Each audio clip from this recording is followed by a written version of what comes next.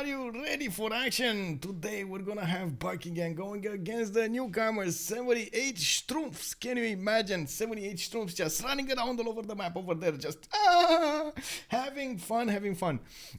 We do see all of the players in the lobby right now. As I can see, we got a few spoilers in the chat. Xifi is already betting everything on his team. He is from the Buckingham and he's saying they're gonna win. Well, we're gonna need to see that happening. Of course, today we actually have the two rosters over here. Titiits, Sprig with Tidube and JR are gonna be playing for the Buckingham. On the other team, on the 78 Schtroumpfs, we got Lazawa, we got Yogdrael, we got Ouroboros and GodOfChickenz. It looks like the players are actually starting to choose their maps and civilizations. The map chosen for today will be the Seven Seas. From what I can see, they also started the civilization bans here, picks and bans, and well, Seven Seas, starting strong. One thing that before I'm actually going to talk about the civ leaders here, I do have to mention 78 Schtroumpfs has won the wildcard tournament. That's how they actually managed to get in this Civilization 6 edition. Civilization World Cup 6 edition. I mean, we do have them from Belgium. That's how they were called. They actually changed their name from Belgium to 78 Schtroumpfs after they managed to get in. And we're waiting to see how they will perform against the bigger and bigger teams. Of course, we got everybody here from the Russian league to the international league, from the French league, from China, from from Germany. So many teams. So definitely we are starting off with a bang. 7 games will be played out during the week, and well, I guess from today until Sunday, and we're gonna need to see who's gonna be who are gonna be the ones who are gonna get the first points. Coming up over here in the active ban phase, we do have already 5 civilizations taken off. It looks like Spain will be the first one banned, Portugal being the second one. We got also Russia is the third one, Gorgo the fourth, and then Scythia. Interesting that Scythia is still starting to show up as a ban over here, especially after it did get nerfed a little bit. Its sagas do cost horses right now, which they didn't before. You can just freely spam them everywhere. At the same time, of course, since this is the 7 seas, I'm expecting to see quite a bit of a rush for the naval civilizations. There still are very strong ones in the game. Dido, Victoria, Norway, for example, are 3 of the ones that pop into mind really quickly. My screen is also telling me, remember Mongolia? That's another one of those strong civilizations that definitely can be picked. They did go and ban Mapuche, allowing them to actually pick 4 of those strong civilizations that I just mentioned. So Dido, Victoria, Eleanor, England, also Norway, not to mention we do have Mongolia left right before the picking. This is going to set the tone, by the way. Whatever they will pick first, it will set the tone for the remainder of the game. We do need to see how the Buckingham will actually choose to play about this. In the meantime, thank you very much, Elena SP, for the follow, sir. I do also have to thank Slum Cat Millionaire. We got Anson on Earth, XZ Finland, DC Rambus, and Ralphon Domondo. Thank you very much, guys, for the follows, and of course, welcome to the show. Looks like we got, oh my god, okay, first pick, it's gonna be a potential culture victory civilization. This actually is a problem. How Titiits going for Canada over here will get to spawn in the tundra, will get to use its ability to just spam those cities in there, get some food, get some extra production, get some culture from those ice hockey rings, maybe get a juicy Temple of Artemis going. Oh my god, this is gonna be amazing. I do think most of the time when we saw Buckingham play, it was actually JR that went for Canada.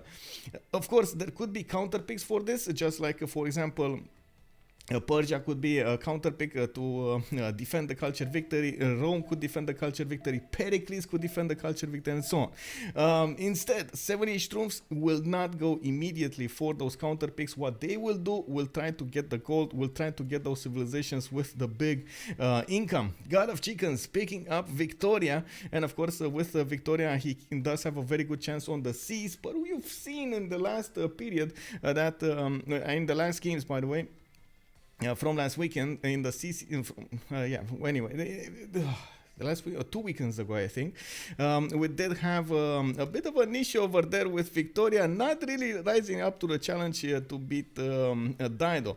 And of course, Ouroboros is going to be the one who's going to pick right now from the 78 Schtroumpfs. We do need to also check them out on the page. Have you guys seen the page, by the way? Have you seen the page? Oh my god. So many cool pictures over there and information for you guys.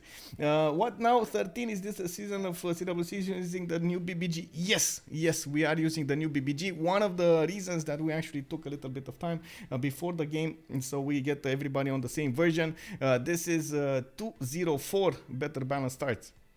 We do have 2 more civilizations picked. Ouroboros is going to go for Kupe. Oh man. Kupe from yesterday. Chaos, bro. Chaos. I mean, we're going to see how that's going to evolve there, but Chaos Maker. We do have also Eleanor being picked up. Eleanor, I think England, if I'm not mistaken. I didn't actually get to see what it was, but we're gonna get to see it soon. Do we have a high-level summary of nerfs, buffs, and changes? I don't think there were that many nerfs, buff, and changes to the actual civilizations. Actually, wait, there was. Give me a second, because I think there was a picture in BBG that actually detailed what kind of changes there were. Give me a second if I can find it really quickly. Yes, I can find it. I'm not sure if you can actually see this message, but that's from the BBG server. Anyway, coming back to this, I can open up the picture, but afterwards, after we finish going through the active ban phase, and then we definitely can take a look at those nerfs and bans. Well, it's not really nerfs and buffs, it's more like adjustments for their spawns. And from what I understand, the BBS also tends to generate the map differently. Cyclope is German? I do not think so.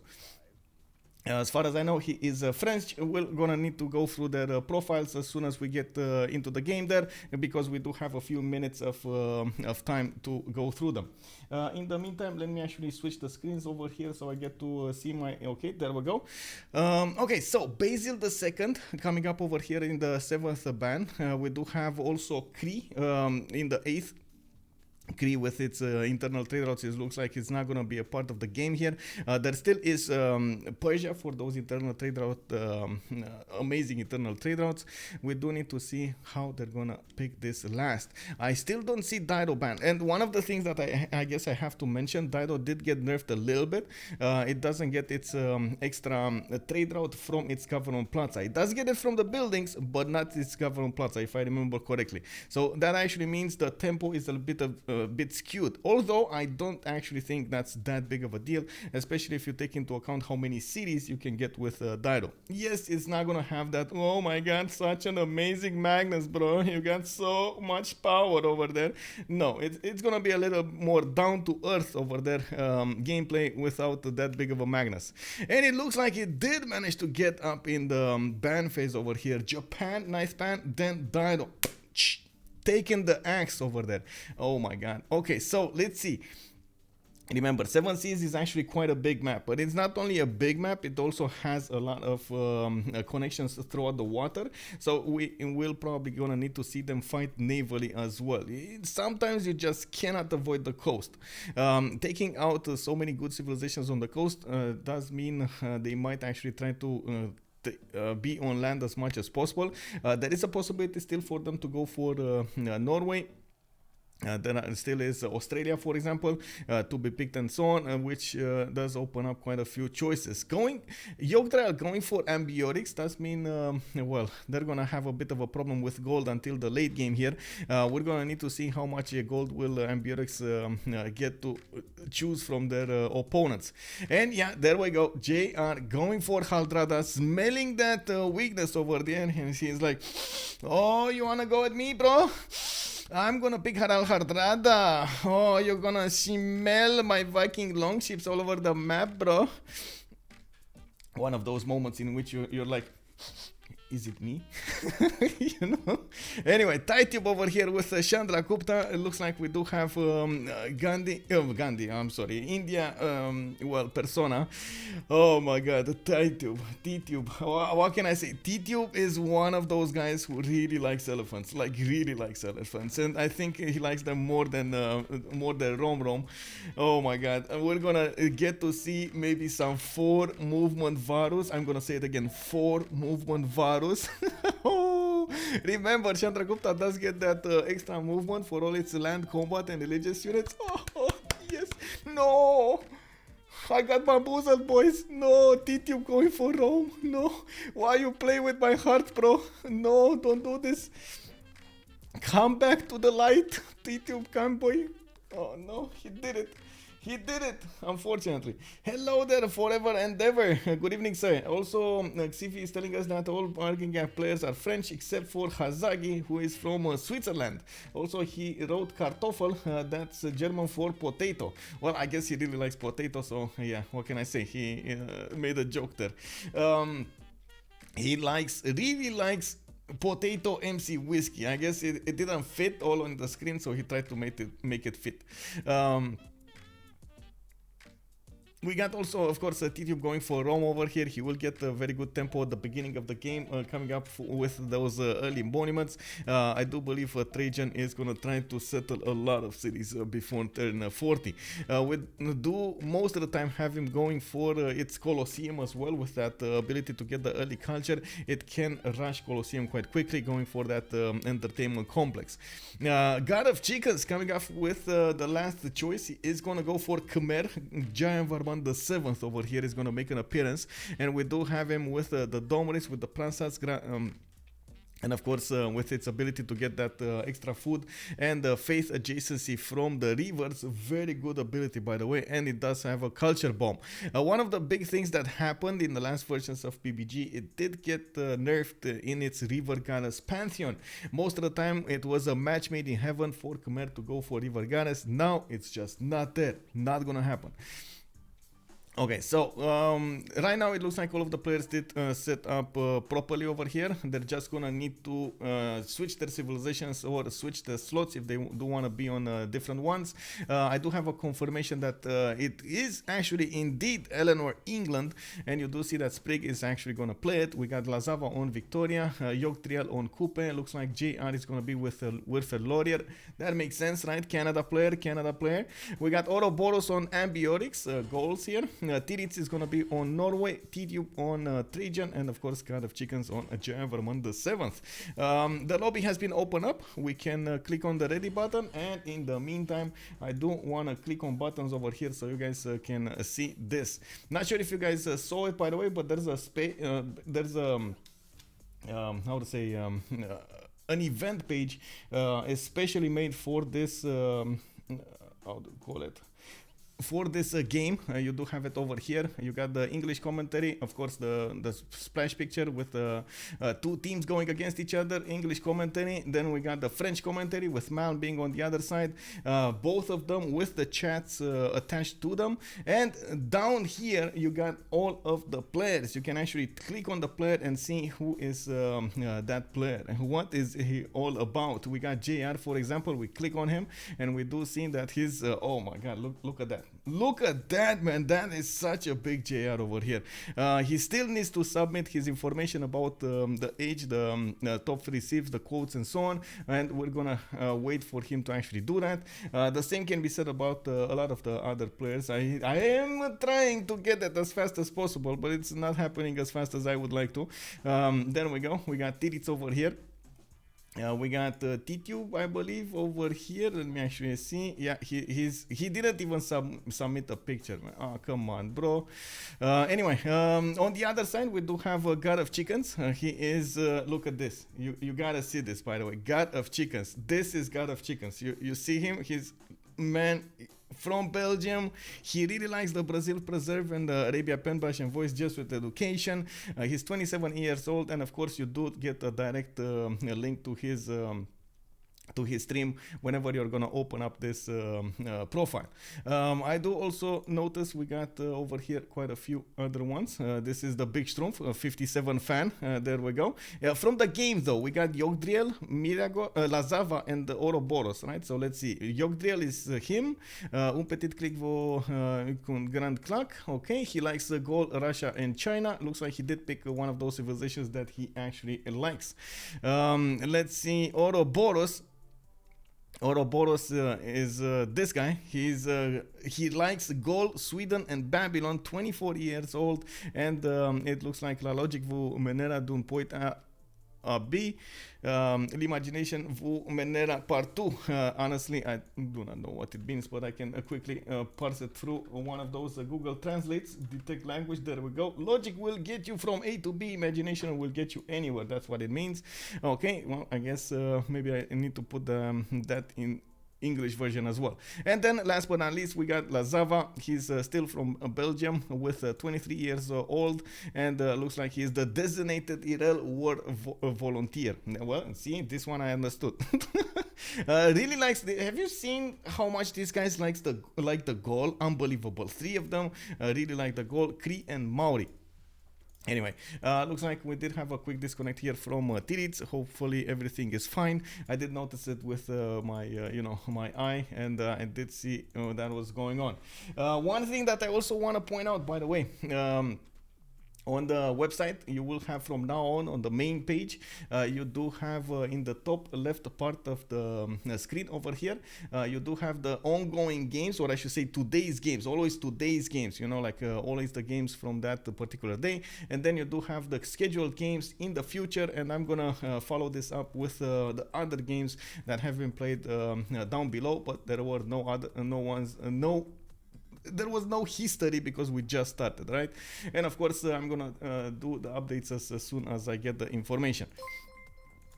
Matija, thank you very much for the follow, sir. You just put me over 4,100. Actually, it's 4050. That's how it works, unfortunately. Well, I'm not sure if it's unfortunately or not. It just happens. It's a 4,050 follower. Thank you, sir, and welcome to the channel. Okay, let's see what's going on over here. I think I need to click a button so I can take this off. There we go, and I'll open up everything. I do need to double check. Okay, Civil Cup logo. We did get the intro. I do think I have the information to the website. Okay, should be fine. Should be fine. Nice +6 campus to England. Where? Oh, Gaul with Rome. Big Yosemite. Oh, I think the biggest information, oh my god, it would be where is Canada. We gotta find out where is Canada. Okay, this is Norway, by the way. Okay, not bad. 3-2 banana, some more tiles to work. Canada, we got JR over here with not a lot of tundra. Actually, this is a bit sad looking at his tundra. He at least has the ability to go for Temple of Artemis, but I mean, that's a 1, 2, 3 Temple of Artemis. Not really an amazing one, is it? He can go for... Oh, what happened? I think they can't play or something. So, yeah, he needs a relobby, that's why. Well, we're gonna go through it quickly. I hope it's gonna be fine. And yeah, well, what can I say? This is what happens usually when you do have a mod update. I do believe all of the players did try to get their mods updated beforehand. And this, I actually, you know what? I'm not that sad this happened. You know why? Because this actually gives me the chance of going through those changes that we were talking about, or at least putting up the picture on the screen here, even though we probably won't have enough time to go through everything. It's way too much, like what, 70 something civilizations or something like that. Way too much. Let's see. I need to click on Discord, get okay, there we go. There might have been some more changes other than this, by the way. I do have to point out, I'm not sure if the information got updated here, but there might have been some more changes to what I'm gonna show you. This, give me a second, because first I need to actually get into the lobby, you know, priorities, and then I'm gonna take care of everything else.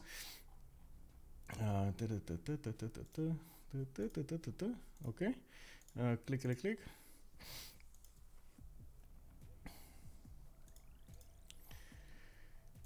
Okay. Man, you made me really curious about that +6 campus next to England. Really curious about it. Okay, connecting to players. Come on, let's go. I did notice Rome with Gaul, and they are from opposite teams, right? 78 Schtroumpfs do have Gaul, and Rome is Tidube. Yeah, there we go. Let me actually double check the 0 MS, so everything is fine. Okay, I don't see Tidube. Need to rejoin really quickly. And then, oh, come on. Oh, yes, in the vastness of space, you will get your kicks on from Civilization 6 Gaming. It will happen. We got the 7 C's. Okay, there we go. You know, that's one of those voices, accents that everything, like, it sounds so cool. Have you ever noticed, by the way, if you actually talk like this, everything sounds so serious? Changing diapers in the morning will make you want to drink more tea. Oh my god. Anyway, yes, I did just say that. Give me a second here. See, okay, what was it? The BBG. BBG. Okay, there we go. So this is the picture that we had for the changes they did in the spawns. They did try as much as possible to rearrange what the priority is for spawning, and at the same time how the BBS algorithm works, like interacts with the map. Of course, I can't really go through all of them, but I did want to put it up a little bit on the screen over here so you guys can see quickly that it is an image. They do have now, I believe, also negative biases included. This wasn't in the previous image that we had. So that, I think that's one of the major changes that they did over here. For example, Christina does have a -5, minus tier 5 jungle. It has an extremely low chance to go for the jungle. Same with Catherine de Medici's Magnificence and Black Queen. They do have that minus. Also, Hardrada, for example, you see that it doesn't spawn in the Tundra anymore. Anyway, this is... these are some updates that 57 fan, which is actually from the 58 Schtroumpfs, 78 Schtroumpfs, I mean not 58, 78 Schtroumpfs. I'm pretty sure they will, how to say, they will rename themselves to the 78s. Yeah, there we go, 78, yes. Okay, so wait, it's not tea, it's also coffee, yes. Oh, wait, I didn't finish my idea over there. I'm sorry, I'm getting distracted. 57 fan did an awesome job. I do want to double check what's going on here, but I only learned about positive feedback with a few mishaps here and there, because, you know, sometimes you just have bugs and you have to tune them out. It's fine, so we're getting there.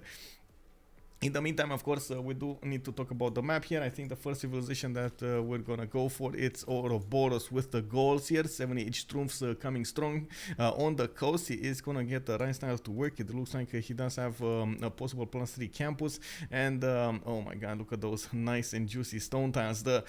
Well, I mean, it's gonna be fine. You know, the Gauls do get the Oppidums. Oppidums are gonna get extra adjacency from the quarries and strategic resources. This is gonna be quite fine for him to work, right?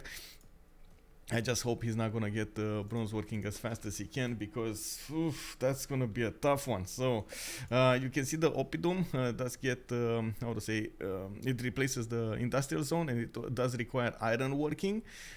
Well, the problem with this is most of the time you're gonna see the players click on iron working and forget, which means they're gonna need to go through bronze working, which means he's gonna be a very sad panda when he's gonna find out that he has iron over here. But anyway, I don't know, we're gonna need to see. Ouroboros over here is gonna get some extra food from the rice tile. he is gonna grow much faster than usual. We do have him, of course, with some other places for his oppidums, and from what I can see on his available options here, could go for very good settles on the southwest. We do have, for example, a settle over here on the cattle tile, another settle over here on the diamond if he wants to, or next to it, and of course to the mountain in the south. Ooh. Good evening, troops. Good evening, Eddie Coffin, and thank you very much for the 3 months, man. Merci beaucoup. Oppidum doesn't get minor adjacency from mines, by the way. Yes, they do get minor adjacency from mines, but like you said, you do have to put 2 of them. So you have to put them. For example, if you put it over here on the copper, it will be a plus 4. If you do get the quarry, the 2 and the 4 mines next to it.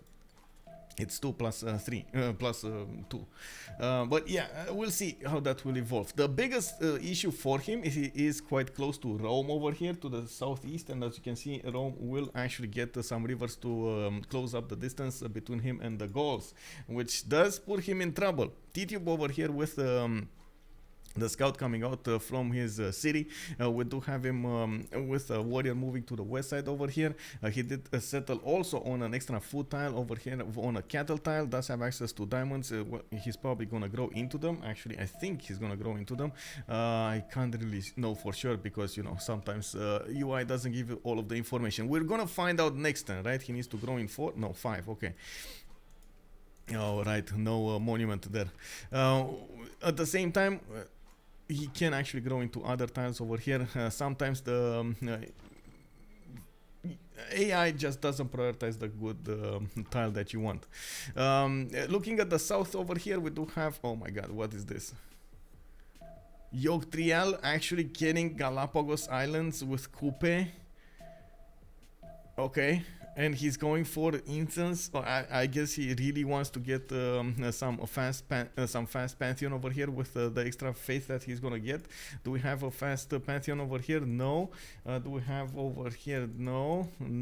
Okay, I mean, okay, that is gonna be interesting to see how Maori is actually gonna do this.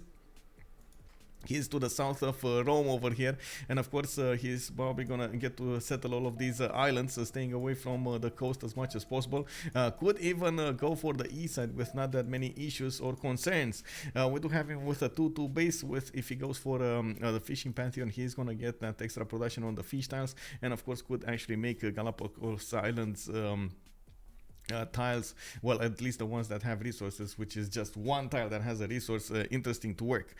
We do have him with another crab tile to the north, and I'm pretty sure he wants, yeah, he really wants that. There we go, and a city state to kill.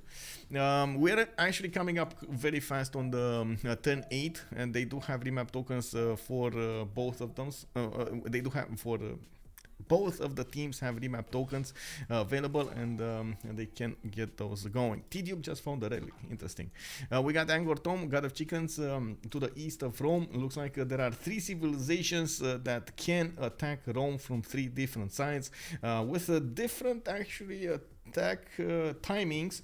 I would say Gaul is much later, but we do have Khmer over here with the dome rays about the same time as you do see Maori Stoas. I think the Maori Stoas are a bit earlier though, like 5 to 7 turns earlier. We'll have next up Victoria over here with the +6 campus you told us about. Yes, indeed, he does have a +6 here with another +4 over here. Unfortunately, that's not in the capital though.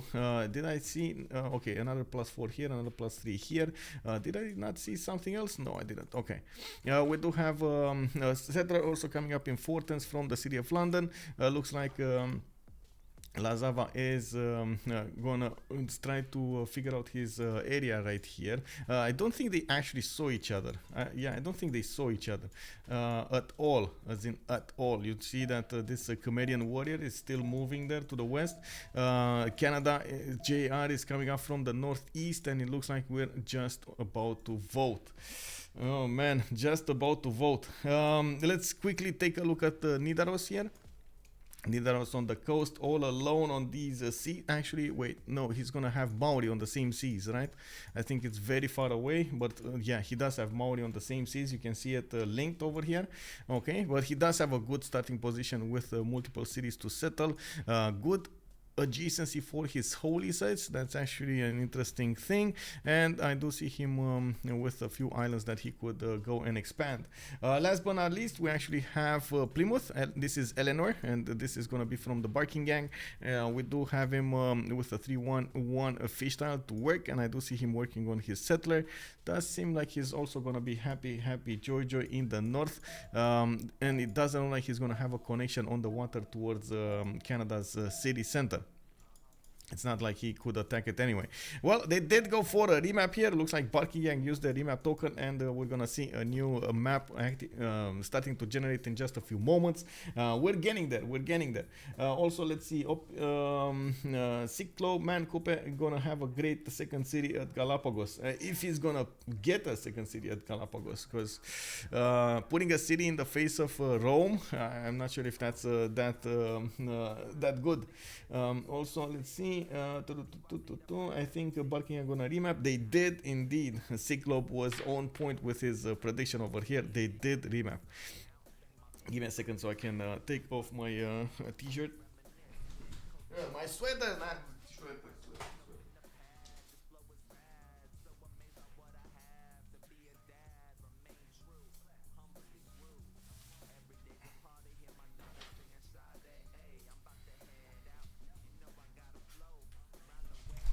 Okay, there we go.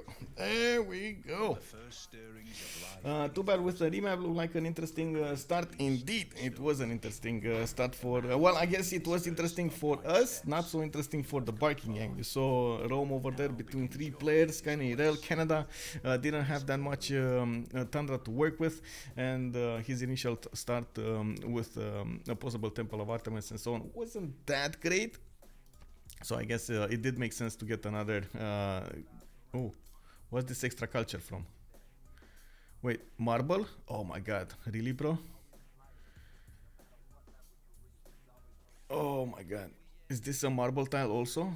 That is a marble tile also. Oh my god. This is one of those moments. Pinch me, pinch me. Well, I do have to wait until Ouroboros is gonna get somewhere. He does have a refish tile to work in the northwest, and it does look like, of course, if he does move from there. Well, I think he needs to move, right? The best tile that he could have is actually underneath the stone tile. He does need to move over here. It's gonna be a 2, 4, 6, 8 Oppidum in the capital if he takes out that stone tile. Of course, taking a look at what's going on here, he will need to make a decision soon enough. Oh man, oh man. I guess maybe the best, yeah, I think, whatever, we'll see. I don't want to move away from this because I'm just going to drool all over the place, and I don't want to do that from such an early stage of the game. We got Tidube on the west side settling on T-tile. It looks like he did listen to me, so he got more tea. He sniffed a few of those... how to say, diapers, and felt he needs some T-tiles over there. We got a scout coming up in 3/10 from the city of Rome. We got a banana tile over here to the southwest, and it does look like he is gonna get quite an interesting array of rivers to go for, to the northeast and to the west side, and not to mention the southeast. He's not that close to his opponents anymore, and he is gonna be the one that's gonna get to sim. And that's actually... You know, if Maori doesn't go against him, and I don't... Oh my god, look at Maori. This is... How does this work, bro? Like, this is the second time Yogdrael actually gets next to an awesome wonder with some extra science. Hey, Forever and Devil, thank you very much for the follow, sir, and welcome. Terry H, Marble good? Yes, sir, indeed. Like... I'm at the moment, you know, my mind is like error. How does this compute, bro? We got Yogdrael with an ability to go for that wheat tile and just get so much science and faith. He's gonna immediately get the God of the Sea. He's gonna have a lot of cities over here settled. Nobody's actually gonna bother him. He has quite a few coastal resources that he can work. This is unbelievably strong. And remember, Barking Gang wanted the remap, not them. So they still have a remap token available, and they're the only ones that can decide if they want to keep this map or change it. We do have, let's take a look over here. Norway, with an inland sea. He's actually not going to get to fight anybody on this coast, from what I can see, unless Ouroboros moves. Whoa!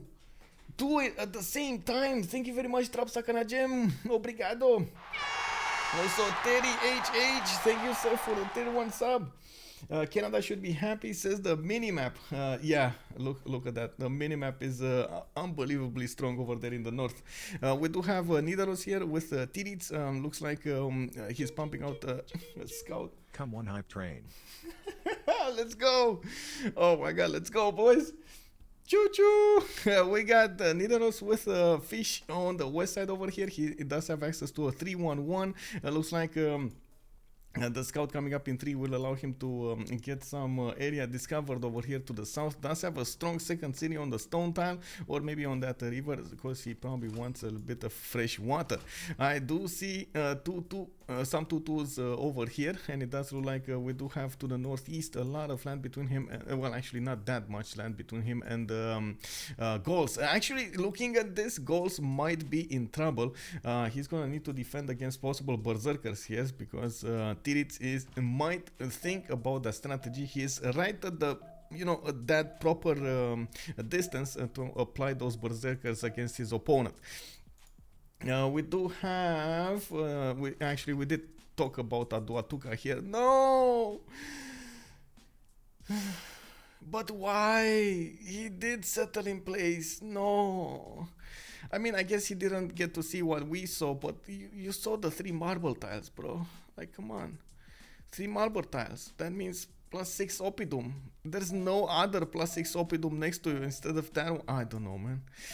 Anyway, he does have quite a few deer tiles to work over there. Some extra food coming up from the fish tiles. And it does look like he is going to get some land improved. Maybe some by desert storms. Well, that's not actually something that you really want to have, you know. We do have to the northeast over here, Ottawa, with builder coming up in 2 tons. Oh my god, this time amazing land. This is a 1 2 3 4 5 6 7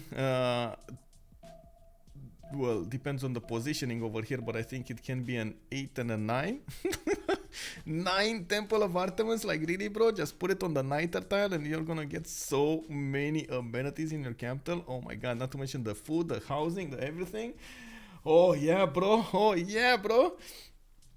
Yeah, we do have him, of course, pumping out that builder in 1 turn. It looks like he is probably going to go for animal husbandry. He really wants the extra food and extra production coming up from all of these tiles. Not to mention the gold. You need the gold at the beginning.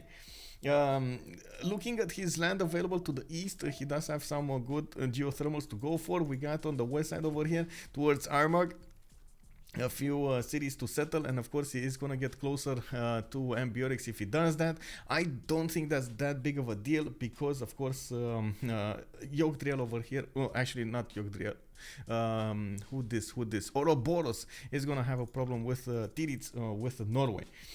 We do have on the southeast side over here Lazawa with England. He is gonna get a builder out as well, going for that refish tile probably.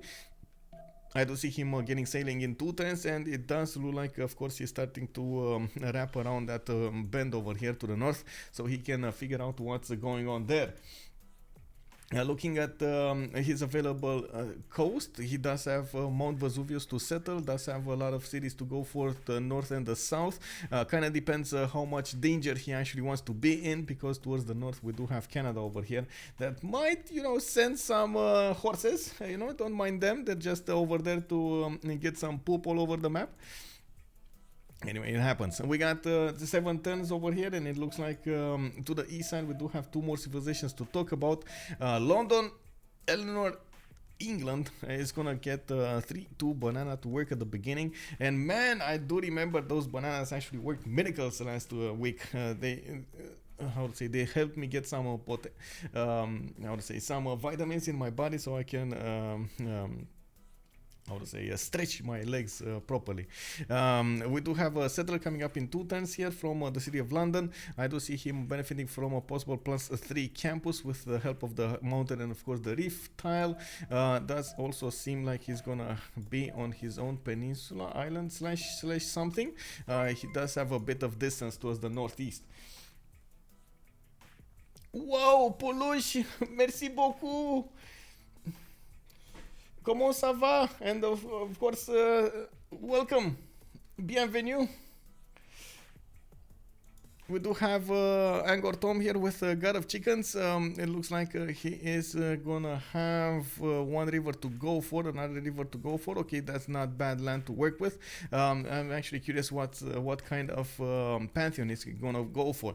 Looks like they're actually thinking about a remap here. Okay, it's not. There we go. The nays have it. I mean, honestly, how can you remap this? Like, look at this. God of the Sea Maori with Mount Roraima spawn. Like, how can it be better than this? You know, like you gotta give it that. Also, bonsoir Ryotsun. When you build a district on a strategic resource, what's happening to the resource? You acquire the resource, you accumulate the resource, but you do not get the improvements. So, for example, that extra production that you would get from a mine would just not be there. You do get the, how to say, you do get it per turn. Hey, Polush! You get resource but not the yields, yes indeed. Also start Spanky, just to be clear, how much water do you drink per redeem? I think a few sips. That's how they're called, right? A few sips. I got my water ready right here. I guess I need to how to say, take off the wrappings here. Boreal, good evening sir. Hello. Okay, I have to do this. Okay, I have to prepare my water for Star Spank. You can see it over here. Oh man, no. It's the water. It's the low.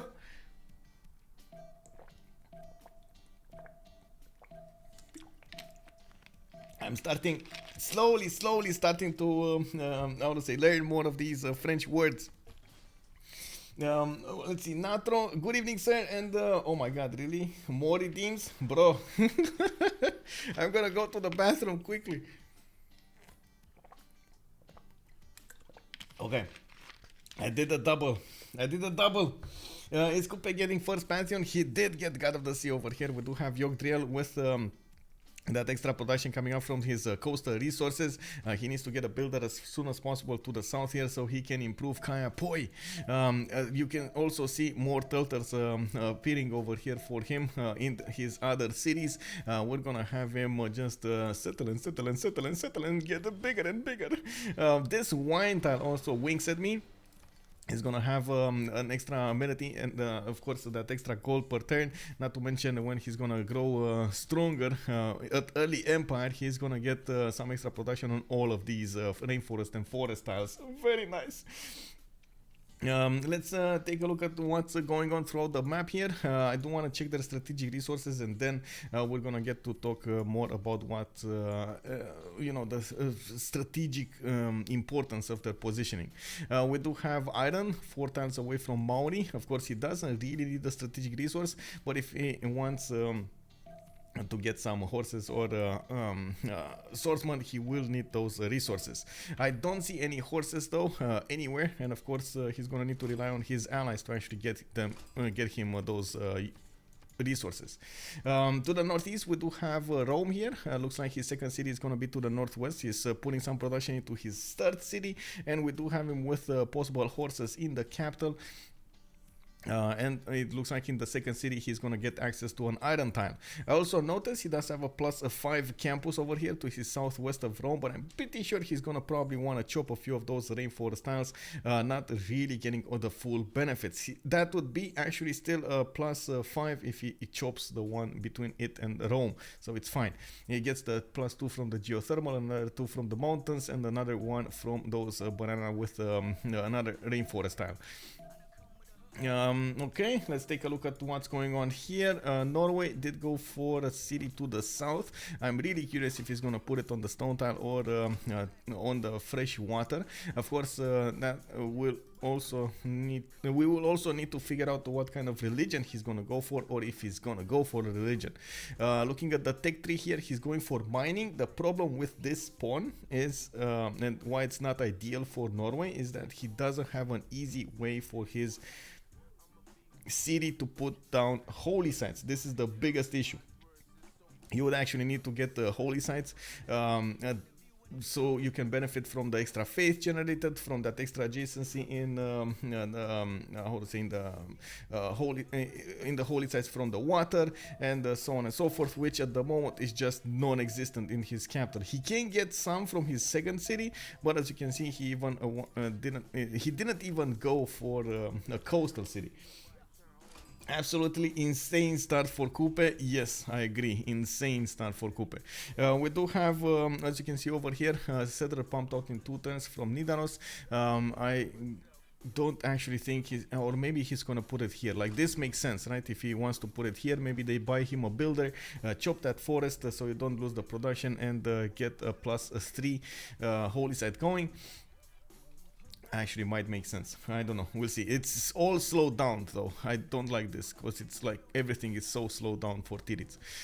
We do have iron over here between Nidaros and Christian Sand. I don't see horses. Well, I guess 4 tiles away it's gonna be a horse tile over here, which you can acquire if you set up the stone tile, but I mean that would be an awesome chop anyway, so I'm not sure if he's gonna get that going. Yeah, it's a problem with the resources here, with the strategic resources. They still are next to those cities, but not as close as one might think they should be. We do have a war declaration being sent. Oh no! Big Gartofen did move inside of the borders of Gauls over here, and he wants some of that easy faith from those quarries.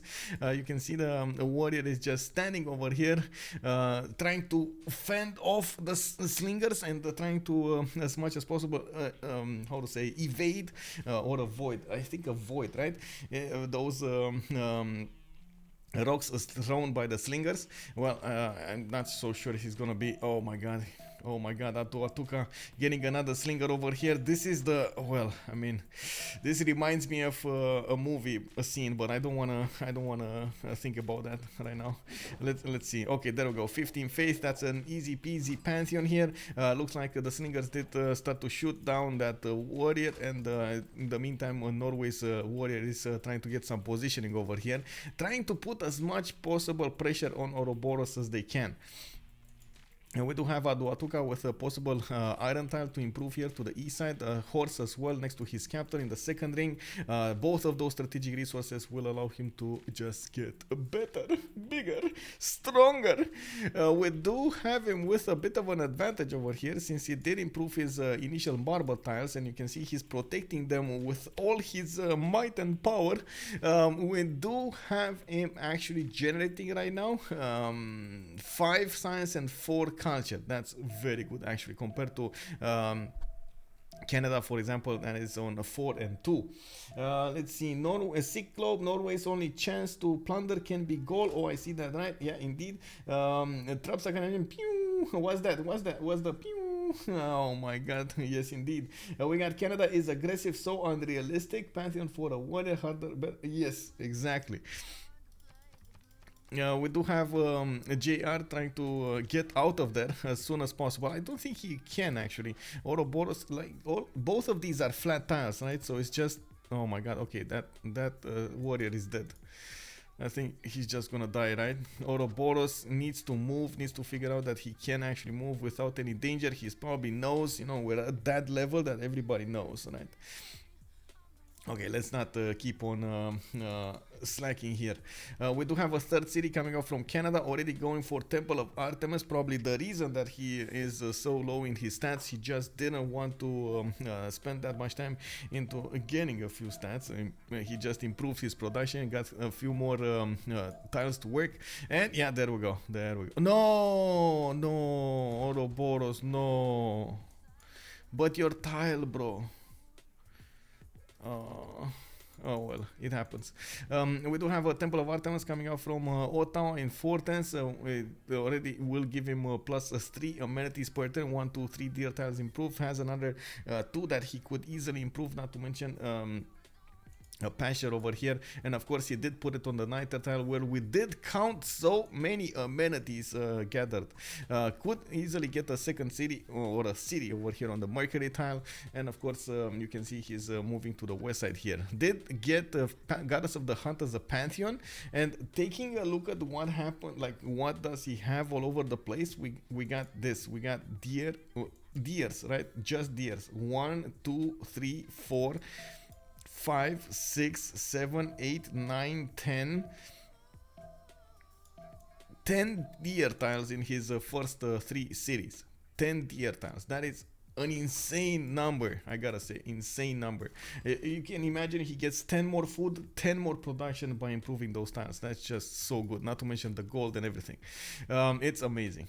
We do have him with a builder coming out from Hamilton. It looks like, of course, he's looking to improve those tiles. Unfortunately, it's gonna take a while until he's gonna get the benefit of all of those deer tiles. Looking at his options here, I do believe he's probably going to want to keep on going to the west here, probably sitting as close to the coast and to the north as possible on the edge of the map. Could even take down Armagh. That's not that big of an issue. We do have to the south Leeds, Victoria, with a 3rd city coming out from his capital. Looks like he's gonna go towards the northeast somewhere over here. Could even get it on the 2 tile if he wants to, and of course he does have a warrior to protect himself. There's a Canadian Kartoffel warrior scout over there, right on the iron tile, and you can see it trying to get next to it. This is the moment that we need to figure out if Victoria's senses are right on point, right? If he smells kartoffels. Yes, he does smell kartoffels. You see over here Kartoffel started to move to the east. A whiff of that Kartoffel smell did go into England's nostrils, and then Lazawa said, no, my settler, come close to me, it's fine, I will protect you. And of course he is trying to get there. We do have a monument coming out from Manchester in 2 turns. We can see also forest fire started to, oh my god, it's just, is it gonna spread? Oh my god, it can actually spread from here to all the way to the south. Like, these are all rainforest tiles, and there is a chance it will spread, right? Oh my god. Oh my god, like, just, yes, like you said, you know, settle over here, or settle over here. This is just gonna be so good. Extra fertility coming out from all of those tiles. Look at that, it keeps on spreading. It keeps on spreading to the north, but it's like, wait, it's still burning here, but it didn't spread to the south. Okay, well, we need to see what's going on, but this is starting to look like an amazing city. Lazawa, do you see this? Yes, he does. Okay, he sees all of this happening next to his cities. He's probably, you know what, I'm just gonna wait until the the fire winds down, and then I'm gonna put a city there. Just, you know, give me some room here.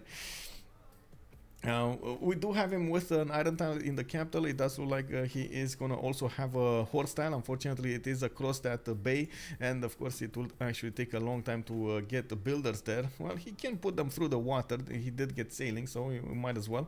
Does look like he also has access to a +4 campus on that rice tile, and by the looks of it, he's going for some extra economy here with the traders.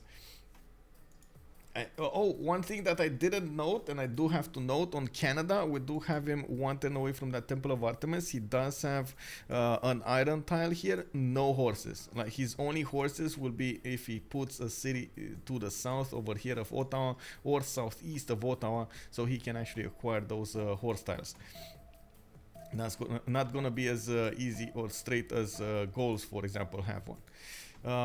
Okay, we do have Khmer with River Goddess. Okay, so he did go for that extra amenity, extra housing, extra faith adjacency.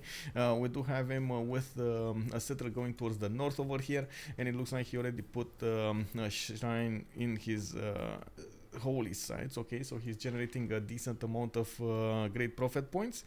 Okay, so he's gonna be on 4 great prophet points next turn. I do see he spent in my opinion, a lot of gold getting that a third ring tile to the west of Angkor Wat. That's extremely expensive. I thought he would maybe want to get these, but oh well. I mean, you know, maybe he grew into these to the west side. Maybe, I don't know. In the meantime, we do have him building some monuments, and we do need to wait for him to actually get religion going, so we know exactly what's it gonna be. Most of the time, Khmer does really enjoy work ethic. We've seen Liege just get, oh my god, amazing with Khmer. So we might see one of those Khmerian work ethics. If not, choral music can definitely do the job. We do have him with an iron tile to the northeast of Angkor Thom. He does have 2 horse tiles to improve, and of course he did just buy a builder. I think he bought it, right? I didn't see a notification, so I think he just bought a builder straight up. Why not, I guess. We're coming up to the medieval era, classical era in 8 turns. Looks like, of course, we do need to talk about the last but not least, England, Eleanor, getting some galleys in the water. Looks like he's getting a settler, another settler. This will be his 4th one in 3 turns, with Magnus establishing in the city of London in 3 also.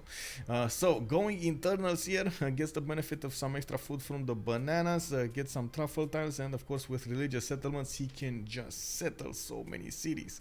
Okay, has actually quite a few cities to go for. I do like this one, for example. Could even settle the tobacco if he wants to, but not a lot of tiles to work. So anyway, looking at the east side over here, I'm pretty sure he's gonna want to stay on the coast, and we do have him on the other coast, getting close up and personal with the other England. Looking at the oh my god, redcoats. Oh my god, redcoats. Like, this is gonna be so good with redcoats, right? We do have a possible attack coming up from England towards the east side.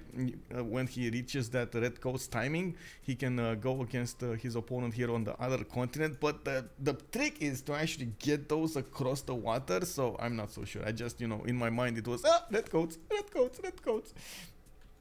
Of course, the same thing I think can be said about Eleanor. Wait a second. Does she get? She should get, right? The redcoats? No. Oh no, it's the sea dog that's okay. It's the sea dog that's how do you call it? Common, right? It's between them. And England does have redcoat. Victoria does have the redcoat. Okay. Yeah, okay. Let's see. Strategic resources, iron tile in the capital. We do have horses improved from Plymouth, and I do see an iron tile here to the east side. Of course, it's 3 tiles away. And taking a look at the army tab over here, it doesn't look like anybody's actually getting iron tiles, but there are some that are starting to acquire horses. For example, Sprig and Tidube. Nobody from 78 Schtroumpfs did improve their strategic resource, so that is a bit of an issue over here for them. Finally, I see GodOfChickenz actually made that step and did manage to get a horse tile improved here. Feels like free win for Canada. You think?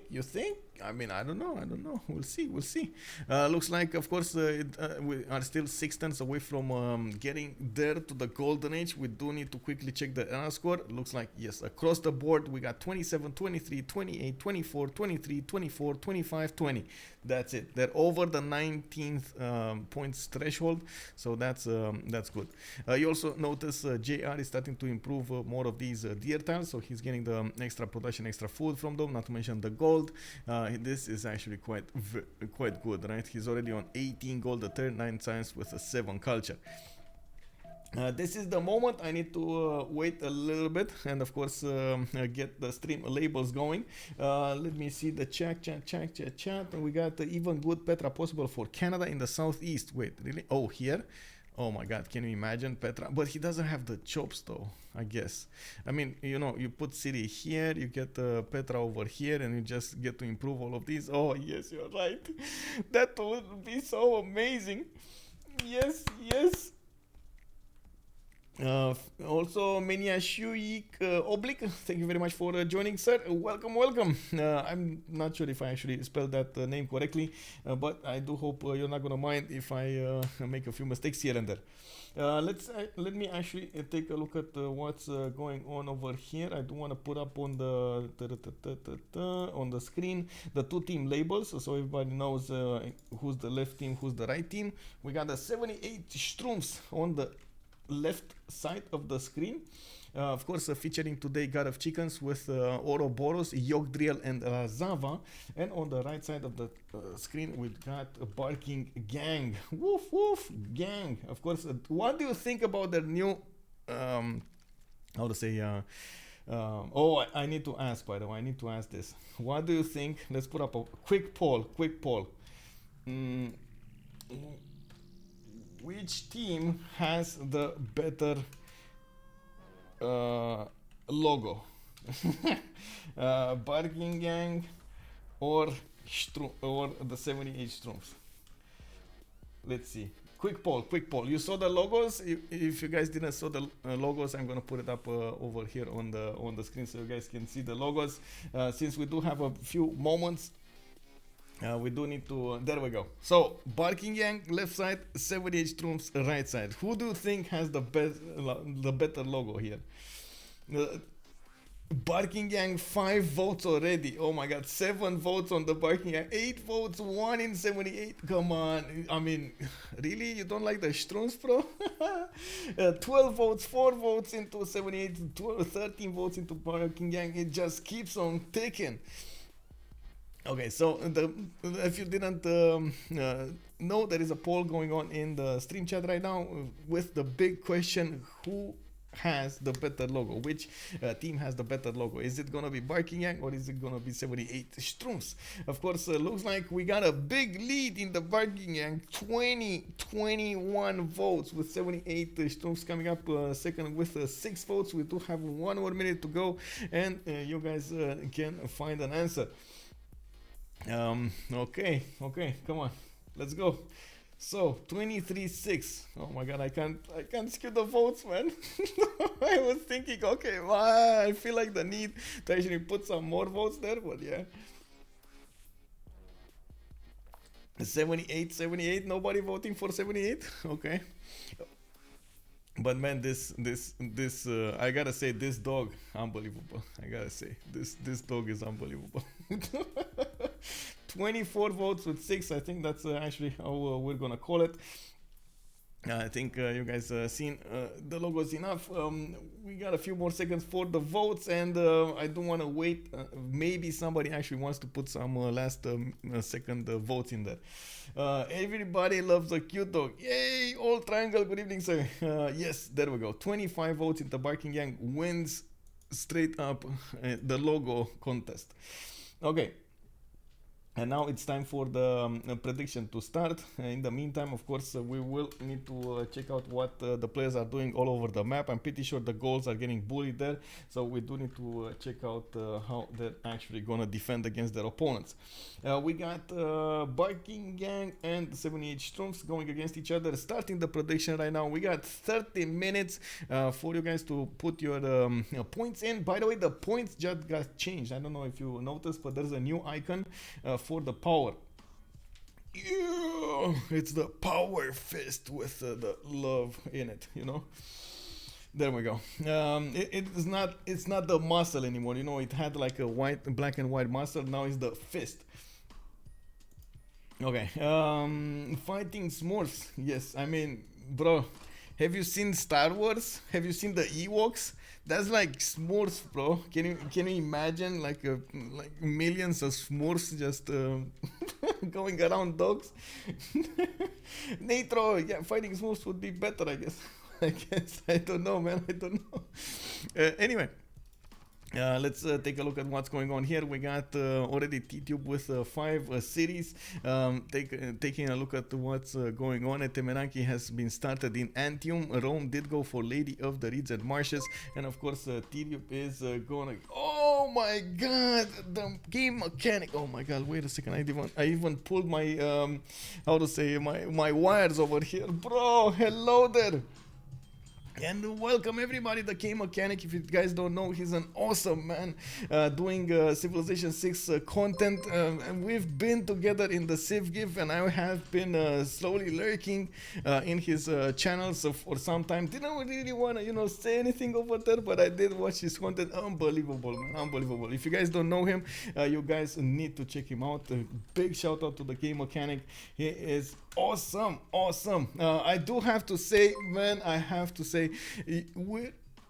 you're always welcome everywhere, by the way, everywhere. In like CPL, in the CWC, you just need to give me a holla, and I'm definitely gonna try to do my best to bring you on everywhere. It doesn't matter, man. It's like we need your positive energy to do this. So, Psycho Mike, hello there, sir. We do have a few followers here. Falcon Hero, good evening, sir. Meraki, thank you very much for the follow. NM, Sim, and Tosev, thank you very much, guys, for showing up. Just to give you an idea of what's going on here, we are just starting the Civilization World Cup. We are with the first games. This is the first day of the first games. You can check out the details on the civ6worldcup.com website. And this game, it's all about the 78 Schtroumpfs going against the Barking Gang. Taking a look at what's going on over here. Of course, we do have to say that GodOfChickenz with let me see. There's Khmer with Gauls with Maori and Victoria coming up for the 78 Schtroumpfs civilizations, while we do have on the Barking Gang Rome with Norway with Canada, and as you can see over here we got Eleanor of Aquitaine. Rome on reeds and marshes and going for a Temenanki. You can believe it, man. And you do see he's going for his third expansion phase so early in the game. We got two more settlers coming out from Ostia and Rome. Taking a look at what's going on over here. We do have him going for also Moksha. Okay, there we go. I was my ears were like, do I have an echo somewhere? Do I have an echo? Yeah, it was. I'm sorry about that, guys. I didn't realize my wire got pulled out over there, and I was trying to figure out, the correct position. Anyway, from the beginning we had an amazing spawn for Maori, God of the Sea over here with the harbor on Pokohiwi. We got Kapiti over here with the wine tile, and as you can see he's gonna get a +4 and +5 campus. Oh, he did build the harbor, I didn't see the harbor. +5 campus in Kaya Poi. This is turn 31 and he already has those amazing yields worked. Getting God of the Sea is gonna allow him to get all of that nice and juicy production, and he is starting to put the boats in the water. If you take a look at what's going on here, he's actually gonna get to trade punches with Sprig. Sprig actually getting 4 cities of his own, but he's definitely not on the same level as Maori when it comes to science and culture. Very hard to come back into this. I do notice we do have already, there we go, those boys finding each other, and taking a look at what's going on, Maori did immediately realize he is gonna need to put as much production as he can into this. We do have also the Royal Navy dockyards with the half cost starting to appear over here on Eleanor's cities. He's getting some more galleys worked, and I do see already him going for his lighthouses. He did go for religious settlements, I mean Sprig. That means he's gonna get some extra production towards his settlers, and you can imagine he will try to settle as many cities as possible to the north. He is kind of boxed in between 3 opponents though. That is him on the coast there, he's on a peninsula, he's gonna try to make it. Thank you very much, County Wood, for that sub. Thank you. What government building Eleanor is getting? He's getting audience chamber from what I can see over here in the city of London. He's gonna try to go for tall cities. Not only gonna get the extra food coming up from that special building, but he's gonna get the housing and the amenity if he has the governors inside of that. I do also notice Victoria is starting to get more settlers out. He noticed he's not that close to anybody else, so he can definitely try to sim over here. Lazawa is also going to have a trading partner in GodOfChickenz to his southeast, and they can definitely just spam out those cities as far and wide as possible. Wait, John Exception, thank you very much for the follow, sir, and welcome. Love you. Keep growing and being awesome. Oh, I love you too, bro. Thank you very much, sir. It's unbelievable how we do manage to grow from one season to the other. I do hope it gets to be seen in how to say, in the quality, in the and in the awareness that we're trying to pull for the Civilization 6 all over the place. Oh man, this is such an exciting time to be in. We got also All Triangle putting some details here in the chat. BBG audience chamber gives free food too. Yes, it does give free food with free housing and one amenity if you have a governor established in that city. Also, Bechamel, thank you very much for the follow, sir, and welcome. Nice price for Victoria. Oh my god, this... from the early stages, we did have a big forest fire, and you can see actually there's a 3-3 tile over here under the settler. We do have to the east of Liverpool a 5-3 spice, a 3-3, a 3-2-3 cocoa tile. Oh my god, this is so cool. Onitera, thank you very much for the prime, sir. Merci. We do, by the looks of it, we do have to talk about what's going on here with Norway. Titiits was a bit late on everything. Unfortunately, didn't get the easy placements for his holy site, so he had to go for mining instead of just going for his holy site technology. Then he needed to, oh my god, astrology, I mean. He did need to chop those so he doesn't waste the production and so on. Everything was a little bit, you know, like... It's like scratching your left ear with your right hand. It's just so weird, you know. At the same time, you can see him trying to get back on the horse here, getting Moksha in Nidaros, getting Christiansen with Magnus established in 1 turn. We got a harbor pumped out in 2 turns as well. You can see how he actually used those 2 holy sites to get this harbor to a +5, because you do get the extra GCC for the holy site, and then you get the extra GCC from 2 districts around it. So boom, wham! Also, Star Spanky is making me call water. Okay, I'm calling Mr. Space Bezos because you are drinking your water. I am drinking my water, bro. I'm doing it. Getting hydrated 2022. I think, you know what, I'm not even gonna put the bottle cap on anymore because it's just useless. You're just gonna make me keep on drinking water, bro. Okay. More. Yes. I do see audience chamber also appearing in Nidaros. We do have in the great people seen already a race for those great amulets. Eleanor over here with 6 great amulet points a turn. We got Victoria with 6.9. Looks like Maori's on 2. And taking a look at the great prophet points here, Khmer is already on 5.7 with Norway on 6. Did they get the religions? Yes, they did. Taoism, Khmer, choral music, lay ministry, shrines and temples, much culture coming out of that of intrinsic faith output. We got lay ministry with some more culture and faith for the holy site and theater squares, and then Catholicism. Norway, feed the world with pilgrimage. He wants to grow big. Wait, no water words. I was seeing with my, you know, with my left eye, I was seeing like something happening over here. And yes, indeed, everybody is getting audience chamber. It's one of the most preferred choices when it comes to the Gov Plaza. And it did receive quite a bit of a pull when it comes to, how to say, changing it. Also, redeem, no water. Oh my god. Isn't the water about water? Yes, this is. we got a lot of stuff going on over here in this chat. Anyway. On the goals, we do have him going for stone circles. Every one of those quarries did get an extra production on them, even those ones that were improved on the flat tiles. You do see them right now as 2-to-1 ones. That's actually very good.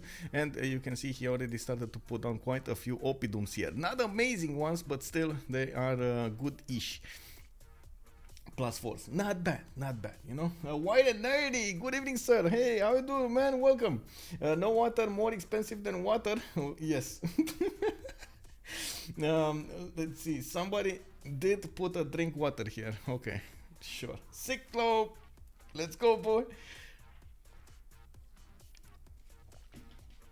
Okay, so we do have the age started, the classical era started, and of course you do see that everybody is in a golden age over here. We got from the left to the right golden ages. GodOfChickenz on a monumentality golden age. She's gonna work that 34 faith a turn. Did manage to get hanging gardens. He's putting some working audience chamber, and taking a look at his city, he did get a +3 campus here to the southeast. Is also getting another one in Lingapura. That's actually a +1. Yeah, that's a +1 over here between his other cities, and it looks like okay, interesting. I was thinking maybe he's gonna go for some theater squares, but I guess science can work. We do need to see if he's gonna go for a scientist here. Maybe he's gonna snatch Hypatia. We do have some skirmishes on the water. Maori is gonna get some. Is gonna need to get some more boats here. And I do notice we got Sprig getting a few horses to go against Lahore. Anyway, we're gonna come back to that. Gaelic Empire with a pen, brush, and voice. He's gonna get the extra culture and of course the extra gold coming out from each of his oppidums or districts. We do see him getting some more horses in the meantime, putting the work into audience chamber. I do also notice we got Yogdrael here in a free inquiry golden age with 32 science and 17 culture. He is actually a bit further ahead than Eleanor is, and at the same time he did manage to get 4 cities. Didn't get his 5th one, and that puts him with the same level as England when it comes to cities. I was actually expecting England here to have 1 more. I don't know why, but I thought he has 5. Anyway, maybe that's a mistake in my mind. I just didn't have the correct information. We do have Lazawa, 11 science with 19 culture a turn. He's in a pen, brush, and voice golden age, still putting down his Royal Navy dockyards, and of course I do see him getting some builders here. Has his 4th city on the way to his settle spot to the west, and he can definitely put a very good campus and a very good harbor, Royal Navy dockyard over there. I'm actually curious if he's gonna go for this style for the 2-2 because he moved so many turns, or is he gonna actually wait a little bit more and go for the 2-1, which is actually gonna be better. We do have Tidube on a pen, brush, and voice golden age with Rome. He is already with 2, 4, 6, 7 cities, 9 turns away actually from getting a Temenaki in Antium. That city is gonna have 1, 2, 3, 4, 5, 6 tiles that he can work for that floodable terrain. Not to mention, I think he has a few marsh tiles, but I do need to check. Marsh tiles, another marsh tile here, but not accessible. Marsh tile here. Okay, so he has a few more marsh tiles here and there that he can definitely work. Getting more settlers out, this is usually the Roman way. You just try to expand as much as you can. While you don't need to actually get the production into your monuments, you can use that production to get other stuff. Maybe a district from the beginning, maybe put work into a unit, or maybe get a builder and so on. In this case, of course, we do have him with a pen, brush, and voice, so he's getting the extra culture coming up from his campuses at the same time as the science, which is usually how you want to play it with Rome. Going for that campus PBV is the way to go. I do see him getting some more commercials out from 3 cities. That means he will actually try to get as much as possible his merchant points going, and you can see that at the moment nobody is contesting the merchants, with the first one up being Zhangqian. We got Titiits on Norway, monumentality golden age. He is on a 7 faith a turn. This is one of those moments like in the the memes. you see, you get, everybody gets back, like you see the whole scene. 7 faith a turn, really, bro? Oh my god, that is not cool, bro. Not cool. Just getting a few of those face points from his shrines. It does look like he should have more. Oh no, never mind. Oh my god. Oh my god, I'm sorry. I just realized. I was like, bro, like his one holy site actually gives him faith. I don't know, man. I don't know why I said that. But excusez-moi. We got Tidube actually on 8 faith a turn. Titiits is on 46. Yes, you're right. Skiddy Mike, you're right. I'm wrong. I'm sorry. I got excited over there and got scared at the moment from that +8 faith. Titiits over here with 46 faith at 10. He does have a decent amount of faith to actually go for this expansion phase, and you can see him putting to the west side a few of these settlers. He's gonna try to expand as much as he can, and of course try to get the trade routes going towards Rome. It's gonna be extremely valuable if he manages to get those working, maybe with some Reina inside of that. Very nice. I do like how he adapted to his early problems, and of course right now he's actually well on his way to being a great simmer. We do have also JR with a pen bash and voice golden age here. I do see him still on 5 series. He did manage to finish Oracle as well as Temple of Artemis, now putting a theater square between those wonders, and of course the Governor Plaza here. You can see him benefiting from that plus 5 culture theater square, while he is also building audience chamber from the city of Hamilton. I do also notice he put to work a few of these salt mines, and he does have the 241 tiles. Not to mention he has over here a campus with another campus. Yeah, so 2 campuses starting up to the west side. He needs to be careful about the goals to the west, because you can see that extra production of the goals to give him the possibility of just sending unit waves after unit waves against Canada. And of course at the moment it's not like Canada actually has anything to defend himself with. Maybe an archer, maybe this scout, which I guess does have a dog, but that's about it. You can see the little dog over there. Yeah, well, I mean, you know, it happens. We got also JR on 25 science with 26 culture. That's actually quite good. And of course, I do see he's a little bit better in the science screen, but a little bit worse in the culture screen. It's fine. He's going to make up with the theater squares that he's going to have coming out next to those wonders. I do see also, last but not least, Sprig benefiting from 30 science and 23 culture. He's going to get a free city from Lahore.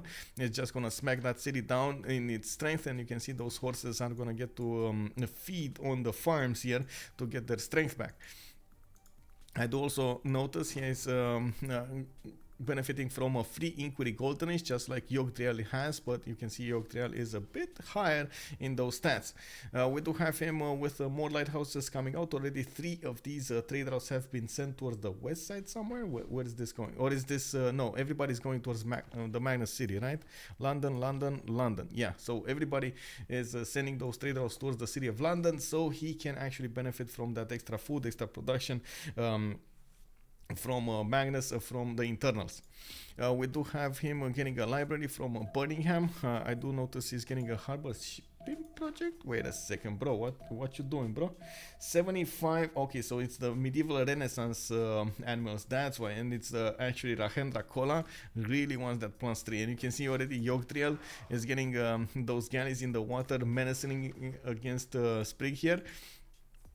I'm pretty sure it's not going to be an easy fight out of this, and I do think Yogdrael is going to try to make use of as much as possible of his production also. There we go, Harper shipping projects coming out from his cities. We got 2 of them, and he might snatch it away. He's on 17 out of 75 points with 5 great ammo points a turn. Eleanor is on 8. England is on 6.9. Will England get some projects though? Yes, he will. Okay, there we go. 2 projects coming out in 2 turns. Lassie Sir Pale recap. Hello there, sir, and welcome. Maori falling behind on production. Maori falling behind on production. Let me check that out. 56 while Sprig is on 70. Yes, it does look like you're right. He is actually falling behind in production. Not getting more cities. That looks to be a bit of an issue here. Oh, no, I know what's happening. He's not working internals. That's why. He's not working internals. You can see each of these internal for England is going to give him 1, 2, 3, 4, 5, 6 production. So that's like 18 more production. That's the difference, right? Between these 2 guys. 18 production. No, you know, about 18 production is because of the internals. Also, Maori will also be able to faith buy it. Faith buy. He's making 14 faith a turn, 209. Yeah, he could. If he gets 1 project in, maybe he could faith buy it. But 209. I don't think he has enough faith next turn. But we'll see. We'll see. I'm not sure how many points he's gonna get. We do have to get a quick recap, by the way, for everybody new. Lubika, hello there, sir. Welcome, welcome. Bob1717. The channel points icon changed. Yes. Do you like it? That's the question. Do you like it? I just changed it today. No, I thought new season, new icon. Yes. Okay. Yeah. Recap. Let's see what's going on here. It looks like, of course, this is a game of the first day of the CWC season 6. We got 78 troops going against the Barking Gang. They are from the first group, the group A. They are gonna fight on the 7 Seas map. It looks like from the beginning we did have Maori with this amazing Mount Roraine spawn. Did manage to get God of the Sea. Then Rome just settled everywhere. You can see him settling like the plague over here with 2, 4, 6, 8 cities. He's getting some more to the east side over here, and you can see that he's gonna go very tall. Etemenanki in Fortans in Antium. I do notice he's gonna get to challenge everybody else on the merchant screen. You do see him generating right now 3 great merchant points a turn, while Canada is on 1 and nobody else making those points. We do have 2 religions in the game, one for Khmer, choral music with lay ministry, the other one for Norway, feed the world with pilgrimage. The goals over here are also benefiting from a lot of extra production coming out from all of those quarries. Could have been a bit stronger quarries, but I mean, he did what he could do. He didn't have all of the information that we did, and of course you can take a look over here and see that he still has a good enough production to work this. We do have also Norway that struggled a little bit at the beginning to get his religion and everything worked, his faith generation. Now he actually has a relic to work with. He has a Stonehenge in production in Nidaros. He does have that religion that I pointed out earlier, and a strong enough faith generation to actually expand as far and wide as he wants to. On 93 faith a turn, Titiits is banging, bro. We do have also Canada with a plus, what was it, 9 Temple of Artemis in his capital. Like, look at this, man. Look at, unbelievable, by the way. This is, I think, the biggest Temple of Artemis that I have ever seen. We got 1, 2, 3, 4, 5, 6, 7, 8. There's a 9 somewhere. I missed a 9. There needs to be an 9. This one, the sheep tile. 9 Temple of Artemis. Oh my god. Tex Damori, bonsoir. Canadian, yes. Salty Capybara, good evening, sir. Yeah, that is unbelievable, by the way. 2 turning encampment, that's a 10 pop city, by the way, in Ottawa. He did manage to get Goddess of the Hunt as a pantheon. We do have him also 2 turning a commercial hub in Hamilton. You can see he's gonna get that plus 4 going. I think that's a plus 4. That should be a plus 4. There we go. And this encampment, wait, preserve? Is that a preserve under construction? Oh my, okay. I mean, sure, you can do the preserve, why not? Was that a misclick though? I don't know, man. We do have Montreal on the east side with a campus of plus 4 science coming out from that city. But first he's gonna get a builder, and probably wants to get some lumber mills going so he can actually get some production. And in the meantime, I do think he should actually buy out that dry style to the southeast of that city center. I do also notice they are starting to go against each other here. Ouroboros does not have a general to work with, and looking at the general points here, he is actually 5 turns away from recruiting one. It does look like he's passively getting there, while of course Canada is trying to react to this. We do need to see a lot more units if he really wants to. We did have also from the beginning Maori getting a few boats, realizing that Eleanor is going to be on the same seas as him, so he's trying to get some damage done over here with his boats. We do have Yogdrael with Artemisia, and did he get... He got Rahendrakola. He got it, boys. Yogdrael on point with that recruitment. We got also Himerios for England, for Victoria, his buddy there. And it looks like Leif Erikson was the one recruited by Eleanor of Aquitaine, by who this? Sprig. Well, this is gonna be nasty, and I do think Sprig needs to be careful how he's gonna play this out. It's gonna be a tough one. Also might have built it for housing. Weird preserved though. Yeah, that's I don't that. Does anybody know why this is 4? Because I'm pretty sure he's not gonna get the mines unimproved, right? And you preserve gives you to wait a second. Let me actually double check that information. I know the preserve gives culture bombs and increases the neutral tiles, housing. Okay, and then grove is unimproved. Yeah, that's what I meant. It's unimproved, right? So you pretty sure he's not gonna unimprove anything from here. Maybe he just wants it for something. I don't know. Because he can. Cyclope calling it out because he can. I mean, okay, yes, I cannot totally understand that because he can. Okay, so oh my god, let's take a look at Khmer here. I was expecting a lot more cities coming out from Khmer. He's on 22 science with 48 culture. Did settle a while to put out his districts and try to get some more faith generation going. We do have him right now with 4 cities, and it looks like he's pumping out a few more of these settlers. I honestly, like, if I were him right now or his teammate, I would be telling him, bro, you need to queue up settlers from all of your cities. Just get bigger, wider, stronger, faster, harder. You know, like, he needs to be everywhere. He has the time to develop his cities, no problem. Nobody's actually gonna come against him. He just needs to take the time to expand. You know, it's just, this is why we have a 4x title over here. You need to expand, explore, exterminate. That's what it means, right? You can see, in contrast, by the way, you can see Norway, who did have a very slow start, getting 5 cities. He's getting some more. He's getting, like, he keeps on expanding using that faith pattern. And in the meantime, you got Rome over here, just so big. 2, 4, 6, 8, 9 cities coming out. 2, 4. Let me count that out. 2, 4, 6, 8, 9 cities. Yeah, 9 cities coming up for Rome over here. Unbelievable. Getting the trade routes, getting those markets going. He's about to recruit the Zangian.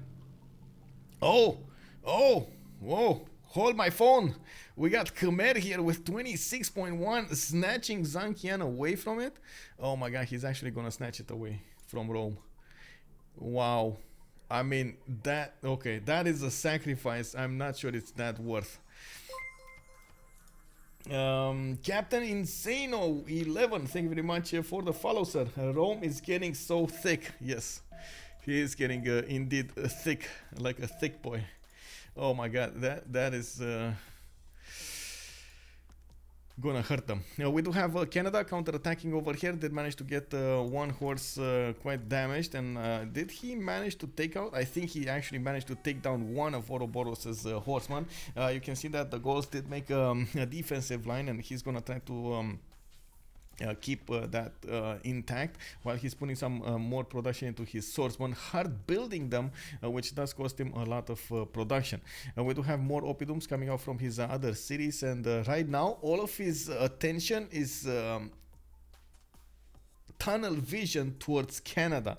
My worry from the beginning was about the berserkers, honestly. Like, okay, sure, Canada is a problem, like, but can you deal with that problem right now? Probably not. How can you deal with the berserkers? Because they're coming. They're on their way. We do have Titiits over here with a 29 science, a 34 culture. We do have him on civil service right now, so he's over there, like about there in the same tree. So it's just so close. Feudalism, it's so close to it. Look at that. They're on the same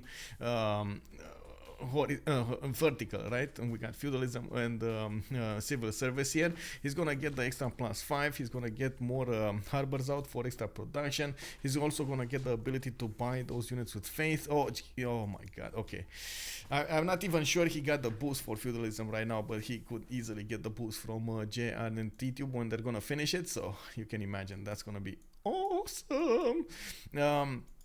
We are also 10 turns away from the medieval era. We do need to check out how they're gonna get this going. What is it gonna be?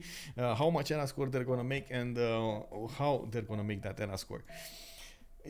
Gags 80, thank you very much for the follow, sir, and welcome. Gaul gonna be so strong defensive with oppidums and encampments. And yes, bonsoir, Liege, bienvenue. Taking a look at the eels tab over here. Yes, I can show eels, please, no problem. We got GodOfChickenz 3239. Looks like Ouroboros here 3153. He did have a very good start here with some extra marble tiles that he could improve. He's fighting also JR, but JR is just so big. I need to show you. Lead, you gotta see this. Like, bro, +9 Temple of Artemis in the capital of Ottawa with Goddess of the Hunt, and you can already see the city of Ottawa is so big, so strong. Oh my god, 38 production, 38 food, 23 culture, 26 science over there, and 22 gold. I mean, can it get better than this in one city? I'm pretty sure it can. It just needs more districts. We did have a misclick. I do have to say we did have a misclick here. Nobody understands the preserve as much as JR understands the preserve right now. It's just, you know, put down there. We don't know what that was. Maybe he wanted to get an encampment and he misclicked on preserve. I don't know, man. Anyway. In the meantime, you do see that Sprig is also on 49 cents with 27 culture. They are trying to rush caravels as much as possible. You can see him pumping out those galleys out of his cities. 3 turns away from cartography, but we got Yogdrael 1 turn away from cartography. And you can see they are ready for this. Civil service, both of them next turn. And they do need to get mercenaries if they really want to upgrade all of those boats. Looking at the score screen here, we do have a lot more gold on the Strumpfs. More than 1,000 gold has been accumulated between them. And it does look like on the Viking gang we only have around 500, 600. It's not enough gold to actually upgrade all of those boats. Both of them benefit from the Renaissance Admiral, so they do get the extra +5 on their boats. It's just a numbers game right now. Of course, Yogdrael did want to finish that, and it does look like at the moment, does he have it? No, he doesn't have the mercenary card on. And he doesn't have mercenaries actually. He's working on military training. Oh my god, no. Not military training, how do you call it? This one.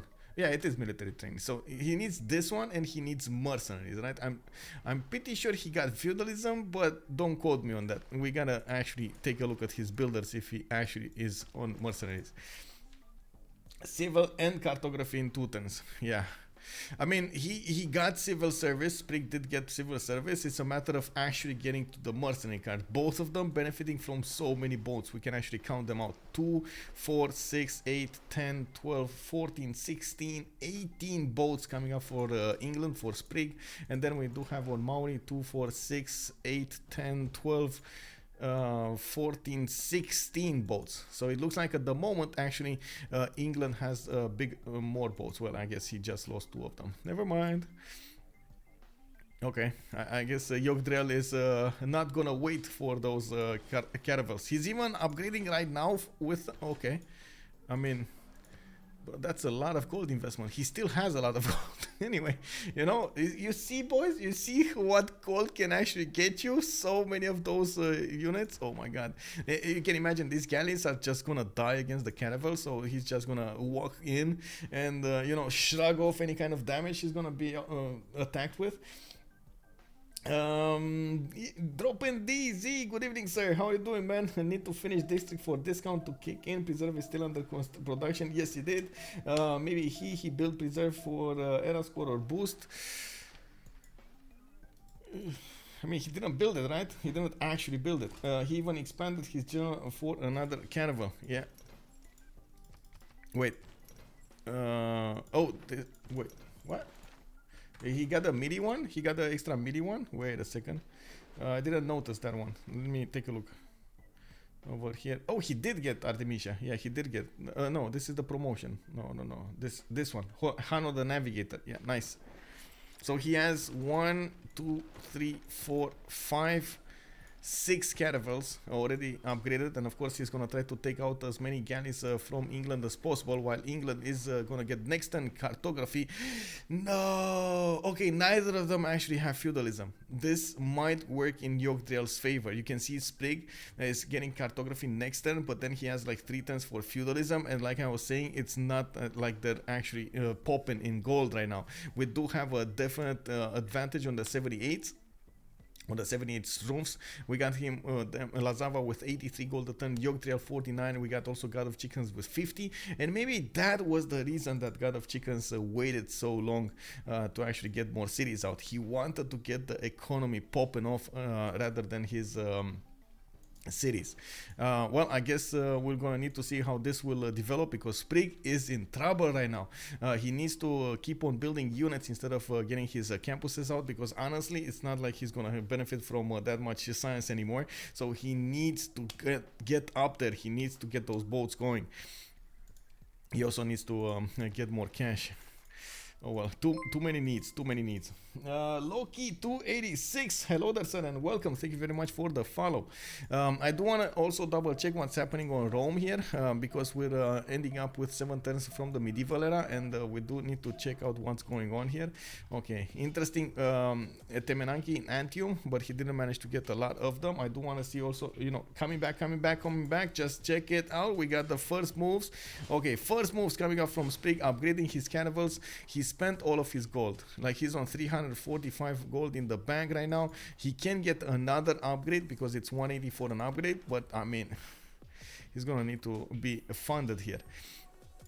The question is, can Yogdrael take out his cannibals? No. 65 against the 71 of that cannibal, just not gonna happen, right? Okay, let's see, promotion. Okay, promotion. He's getting Himerios. Okay, let's go. That's a +7. Okay, so now he can push it through. Okay, we're gonna need to see that happening next time. I was actually expecting him to move a little bit closer with his cannibal, but I guess he didn't wanna do it. This is the moment he needs to take out as many of these galleys as he can. And of course, he still has 2, 4, 5 more pre-builds, 6 more pre-builds for caravels. If he really intends to upgrade all of them, he would really need to get these galleys back as well. 1, 2, 3. This is the time of the caravels, you know, to go against the caravels. Galleys just don't work anymore. Okay, coming back to Tidube over here, I wanted to say that I'm a bit sad, you know, that he didn't spend his gold to get the other tiles in the city of Antium. It would have been amazing if you actually had another 2, 3 more tiles over here to work. But at the same time, I do understand he's putting as much gold in his body there, so he can actually survive the next war. In the era score screen, I do see Tidube on 49 points. He needs 60 to actually get to the golden age, and of course you do see he's trying to get baths going. I do see he actually built a bath. This is probably an industrial zone. There we go, that's going to be a +5. We do have him putting down the diplomatic quarters, getting a great bath. Like, he's struggling right now to get as many era score points as he can for the next golden age. Okay, let's see first moves coming out. Let's see, let's go. Yogdrael taking out another one of those galleys. He did retreat his own galleys, so he needs to upgrade them, and at the moment he's gonna end up going against a wall of caravels from England, and I don't think it's actually pushable until he gets his own frigates.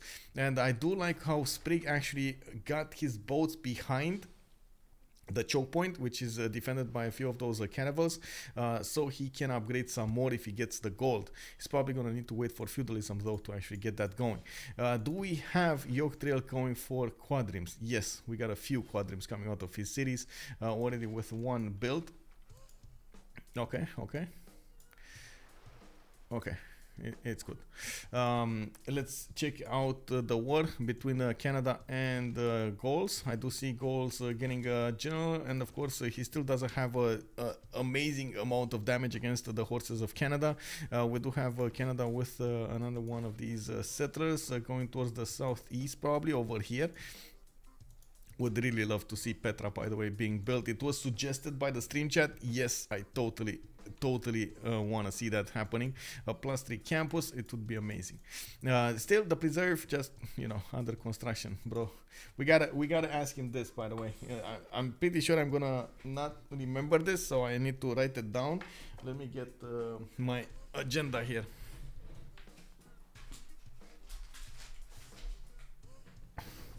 We need to ask Big JR What happened, bro? What is up with the preserve? Was that a misclick? Oh my god. I mean, I'm pretty sure it's a misclick, but I gotta ask him nonetheless, right? Let's see. Why Earth guys? This is my agenda that actually, you know, every game I ask questions, I put down question. Okay, let's see the early moves. Early moves. Oh, Yogdrael. Bro, he's not stopping, bro. He's going. He's going. Look at that. Okay. Why preserve?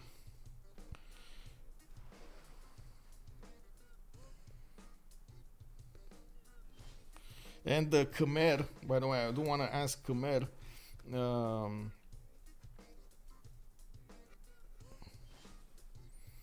Why so few cities, bro? Like, why?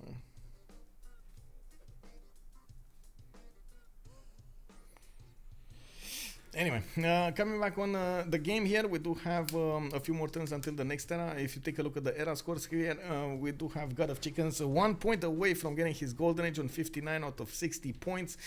We got Ouroboros 8 points away with 50 out of 58. Unfortunately, he is going to have a problem. We already see Titiits getting the berserkers in the water. They're gonna swim their way towards the city of Aduatuca. You do see two of them. And another two of them that could be upgraded. You can see also Ouroboros realizing he's gonna be in danger because of this, and he's putting those swordsmen in the face of Norway. He doesn't have a general for both sides, and of course a good thing is that he did manage to recruit James of St. George. That is the wall engineer, as we like to call him, getting him 150 fortification health. You can see, if you take a look at the berserker going against the city of Atuka, basically the berserker doesn't do anything, you know. He just slaps and dies, you know. Slap and dies. We do have Yogdrael here with feudalism in 2 turns. It looks like Lazawa is with the mercenaries in 2 as well.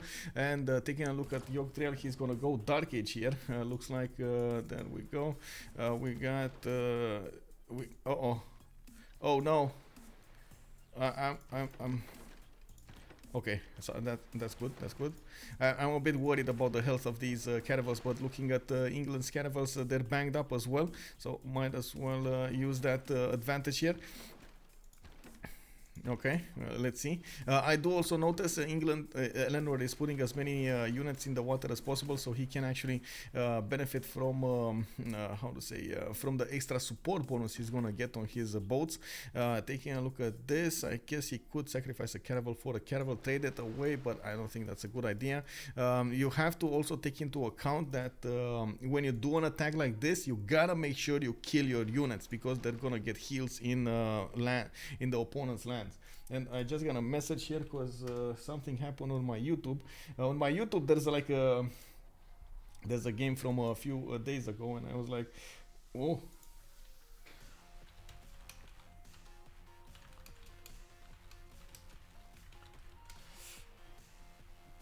Oh, there we go. Thank you. It's China 1 going against Belgium, against these guys in the wildcard tournament. That's what's happening in my YouTube. Arctic Uzi, that's a good question. Also, Loki 286, thank you very much for the follow. I don't want to say someone did. Damori is asking us about Niter. I don't see Niter on England upgraded, but taking a look at the army tab here, No. Oh, yeah. JR did get Niter. JR didn't actually need to improve the Niter because it's underneath the Temple of Artemis. So he just needed to get the technology, and now he has Niter per turn. So yes, the answer to your question is yes, they did. Okay, let's see what's going on here. We do have a bit of an issue here. Okay, there we go. That actually caravel is really low in HP. We do need to get new ones on the table. And looking at the tech side here, looks like Yogdrael still did not get mercenaries, while Sprig is going to get mercenaries in 4 turns, and he's starting to counter attack into this. Now we do have a decent amount of gold on both Lazawa and Yogdrael, not to mention GodOfChickenz. It was 400. They again have like 1,000 gold in the bank. They need to put that gold to work because he needs reinforcements towards the north. You do see that England is trying to push back from the city of Plymouth, making a wall of galleys here in the choke point, so those cannibals cannot push through. Of course, it still might actually lose a few more cannibals, and there are a lot of them needing to be upgraded. Rick Gruten Zering, thank you very much for the follow, and Camon Fife, thank you sirs for joining us. Taking a look at also the score here, it looks like Sprig managed to get all of the gold. He just took all of that gold from his allies, and this reminds me of a picture I did today for Gabzo. I'm not sure if you guys saw Gabzo's profile, but that is amazing, by the way. The Paint Frag, good evening sir and welcome. Maori needs to go on the defense. You would think that, but I think Maori just wants to be as aggressive as possible here. Taking a look at what he's doing, they know their opponents don't have any more gold, and of course they do benefit from a lot of gold. It's just a matter of time until he is gonna get some more upgrades here. I'm actually extremely surprised they didn't get more upgrades. Had to join a bunch of work meetings and now and back. Welcome back. What now? And it looks like the cannibal push here. Anyone on the edge right now? I think Barking Gang is on the edge, by the way. Like Maori is doing a decent amount of damage against his units. He's taking out pre-builds, and he did need to upgrade as many of these cannibals without getting mercenaries. Unfortunately, neither did Yogdrael did get mercenaries, so he got feudalism, he got military training right now, and he's gonna get mercenaries in 5 turns. That is a long time to get mercenaries. So yes, Yogdrael is probably gonna need to retreat to the choke point here, and then he's gonna upgrade all of his units with the mercenary card, with how to say niter. Oh my god, they don't have niter. I just realized they don't have niter at all. Oh no, and JR is gonna get niter. He's gonna allow Sprig to get those frigates upgraded, and of course with the damage of the frigates coupled with the cannibal strength, he's gonna his opponent. You're actually the first Twitch streamer to pronounce my name correctly. Wait, really? Thank you very much, sir. That's cool. Kokana said thank you very much for the follow and welcome. Onitana, oh yeah, he's like there. Let's see, Team Charlie 4444. Welcome, sir, and welcome to the channel. I hope you're gonna have a good time. I do want to put up on the screen here because, oh my god, you gotta see this. Like you gotta see this. Let me actually go into the team page here.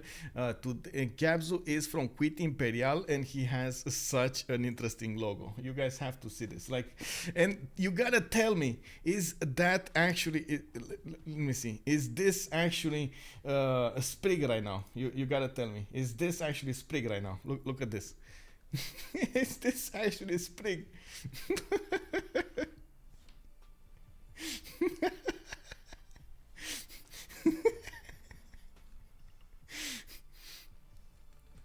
Anyway, if you want to take a look at this, it's on the civ6worldcup.com website. Of course, we do have more how to say logos for each of the members over here of Team Quit Imperial. You can check it out. The orange one, yes, this one. So this is Sprig, right? He's how to say Gabzu is saying that Gabzu is he's saying that he's the monkey. I know he's asking for that orange that represents the gold, and the team is actually the hand giving how to say giving the gold away on the window, and he's like, you see how happy he is after he got that. That is so happy. Yeah, there we go. Okay, so coming back to this, just remember it definitely looks like an awesome okay, Quit lost earlier to Civ Joe. Wait, they did already? Like, it's what, turn 60 win, turn 70 win? That's such a quick one. Just such a quick one. Anyway, Let's see what's going on over here. Oh, Colosseum and Apadana. Wait a second. Who's getting Colosseum? Colosseum. We got Rome going for Colosseum. Tidube is actually going to get it in 4 turns from the city of Antium. You can see he's actually working very good tiles over here. And it does look like... we do have him actually with an option to chop the tiles, but he doesn't have Magnus in that city. It's not gonna be one of those, oh my god, valuable tiles. We got an industrial zone in Ostia. Looks like Velitre with another industrial zone. He is setting up for the late game. 60 science, 83 culture, 58 gold per turn, 200 production. Tidube is getting bigger and bigger, and we have to say this, like from the beginning he expanded so big. He got the production centers going, he got the districts, he got everything going for him. While in the meantime you did see the other civilizations putting a hold on their expansion plans, which in turn it does hurt them. We do have the next era, by the way. The medieval era entered into effect. 5 civilizations got a golden age here with Victoria coming up here. We got Canada, we got Norway, we got Rome, and then we do have Jayavarman the 7th, Khmer. Gaul did go into a normal age, while we do have Eleanor Vacuum and Kupe going both into a dark age. I do want to check out what's going on between Gaul and Norway, because oh my god, look at this. We got men at arms ready to go against the berserkers. Ouroboros was on point with his defense, even managed to get a battering ram, and I do think the battering ram actually is with the help of that temple of Zeus that he built in the north. Okay, let's go. I need to concentrate here. I need to talk with Malm. Let's see. I'm gonna go for B. He's going A. Let's go for religious. Let's go for. Oh, wait a second. Oh, that's one thing that I didn't talk about the game right here. I guess let's go military. Military. Malm.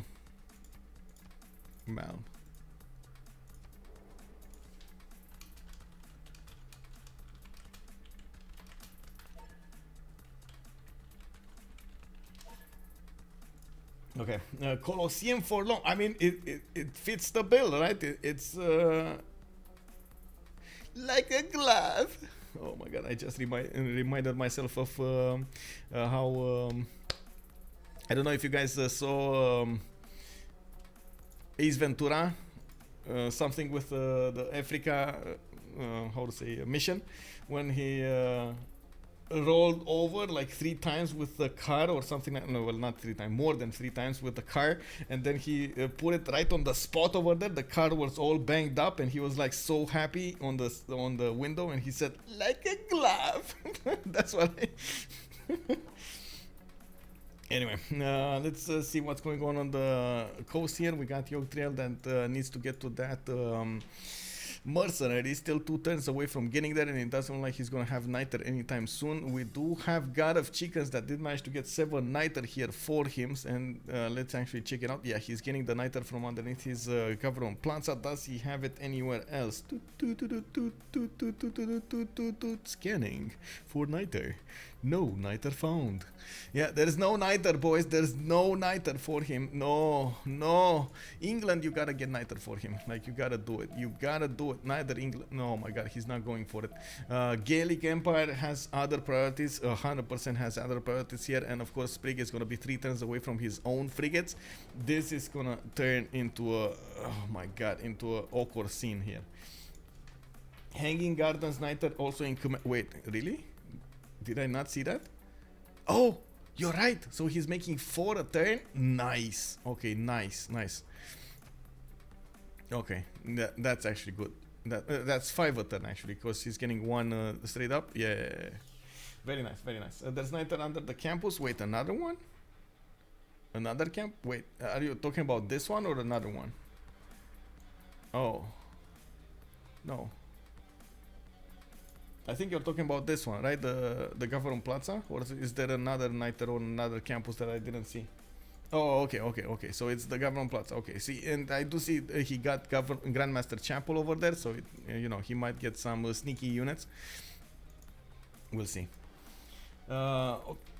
Cool. Also, how much is Norway and Canada investing in the war versus Gaul? Everything. Like it's everything they're investing in at this moment. And you do see that still we do have the 78 Strumpfs with a lot more gold. We got more than 1500 gold from them. Of course, Yogdrael here is still building up those frigates. We do have him trying to get another theater square here, and next turn he's gonna get mercenaries. Oh my god, he's gonna be so big. Oh my god. I mean, we're gonna need to see, because at the moment, even if Sprig will get to upgrade all of these units with mercenaries, he still doesn't have the gold for it. Like, they're just not generating that much gold. At least it's, you know, it's a little bit better than it was before, but still a problem. We do have the goals over here. Okay, let's take a look. It looks like at the moment Ouroboros keeps banging on the doorstep of Oslo, and those berserkers are trying to figure out a way into the Gaelic units. They are dying against those men-at-arms though, and of course with the help of Hannibal Barca over there, it looks like these men-at-arms are more than capable of attacking Oslo. We do have in the northeast also JR with a J, and looks like he did manage to get another city over here, and actually a few more cities, 2, 4, 6, 8 cities to go. He does have in Quebec City Governor Magnus establishing, and yeah, there we go, okay, there we go. Chopping walls just to be taken down. Look at Ouroboros, men-at-arms, he's gonna slam that city silly, man. Look at the man-at-arms here. He's just slap and taking it down. Looks like there's a pause being called out here. Lazawa is asking if he can get a pause after the Congress. Let's see. All triangle was better. Spectator mode updated to show resources under district wonders. No. I think that's just, you know, sometimes it happens, sometimes it doesn't. I'm not sure exactly what generates that. As far as I know, there hasn't been an update on spectator mode. Maybe it's something to do with better starts, better balanced starts. I don't know. I'm just thinking out loud here. I don't know actually. Gaul looks like they're in a good position. Very hard to invade. Yes, they are. Well, he did manage to get a semicircle of defenses towards the northeast, towards Canada. You do see him with these spearmen, and we got a pause. Okay, we got a pause, boys. We do need to wait until we're gonna see everything coming back. And of course, I guess this is the moment that I get to go also to the toilet. Give me a second. Be right back. Be right back.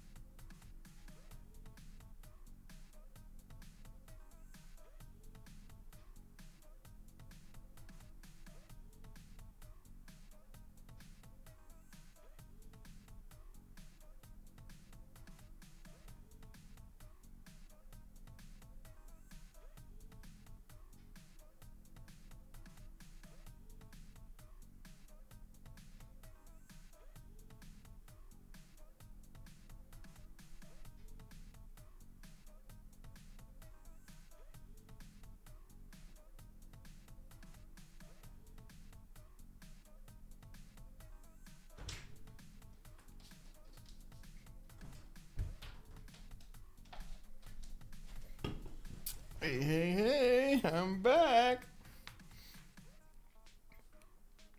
Let's see what's going on. Are they back? No, not yet. I did manage to get one of these Fanta Madness. Yes. Let me see. I need to answer my mom. Mimo. Let me see.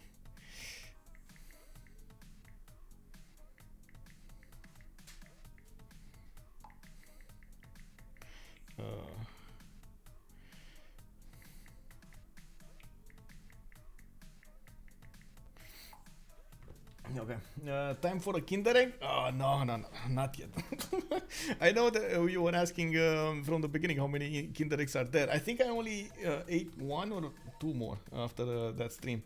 I stopped eating them, you know, as furiously as I did. Especially after you warned me, you know, take care of your liver. You don't need to go that far. Yeah. Okay, let's see.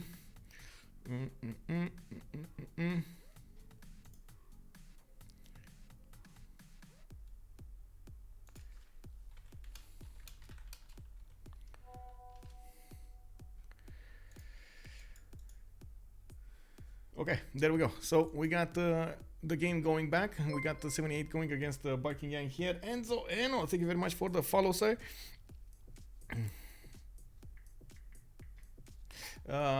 I do see the many times keep on knocking on the doorstep of Oslo here. The Viking longship is inside of that city center with the help of a berserker trying to get the defenses going. You can see the man-at-arms 70 strength going against the city of Oslo 41. It will take down the walls very quickly here. Of course, Ouroboros is going to try to get another position on the rainforest to the east side so he can actually deal some more damage. One thing that I do have to point out about these berserkers, they are extremely good if you do manage to get how to say, attacks going. If you are just gonna try to defend with them, they're not as good as you might think. I'm actually a bit surprised Ouroboros did not try to actually take down the city walls. It looks like it does one-shot them, so might as well do it. He does have the support of that battery ram, so why not? I do see in the meantime he's still turning man-at-arms from his cities, and he did manage to get crossbow upgrades. This is the turn, the big turn in which we got the caravels with the frigates being upgraded with mercenaries coming out from Yogdrael. We got Yogdrael over here, actually not Yogdrael, going against the fleets of England to the west side. He already has a level 1 caravels to work with, and not to mention he does have animals, and it looks like his frigates are going to be well suited to go against the English navy here. A big part of this navy is actually behind the choke point to the west side, where he did manage to build a few of these quadrims. Not a lot of them though. We got only 4 of them built, and that's only 4 frigates if he starts to upgrade them. At the moment it does look like Yogdrael is the bigger navy on the seas here.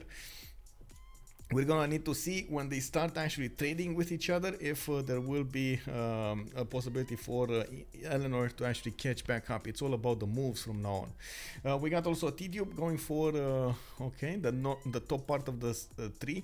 We got him on cartography in 3. He did manage to get Colosseum from the city of Antium, and you can see right now he's getting 1, 2, 3, 4, 5 cities. So is this let me see, 2, 4, 6? No, that's one tile away. So 5 cities worth of bonuses for these cities here. Looking at his amenities, he is with a +3 happiness level. Okay, very nice, very nice. We do have him also starting to trade with Norway here to the east side, and of course Norway is going to benefit from such amazing trade routes if he starts to get everything towards the west all over here. In Ostia, they're going to Ostia. Okay, they're going here. War. Let's quickly take a look at here. Okay, there we go. We got the walls going down. Another possible attack here. Okay, that warrior is gonna also go down. The Metimes has a promotion on him. Oh my god, he's gonna just smack it down. Oh my god. Okay, I mean these berserkers are just gonna die to the crossbows. Yeah, there we go. Crossbows and archers. He didn't have enough gold for all of them, but he got a few of them. It's fine. Let's take a look at what's going on here. Looks like Titiits did remove his longship from inside of the city, putting it to only 30 strength. That city is gonna go down whatever he does at this point. On the seas, we do have the war. Maori caravels with support of frigates coming behind those are moving in a line. I really like this, by the way, coordination from Yogdrael, or Yogdrael actually. We got him trying to do some attacks with his frigates, and of course waiting for his caravels to go in. You can see with the level 1 caravels he's doing important damage here. It is just a matter of time until he's gonna punch through the defenses of England. It's also gonna be a matter of how to say moves here.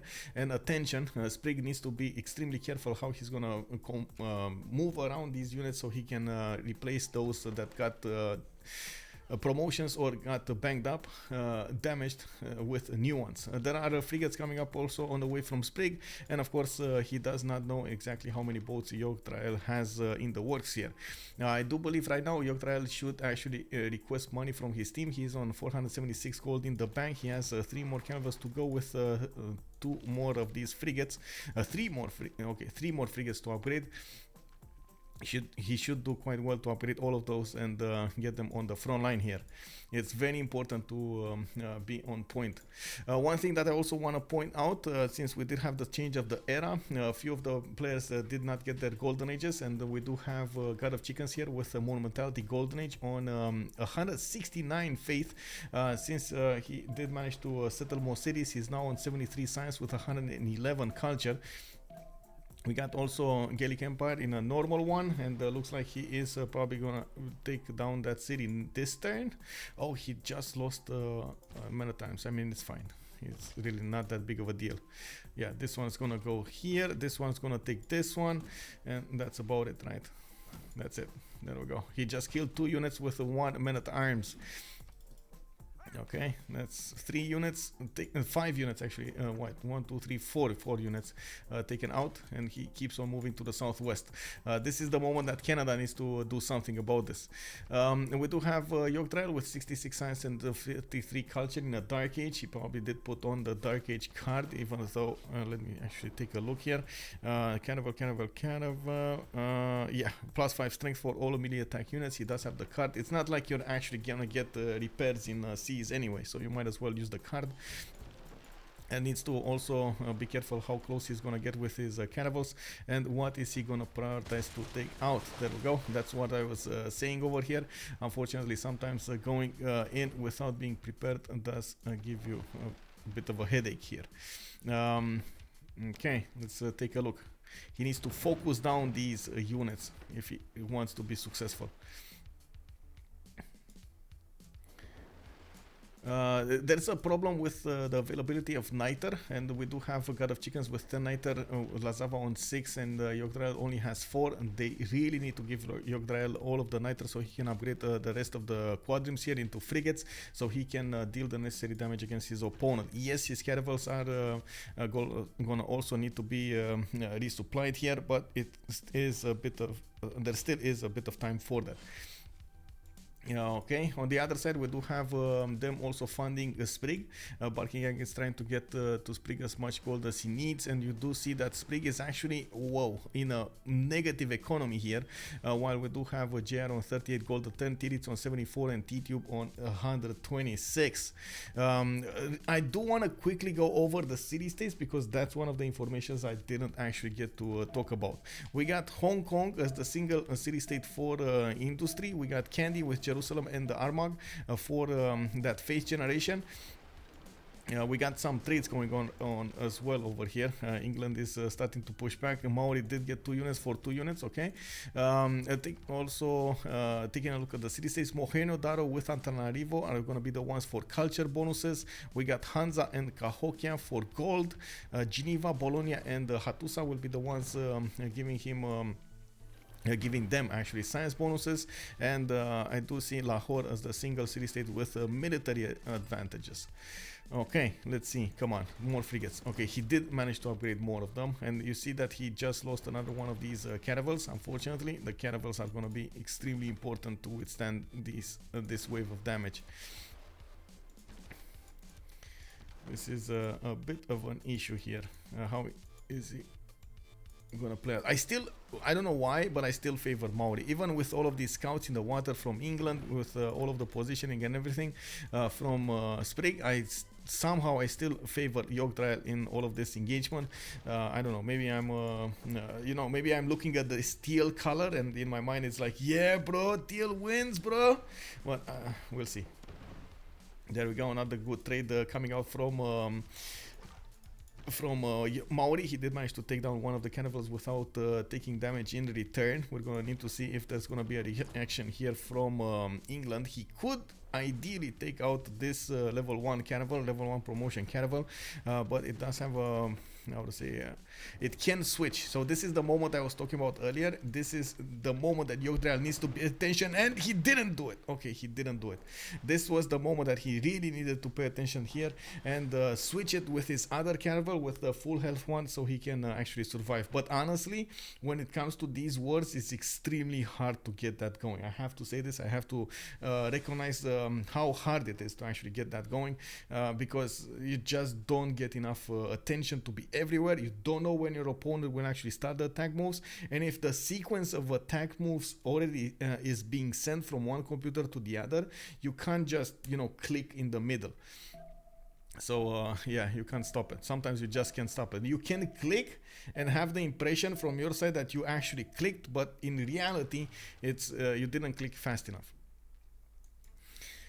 We do have them on the same level as military strength over here, both of them with a few more pre-builds, and of course I do see the first moves are going to be extremely important. I do also see Yogdrael. There we go. He has a level 1 upgraded. Come on, you gotta get that going, bro. You gotta be careful here. What are you gonna do? Maybe this one? Maybe attack? No?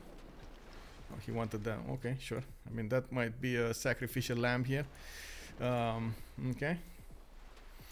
Eleanor is so confident she's settling another city. I mean, you need to keep on settling. That's one of the things that always needs to be done. And you've seen these players, even if they start to lose cities, you need to keep on settling. It's so important. But yeah, in this case, it is a bit of a problem. You can see he's getting more settlers here instead of going for more caravels, which in this scenario, I think he really needs them. All of that bonus that he had on the city of Plymouth, we saw all of that big ball of units. It's just getting upgraded, and it kind of hits a wall of Maori, and Maori looks like he's not losing as many units as England is. Okay, I do want to take move on from this, because at the moment it looks like we're talking a bit too much about that naval wharf. We do have the Gauls moving in towards Norway. Looks like Norway did manage to get a knight out, so he is gonna defend here with the knight in the one tile choke. He has a few crossbows also to work, and Cahokia got defeated. Okay, Arpinum on the coast. Where was Cahokia? Cahokia, Vimayapura, Mahendrapata. No, also Khmer getting so big. Victoria, Montreal, Quebec. Still no. Ah, come on, bro. Still no Petra. You gotta get a Petra there, bro. Cahokia, no. Brighton. England just getting more cities out. He's getting also. Oh, is this another continent? Oh my God, Canada is on another continent. Red coats, red coats, red coats, and the crowd goes wah, wah, red coats, red coats, red coats. Yeah, bro. I still want to figure out who killed Cahokia. It was Titiits killing Cahokia in the south over here with a few berserkers. He knew he's going to need to get more cities in the south, and of course he's going to need to close up that choke towards the Gauls. The Gauls don't actually have where to go here. They're just going to sit on a few cities and try to make it work. Somebody's upgrading a lot of units. Who is this? Is it Lazawa? Lazawa.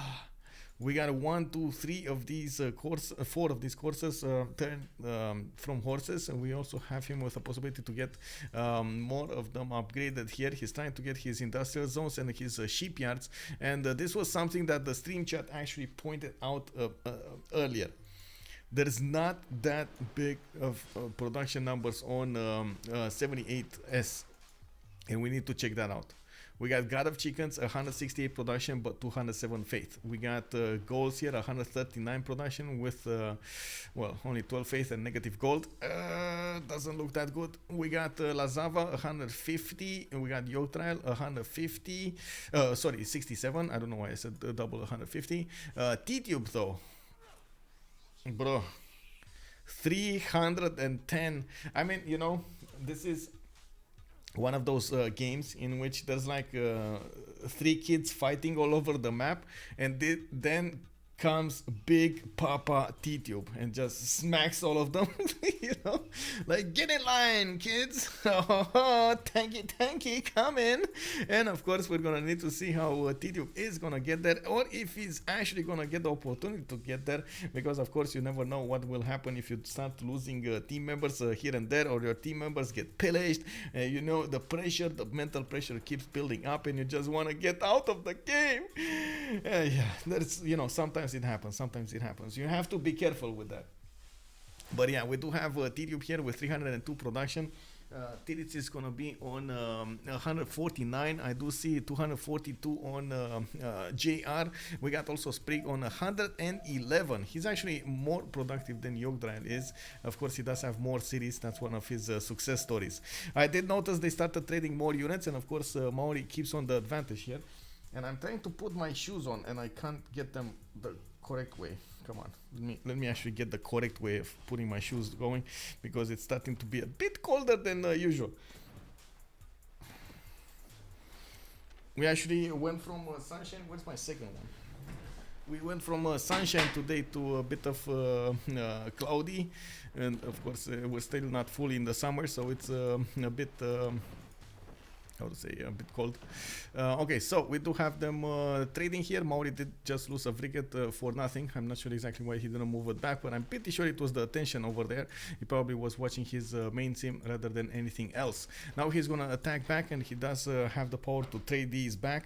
We do have him with a few more carvers remaining, and a decent number of frigates. There we go. He just keeps on knocking on heaven's door. Man. Oh, there we go. I found it. It's under. It's a bit further away than I would have liked.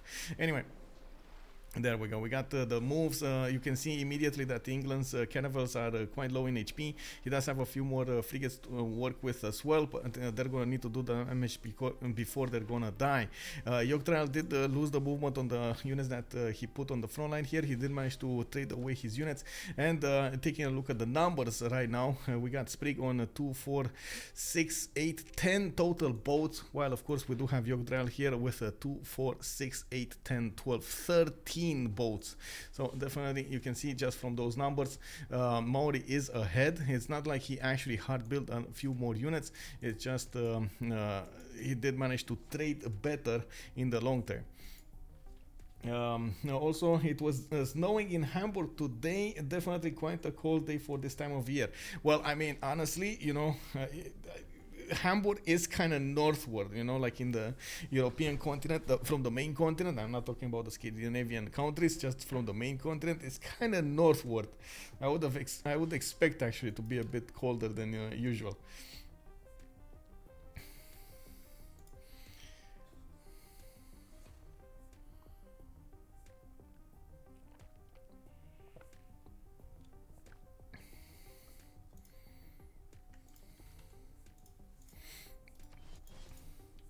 Okay.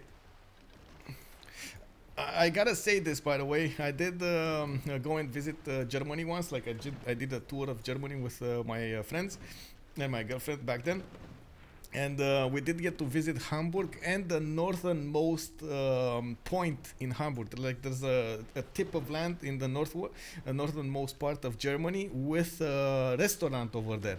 It was, oh my God, like it was kind of a cold day, so even if it was in the middle of the summer, it was extremely cold. We had to wear like sweatshirts and how to say very winter clothes basically, and we got to sit over there on the Nordic Sea, I believe it's called, or what's it called?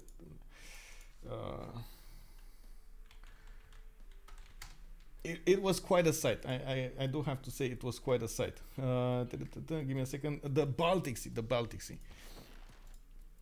Okay. Also, let's see what's going on here. Yogdrael looks like he did manage to push England. He got most of his boats. Didn't get didn't lose any in return. You can actually see that he's probably going to go through Preston and Plymouth quite quickly here. He does have enough boats to go for both of them. The series will take a little time to go to chew through with the frigates, but now that he has a decent number of them, he's just gonna take them all out very quickly here. We do have Sprig trying to get safety settlers and keeps on trying to keep on expanding, while Lazawa is actually putting courses to the west. This is going to be quite important here with the Corsair's extra strength of 46. He could actually punish England, but I think his target is actually Canada here. He was stopped with horse in the choke point over here on a 1-3 tile, but now he sees that he has open space towards the northeast. We do have Quebec City going for a Petra. Bangladesh is inside of that city, and it looks like he did manage to chop both of those stone tiles, while he did manage to get also pyramids.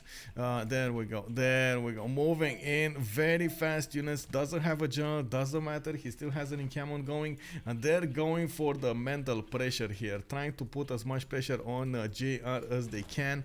That just pillaged one of those trade routes. They can move in and take a few more builders if they want to. We do have to see how they're gonna fare. In the meantime, of course, Canada is trying to get knights out. He's one-turning them from the capital, getting a few more courses to defend himself, but doesn't have a lot of units ready in Quebec City to counter this push. We do need to see. Okay, there we go. Preston is probably gonna die next turn. There is no possibility that he would die this turn. We're gonna see that happening. We got also south of Plymouth a few more caravels going. Okay, let's take a look at what's going on here. Khmer. We got Theatre Squares, Angkor Wat. We got GodOfChickenz over here, Archaeological Museum. He's getting his production going. Definitely knows he's gonna need to catch back to that Tidube 355 production. Did manage to get there in science, 108 science with 166 culture, while Tidube is on 121 and 160. And you can see the gold is not that big of a difference anymore. Titiits did manage to get back on that horse. We did have also Titiits over here successfully defending against Ouroboros, while he is not going to get to be pushed anymore. Ouroboros is going to need to figure out a way to keep on getting more stats, because otherwise he's going to lose in the end, you know, like in the long term.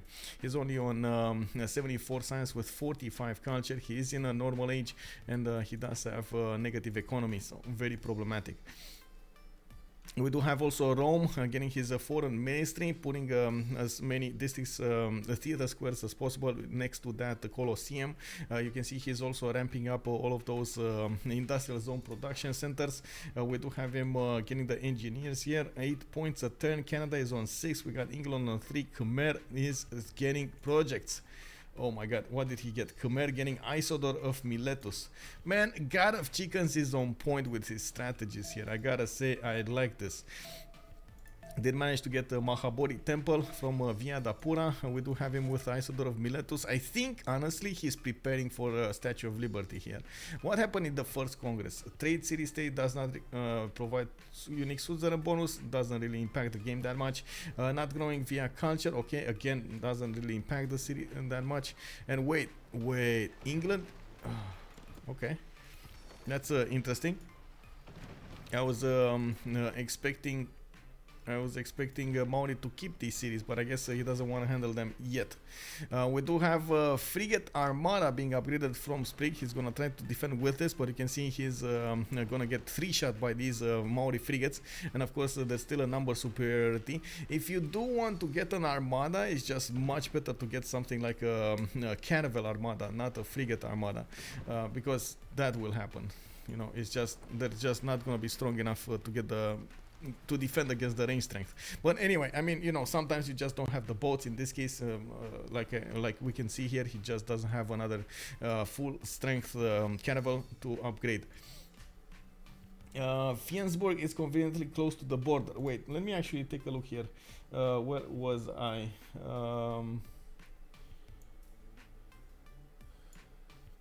Wait, oh my god. Honestly, I don't remember exactly when I was. I gotta say, I don't remember exactly the, how to say,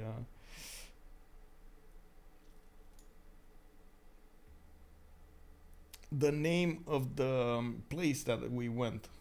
I just know it, we had like sea in front of us, and then like, yeah, sea, and then there was like a big ponton, like a not a dock, walkway, and there was a little bit of a beach, like a few meters of beach, and a restaurant. That was it. Like nothing else. Parking lot, that and that and that, and that's it.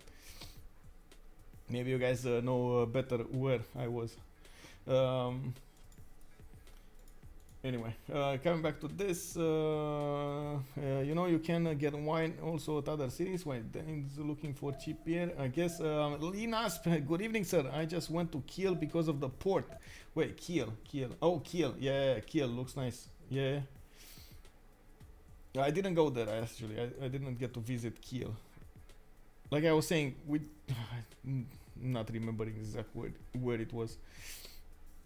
Yeah, anyway, we do need to see how Maori is going to push this. It does look like Plymouth did manage to get the walls up, and it's going to be a bit tougher for these frigates to push it through, but still with enough numbers he can definitely do it. And you can see more of these frigates are coming from the east side. Enforcing the front line. At the moment, Sprig is chopping as many quadrims as he can, so he can upgrade them into frigates, while of course he's starting to build some more. Plymouth, it looks like it's gonna go down, whatever he does here. There's another frigate with available shots, but this is problematic. If he starts shooting, he might actually lose a few of these boats. That Sprig can counteract attack if he wants to. He does have 7 movement, and of course he can move, shoot, and then shift enter back. We do need to see what's going on here really quickly. Gaul did retreat, and we do have him building pikemen. It looks like Canada is not going to be that big of an issue. Canada also does have a problem here with a few units from England getting pillaged left, right, and center. I do see he's not actually going to lose Quebec City, or I don't think so, but we're going to need to check that out in the next turns. But he definitely is going to lose a lot of tiles here. We got Lazawa with a Corsair on a mine. We got the Knights coming up from Montreal. Victoria, but they are 2 turns away. There is general. Actually, there are 2 generals in Quebec City trying to give the bonuses to these Corsairs. But you can see Canada is just gonna go. It's just gonna have a problem because the English Corsairs are gonna ignore his units. These guys are out for pillaging. They're not out for blood. We do have more production coming out from England, and of course these shipyards are going to give him a lot of bonuses, production points, while he did manage to settle more cities to the south and to the west. Coupling his economy with Khmer's economy, we do have him over here, Khmer. I mean, we do have him also getting more theater squares and trying to get more pagodas going. There we go. Another sign that they're going for a Diplo victory here. And this is one point that I didn't get. Okay, there we go. Jayavarman the 7th gained 2 Diplo victory points. He has in total, let's actually check it out. 6 out of 20, that's without Statue of Liberty, could easily get 10 out of 20. And if they do manage to take out one of the players of their opponents, oh my god, this is such an upset. Like, I don't want to say it because it might happen, but honestly, Titiube, what is he gonna do? He needs JR's help. He needs also Tidube to get back on the horse here, try to interact with this war somehow, because at the moment just getting bigger might not be enough. Just getting big might not be enough. That Diplo victory might actually come faster than his tanks.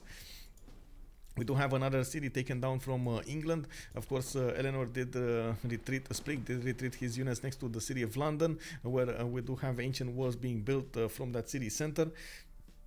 There is this massive fleet of Maori that only has 1, 2, 3, 4 of these caravels remaining, but he has quite a few frigates, 2, 4, 6, 8 of them. Not to mention he does have the ability, and he does have a few of them with the +1 promotion.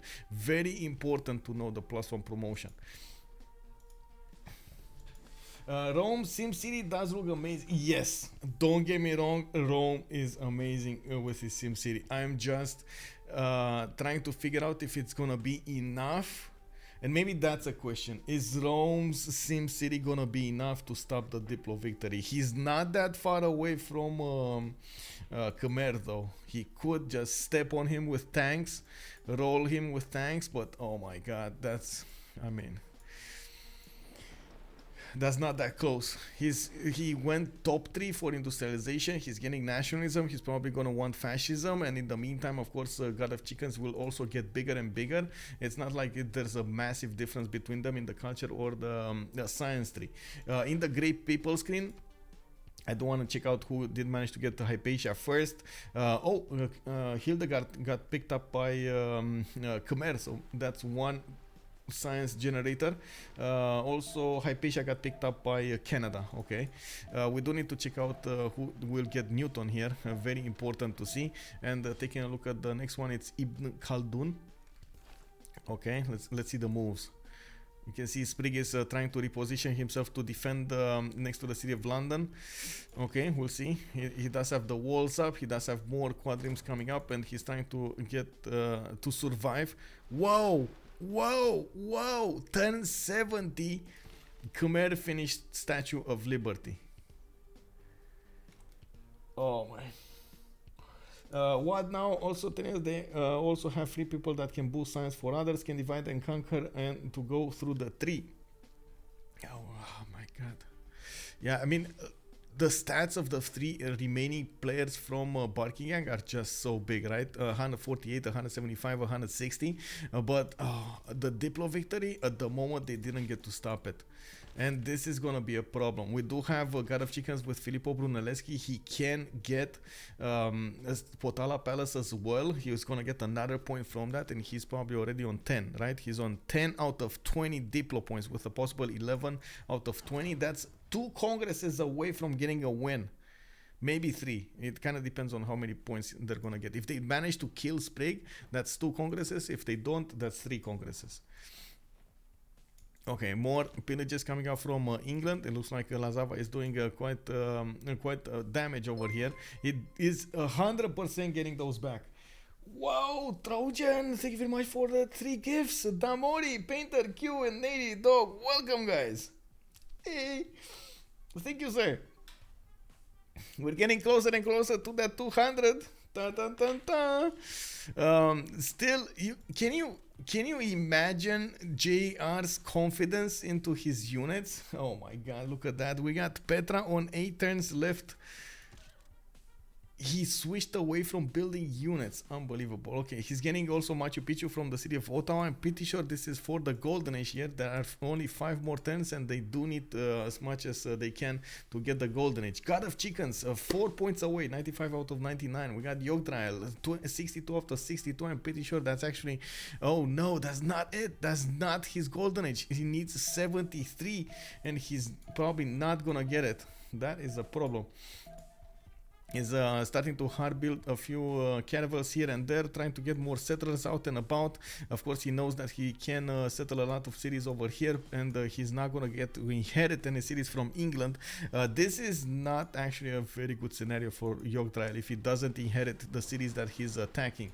He expended a lot of military power, resources from his team, and he's not going to get an amazing amount in return. Actually, even like this, I think Sprig played it cool if he's gonna manage to survive this. You see, is this a... No, this is a flatland, right? Yeah, that's a plain. So this frigate should be able to shoot against this frigate. What's stopping it? What's popping, bro? Okay, get it in the city. Oh, he wants to get more promotions on another one. What's... Oh, okay. I guess maybe he's gonna want a last move here, so he doesn't get shot in return. You know, like the second you shoot and you take down that frigate, you open up a spot and you just allow him to resupply, like get another unit there and keep on shooting. So I'm thinking that Sprig wants to wait for the last second. Big brain moves, man. I didn't get to do the poll. Oh no. Oh no, bro. From the beginning, we did have... Wait, yeah, that's a good question. Who would you have voted from the start? It looks like at the moment it's Barking Yang 74% with 78 with 26%. Buckingham has never failed you. Yeah, indeed, indeed, indeed.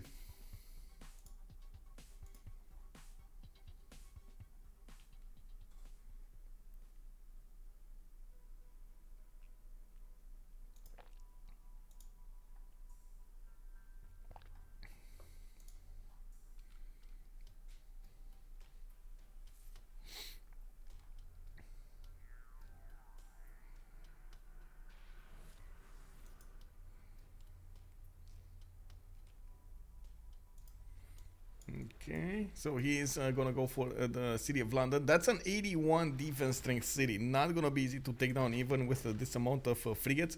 Not to mention, England's frigates are just waiting behind that choke point to keep on watching this, keep on attacking this. So it's definitely. There we go. We got some last moves coming out. Sprig is gonna try to do the damage. He did trade one frigate for one frigate, with a possible another one coming up next turn. Yogdrael needs to move this out of the way as soon as possible. Otherwise it's gonna get shot down. You can see, oh no, he didn't get the first moves, and that's one less frigate to play with. This is Sprig coming back into the game. What are we watching here? Yogdrael did get a little bit too cocky here with his moves, and it looks like at this point he is paying the price. We do have a lot of frigates coming out from Sprig. He is trying to defend himself behind the city of London. You can see his hard building caravels, and the moment he does have more production compared to Maori. If Maori doesn't get back from this, I think he might actually just lose the war right here. He just doesn't have enough production centers to rebuild that navy that he's gonna lose. That is gonna be a problem. Yeah, Maori needs to go on the defense here. Maori needs to get back and try to get more units out, because this is not funny anymore. Yogdrael here is in monarchy. I'm not sure if he actually went for, oh no, he might have not gone for his exploration, so he can get the press gangs cards going, 100% production towards industrial era and earlier naval units, because honestly this caravel doesn't look like it's benefiting from that card. But I guess we can actually check it out. Let me take a look here in the government tab. With, yeah, he does have the press gangs card. Okay, he does have it. Okay, let's come back to this. I do see Spice Mediolandum. I do see, okay, just Tidube getting bigger and bigger. We got the factories starting to come online from his cities. This is before he actually made a decision for what kind of unit he's gonna go against his opponents, and this is gonna be really important. Is he gonna go for planes and bombers, or is he gonna go for artilleries with tanks? If he's gonna go for artilleries with tanks, we're gonna see a lot of encampments being put down as soon as possible, and trying to get that oil generation going. If we're gonna see, if he's gonna make a decision to go for planes and bombers, of course we're gonna see him go for that bomber technology for advanced flight. And taking a look at what's going on here, he is on the middle tree. So if you take a look at what's going on here in the middle path, we do have him on banking, which opens up scientific theory, which opens up flight. So he's there. He didn't make a big choice, right? He can still come back to the bottom tree, because he still would need a good economy. We do need to see how that will be decided. We do have the goals. Okay, we got more units. Still not that big of a difference here from Canada, as in not that big of an issue with Canada. He's just building as many of these pikemen as possible. I do have to point out, Canada has an amazing light cav. It's the Mountie, which does give him the opportunity to build national parks, just straight up build them, if he has the correct territory to work with, and it doesn't look like he actually has a lot of good territory to work with.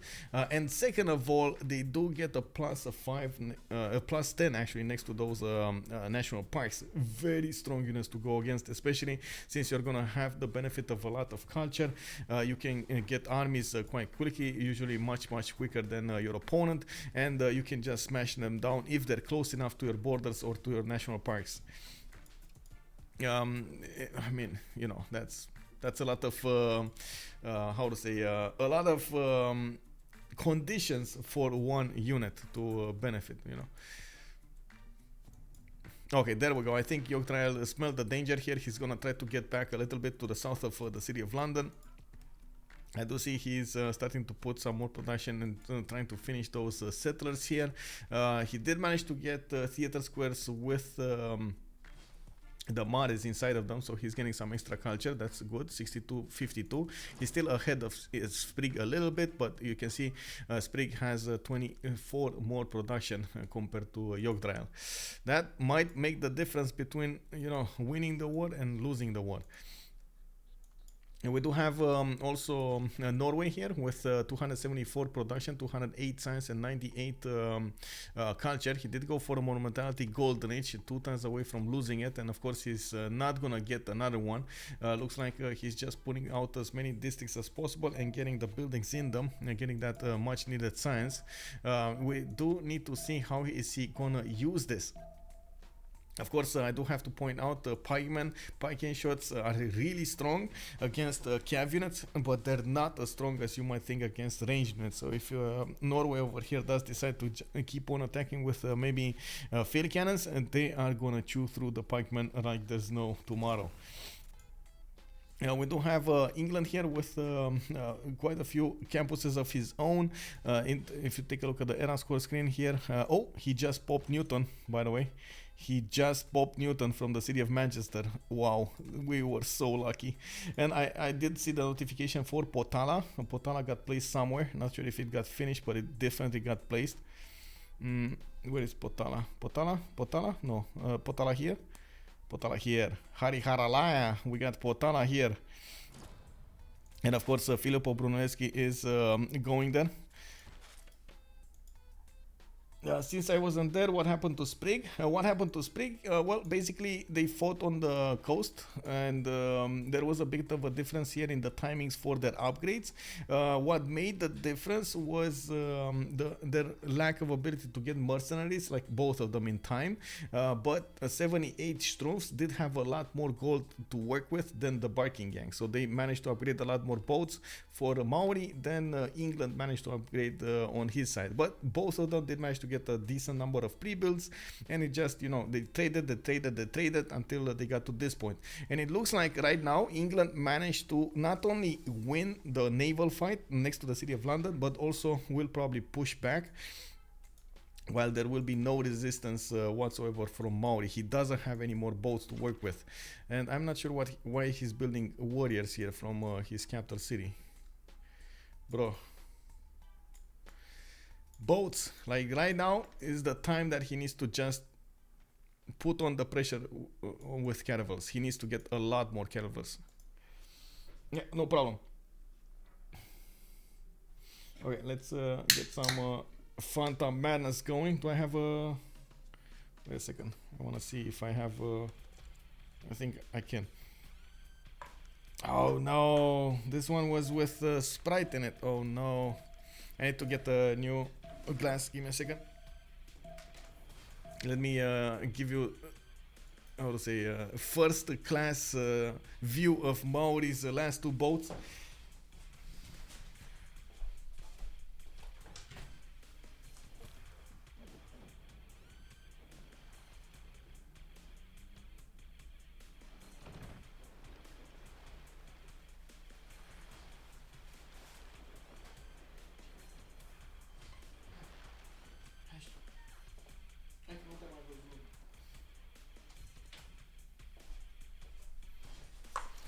You were asking me about the cat. He was outside of the door, and when he saw me open the door, he was like really quickly coming here.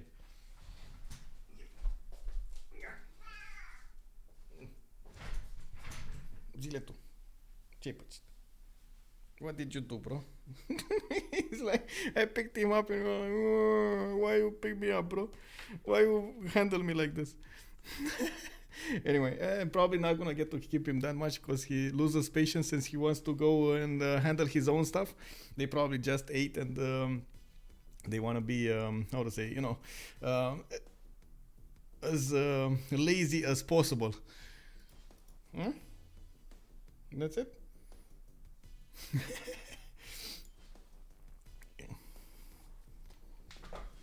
There we go. He wants it down.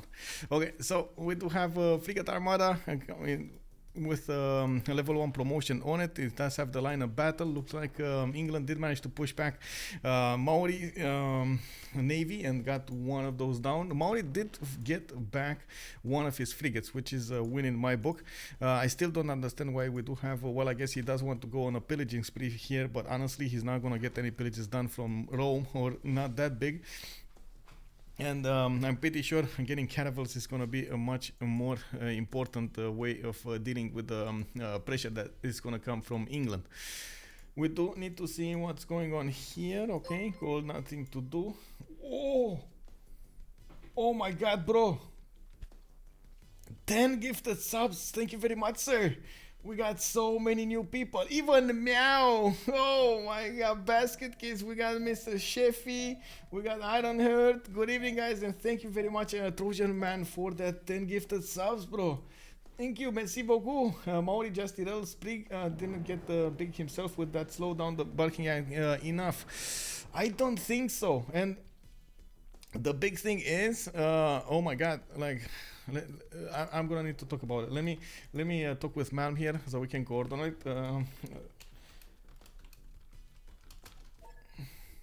And then we go. Let's go for 50 on nuclear. Let's go for this on this, and this on this.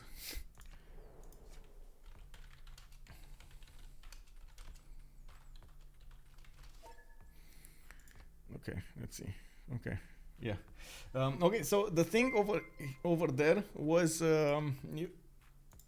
wait, all triangle. Oh my god, thank you very much. You're getting me closer and closer. Awesome, thank you. 5 months. Oh my god, the hype train is another hype train. That's the second hype train of the stream. Oh my god, you guys are making, like, setting records over here on the stream. Merci, thank you. We got Seb sub for 2 months. We got the Poison Poet joining us in the Dreamer scene. We got Duncan the Small here. Hello there, sir. Hello, Bimka. Good evening, sir. I do have to say something, by the way. You were asking me about, did they manage to hurt Parking Gang enough to get the win here, and my initial reaction to this is I don't think so, and I have to say why. Because, oh my god, Big Z, thank you very much for the tier 1 sub. Thank you. Porch Call Vinny joined us in the Dreamers. Hello. You'll have a limit time to earn exclusive. Wait, what's this? Level 5 hype train? Oh, level 5 hype train. Oh my god, bro. What is this? This is actually big choo-choo emotes here coming up. Hype popcorn. We do have the hype evil. We got the hype. Oh, we got even the hype cheer. Incredible. Okay, so coming up on this, I do have to say, Biking Gang, I don't think it got stopped big more than enough. Why do I say that? It's because if they want to go for the Diplo victory, there's a bit of a problem here for how to say, for Khmer to get to that victory condition. They still have 2 congress to go other than this one. They did win, they did lose this one, so they're gonna need to get back on the horse. And the thing, they expended so much gold, so many resources, and they couldn't get the kill on Sprig. Sprig managing to survive is gonna hurt them. We got, as you can, oh my god, bro, oh my god, we got Crispy AZ, thank you, sir. Another 5. Oh my god, did we get to level 6? I think we just got to level 6. Big Z also gave out another one, and we got the level 5 complete. Oh my god, this is like, you know, like in the cartoons when somebody just jaws is dropping and flapping around over there. Oh my god, like a spring. Okay, so if they wanted to go for a Diplo victory and manage to keep their advantage going with all of that investment, they needed to kill Sprig. Sprig did amazingly well to survive. Now he's gonna get Sea Dogs in the water, he's gonna get more caravels, and it looks like At the moment, Yogdrael doesn't have enough production to work with. He is trying to get more frigates out. He's trying to rebuild his navy, but of course he's lacking 100% lacking a lot of those cannibals. Did manage to get a few of these settlers out, and he's gonna try to settle cities to the west side here. Does actually have a very strong one here on the 1-2, getting it to a 2-2 with all of that over there. Imar Augusto, thank you for the cheer, sir. Thank you, sir. Also, Cyclope, oh, Cyclope, thank you, sir. Ching ching, yes, exactly, man. Ching ching ching.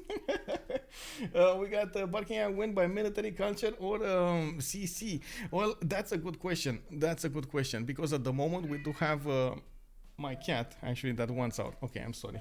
I need to obey, you know. I need to help him out. Come on. Okay, yes. What? You want out? There we go. Oh, the other one comes in? Ah, you're just trading places? Okay.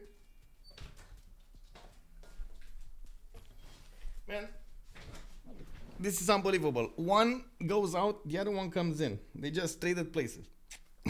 They went, okay, sure. I want to see what my brother saw over here. What was he doing? And now, don't tell me this one wants out as well. You know, they just wanna do it. That's a delicious Petra indeed. Let's see. Courtier course coming out from JR. Looks like he is building up his military. You can see he's preparing with the field cannon corps on the west side here, trying to get as many as possible to bear against the pike shots of Gaul. Like I was saying, those are the correct units if you want to defend and or attack against the pike shots. Of course, you can see them coming out from St. John, from Winnipeg, and on the west side we do have Ouroboros pushing in with these pike shots with a siege tower and a general. He does have Ethelfled on the field. Cuirassier corps are gonna have a problem to defend against these pike shots, but we're gonna need to see if they're gonna be on par. Ouroboros at the moment doesn't have the nationalism trait and well, I should say the ability to core up his units, but he's gonna get it next turn, so he's gonna get the core pike shots to work with. Did we oh my god, did we just get another 5? Oh, 197%. Oh my god, bro. Thank you, sir. Thank you, sir. We got 5 more tier 1 gifted subs on Socrates, Bamaki, Arkandor, Ivy, Rovov, Waterloo, Robinson. Hello there. When is red jacket time? That's a good question. What is red jacket? Oh, red coat, red coat. Where is red coat time? Yes, let's see. Lazawa, 2 turns. But he doesn't have pre-builds. Where are his pre-builds? Like, this is usually the moment when you just see everybody like drop whatever they're doing and start to work on pre-builds for those red coats. He's not doing that. That gives me the idea that he's not actually going to push with his red coats. Hi, Sprig. Hello there, good sir. Hello there, sir, and thank you very much for the prime 4 months. Thank you, sir. Choo choo, indeed. Oh my god, that's the biggest choo-choo train I ever had, I gotta say. Biggest choo-choo train I ever had. Thank you, guys. We do have Yogdrael with a new fleet ready to go in the city of Opango. Did manage to get more pre-builds going, and I do see cannibals in production from his main cities. He's gonna need to get them on the front line, and of course with his extra production coming out from God of the Sea, this actually could work. He does have multiple resources that he could upgrade over there, benefiting from extra production, extra food. He needs to follow up that attack to go against England some more. England did put a few inland cities, and of course you do see Stoke-upon-Trent, Bath over here that are not going to be that easy to take with him, but of course Maori does have the ability to get quite a few strong land units as well. We do need to see what's going on here. It looks like Ouroboros is trying to push Canada as hard as he can. He did manage to get next to those field cannons, and you can see the field cannons at the moment they're taking a beating here from those piking shots. There are no strong units on the front line to withstand the damage while the field cannons stay over there and just snipe them out. You know, like pew pew pew pew. They're just not gonna do it. Oh my god! You actually got me to 200. 201. Oh my god. Oh my god. Thank you very much, Old Triangle. Oh my god, yes. I don't know what to say, sir. Thank you, thank you. Uh, we do have JR over here that of course is trying to hard build of as many of these field cannon cores as he possibly can. He has Ottawa also working on those field cannon cores, getting a military engineer to connect those. Did he still not build that? Oh my god, this preserve has still not been built, by the way. It's there for so many from the beginning of the game, man. The big Kartoffel preserve is just not finished. Wait, I need to get the tattoo. What now? Thank you very much for the tier 1 sub, bro. Look at that. We got Vask joining us. Hello. We did it. We got Armory here in Hamilton. Of course, he is starting to ramp up his production in preparation for the oil.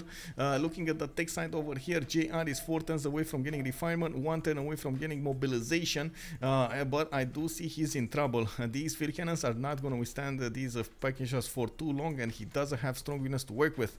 And of course, we do need to see when he's going to manage to defend. Oh my god, and Ouroboros just got Terracotta Army. You saw all of those notifications starting to pop. That was Terracotta Army. Oh my, wait, that was Steel Walls. That was, he just went with a siege tower against Steel Walls. Did you see that splat? Oh my god, he attacked into them and just got, oh my god, slapped in return. That's just sad, bro. He just, like, JR just at this point with the Steel Walls. Oh my god, Ouroboros just wasn't paying attention on this, didn't see the wall strength on Canada. He tried to go against it with the siege tower, just didn't work. You can see over here the parking shot basically takes so much damage in return, it's unbelievable. Also, let's see, like a bug on a windscreen of a car. Yes, exactly. Like, oh my. We do have Lazawa also in the coast that is trying to do some damage against the Canadian Cuirassier corps that are staying on the coast over here defending that iron tile. He's dealing considerable damage, I have to say. And of course, might actually take down one of the Cuirassier corps here next time. I do see slowly Ouroboros is starting to lose steam since he did core up a few units, did lose a few of them also. It doesn't look like he's going to have a lot more to work with, and he's going to need to be careful how he's going to play this, especially against Steel Walls. Just Steel Walls and put such a dent in his plans over here. It means that JR is going to survive this. He's just going to chew through the pike shots one at a time. We do have more cities coming up from Maori. He's getting pushed back by England, and you can see he's starting to lose his fleet here. Oh no, this is the big pushback. This is the moment, that difference that we saw him. Instead of going for more cities, he should have gone for more units. Now this is the problem, right? He only has like 4 units to work with, and it does look like England has the total advantage. Well, I guess 5 units to work with, because he just got from Taumuto another one of these frigates. Is it gonna be enough though? We do have England on 2, 4, 6, 8, 9 units, 10, 11 units to work with, and one of them being a frigate armada, which just can one shot all of the, or I should say, one of the Maori units per turn.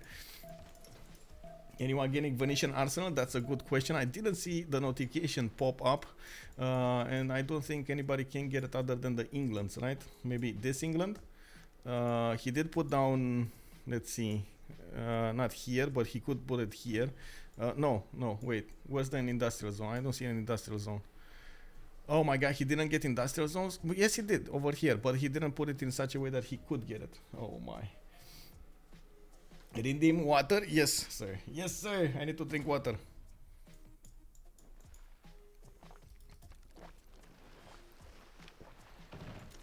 There we go. I did it. Okay. From now on, I need to wait until I drink water some more. And Opango looks like it got taken down. England moving in with 1 warrior, and that's going to be an English city. It looks like Maori did give one to his opponent here.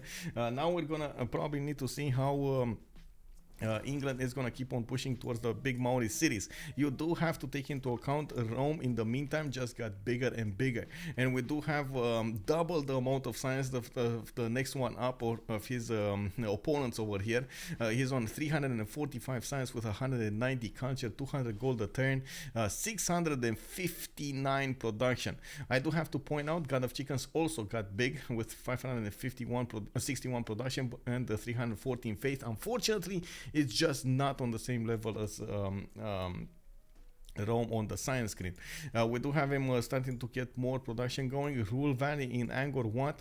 I do see him getting a few more universities here, and I think he's trying to get more cities in the south, or should try to get more cities in the south.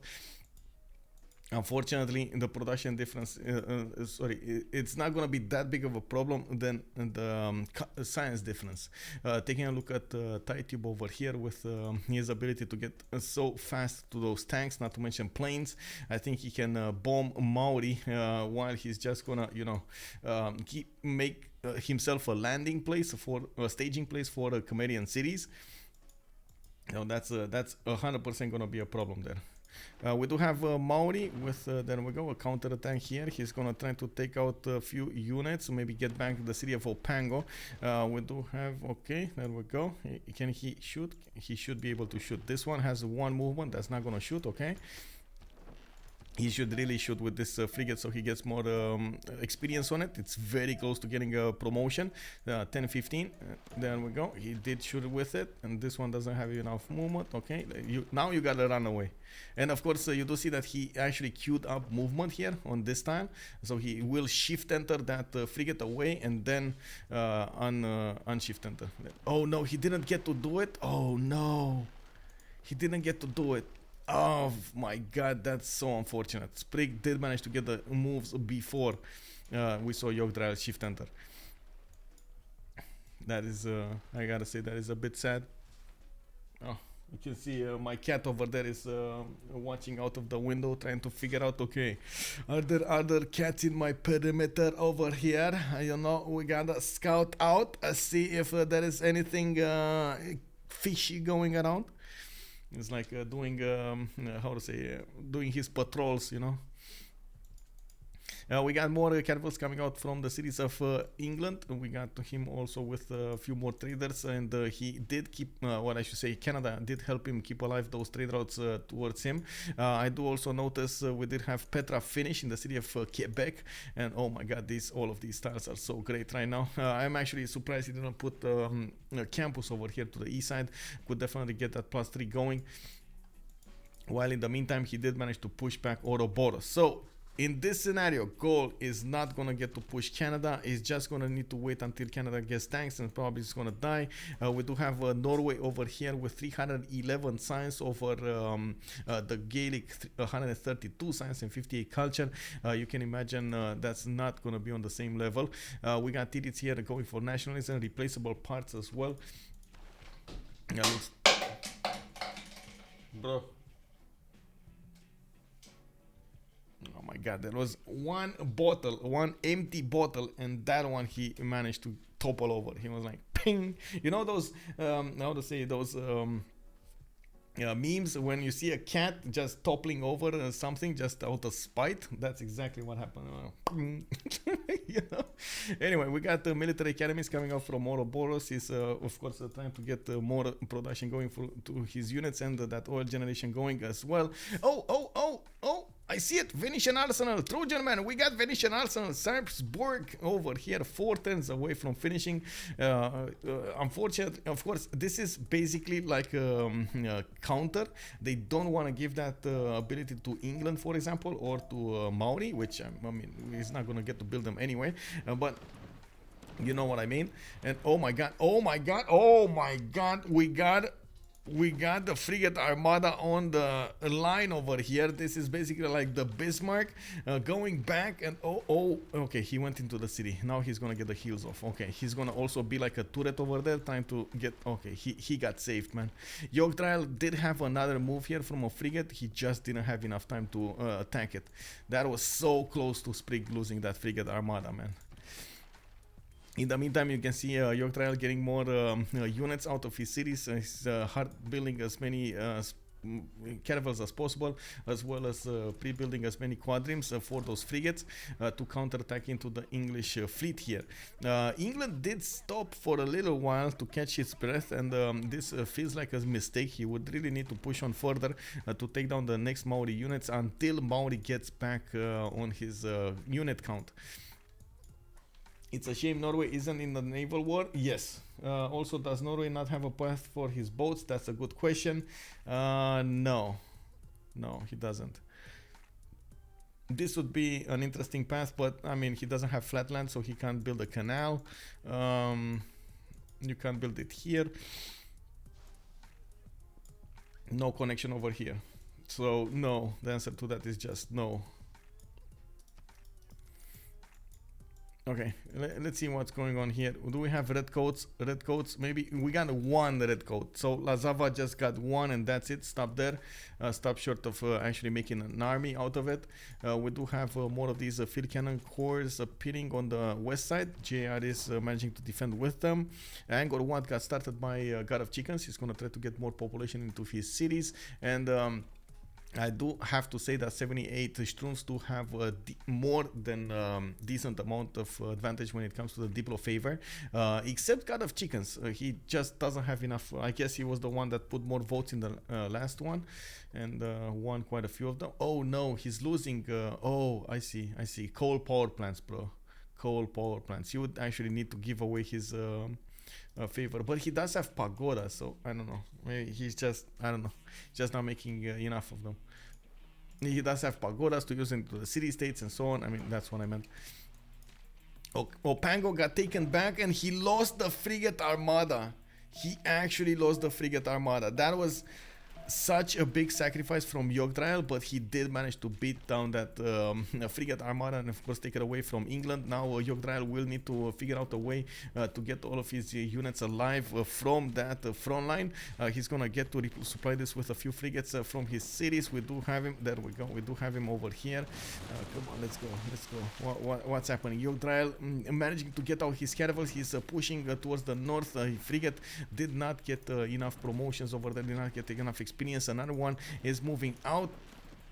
He doesn't know how many frigates are coming from this side, and Yogdrael does have more to put on the field here. Can get another one to bear and take out that caravel. You can see they're trading as many units as possible, and it looks like at the moment Mauni is gonna still be in the fight here. Oh my god. Okay, 4 caravels still remaining with 4 frigates still remaining with 1 caravel about to die here. Doesn't have a promotion for it, and I do see salute. Okay, he's asking me to get him out. Give me a second. I need to open up the door.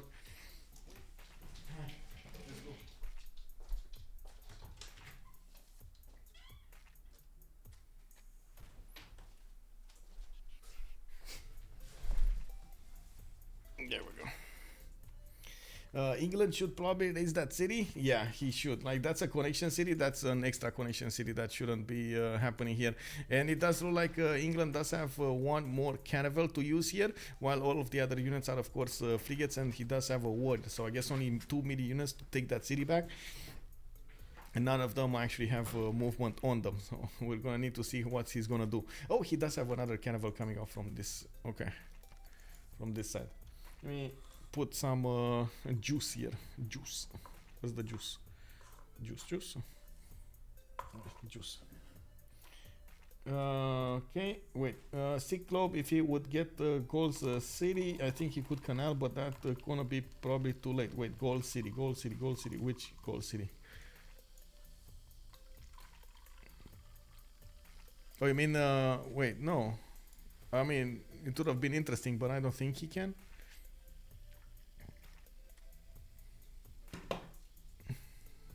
Or maybe this one. Can you imagine getting a canal here? Kick. This is not floodable, not, how to say, how do you call it when it rises, how to say, next level sea change or something? Yeah, too many. We got Alhambra being built in Liverpool, and of course I do see Tidube getting 439 science. This is just, I mean, at this point, the big science number with the big culture number is just, you know, a bit too big. We do have Cuirassier armies also coming out from JR. It looks like we're gonna go chemistry. Titiits are both going actually chemistry.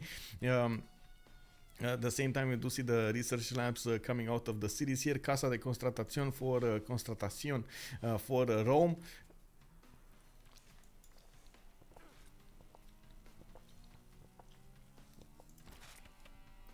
He did manage to get Leonardo da Vinci, which will allow his workshops to generate 3 culture, which is going to be quite amazing, by the way. He has a decent number of industrial zones, so that's going to be a decent number of...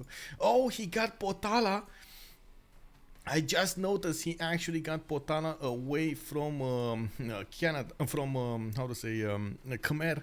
Khmer is 11 out of 20 Diplo points. And you can see he would have actually been on 12 out of 20. Oh man, that's a good catch. Tidube over here doing amazing work to try to stop the victory of his opponents. Does anyone go for a science victory in multiplayer?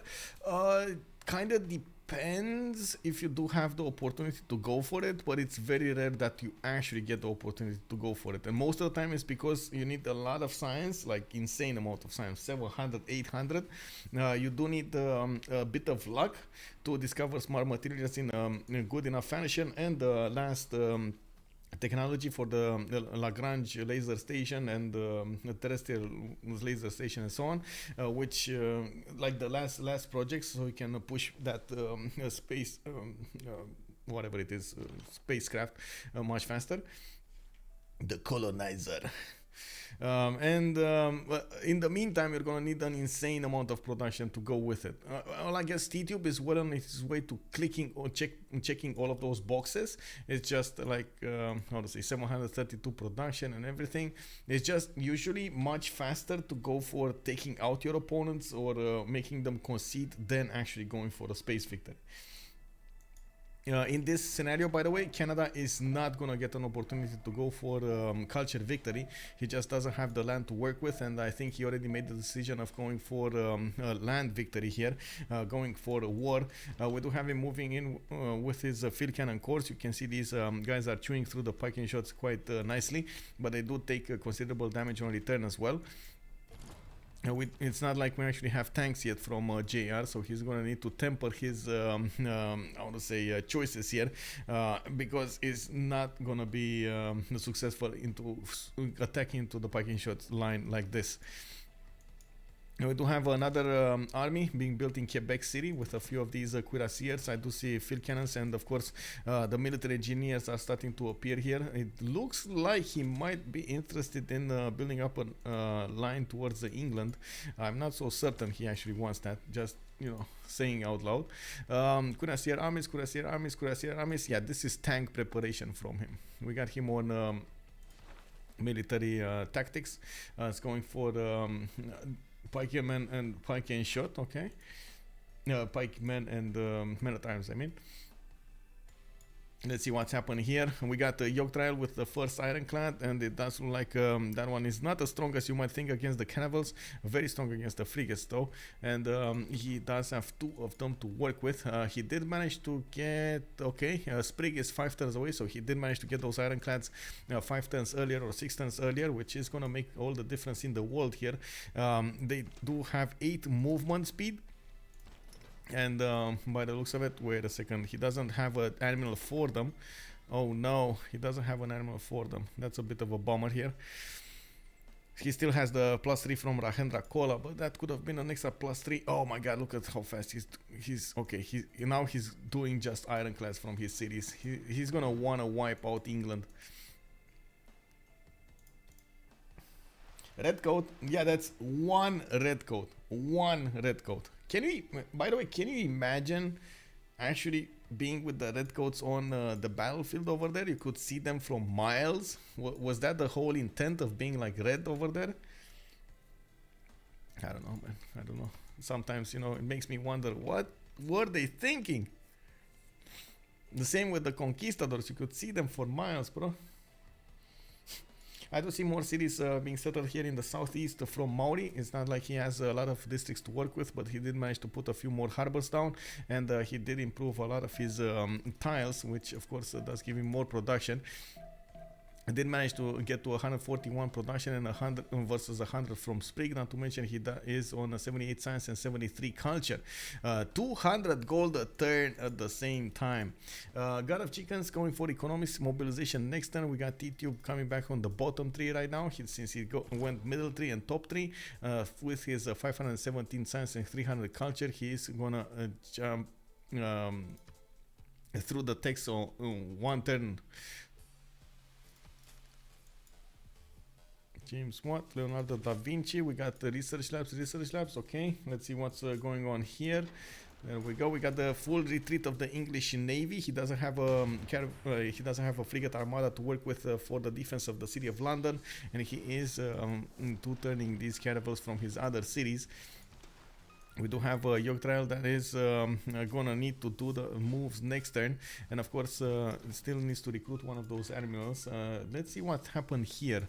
Did he manage to get one? Let's see. I don't think so. I didn't see any. So I see Qing Shi, industrial and modern. Oh my god, they went through all of them and he didn't get one. Oh my god, they actually did go through all of them, right? They did. Industrial, modern. Oh my god, no. He's not gonna get an admiral. The next ones are modern and atomic, and how to say, his steam power is on industrial, right? So he needs destroyers if he wants to attack. Oh my! Destroyer is so far away on atomic. Oh well, I mean, you know, it happens. Ethyl red was the cheapest dye. Camouflage was not that big at that time. Yeah, I guess. Wait, the cheapest dye? Oh my god, that actually reminds me from the lore of Star Wars when they said they painted Star Destroyers white because that was the most common and most cheapest paint. Is Khmer close to a culture victory? Oh no. That's in a nutshell. No, he's 10 out of no, not even. He's actually 3 out of 108 points. And in the culture victory screen, we do have a Tidube 100, tourism, Wilfred Laurier 116, and then we do have Khmer on 68. Culture victory not gonna happen this game. It's just way too much defense coming out from Tidube and JR. We do need to see the preparation here from Rome. I think there we go. We got Casa de Constatación. Casa de Constatación, it does give you advantages for the cities that you have with governors on your other continents. So basically, it's built in Rome. So you're gonna get it on Velitre, Ostia, Brundisium, Puteoli, and Mediolandum. He only has 3 of those cities with it, but that is going to be amazing anyway. Let me put it up. This is not one of those wonders that you actually get to build. First of all, you do get 3 governor promotions. Second of all your cities not on your original capital with a governor gain 15% production, 15% faith, and 15% gold. Must be adjacent to a government plaza. You can imagine this is gonna be amazing when he's gonna get let's see, Ostia is right now 93.5 production, right? Let's see next turn. 93.5 production. Let's keep that number in our minds. We got also a Forbidden City coming up on Antium, getting his swords going, and some more of these research labs. Both Tidube and Titiits are going for fighter planes, and of course we just saw them one turn them. I'm actually quite curious how many of those aerodromes and who is going to be the target. While, of course, for Norway, the easiest target will be Gaul over here to the north of him. While for Tidube, I mean, he needs to get those towards Maori. Not gonna be as easy. If Maori does manage to get to battleships, battleships are gonna defend those planes relatively easily. So you have to pay attention how you're gonna get that war going. We do have Sprig managing to get ironclad technology, and it looks like he keeps on banging on the doorstep of London. Actually managing to get that one attack going against the city center. That means how to say, the city is not gonna repair. So very important to note, by the way. Okay, ironclad able to withstand the damage of the frigates. We do have, there we go, just 2 ironclads from Sprig here. This is gonna be a bit of a problem. Mangia, good evening, son. It's also why most barns are painted red. Wait, barns are painted red? Really?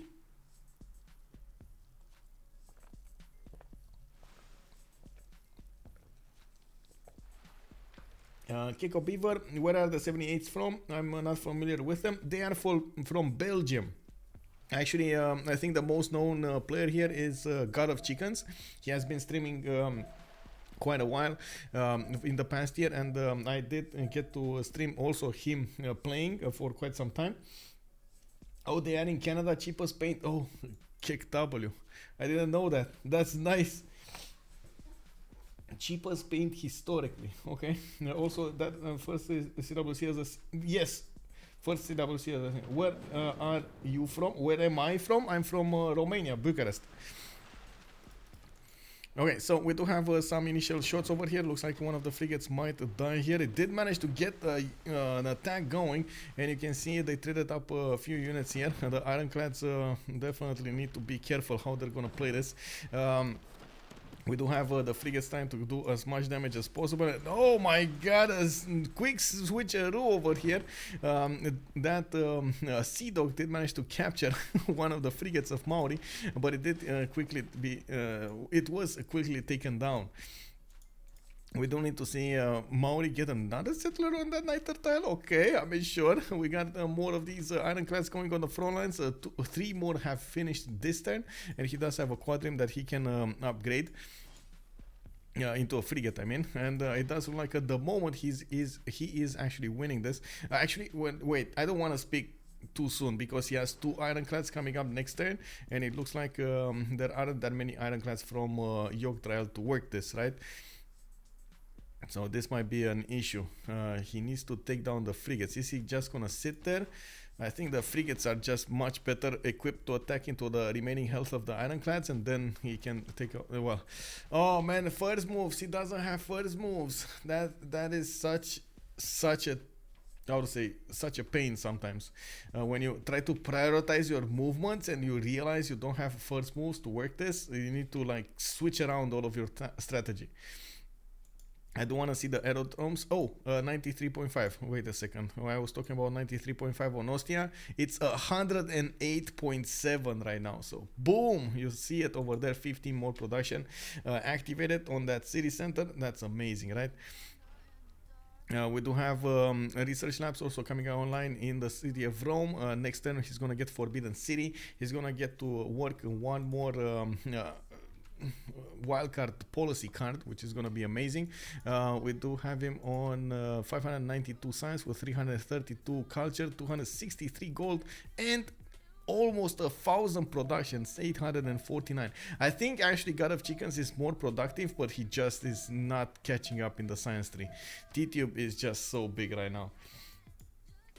And I think it's about when he got his cities compared to Khmer cities. Khmer did choose to stay on 4-5 cities much longer than Rome did.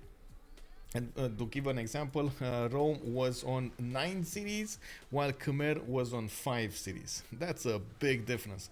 He got to build his districts, he got to build to get up in his how do you call it, get up in his population count and so on and so forth. Very important. Okay.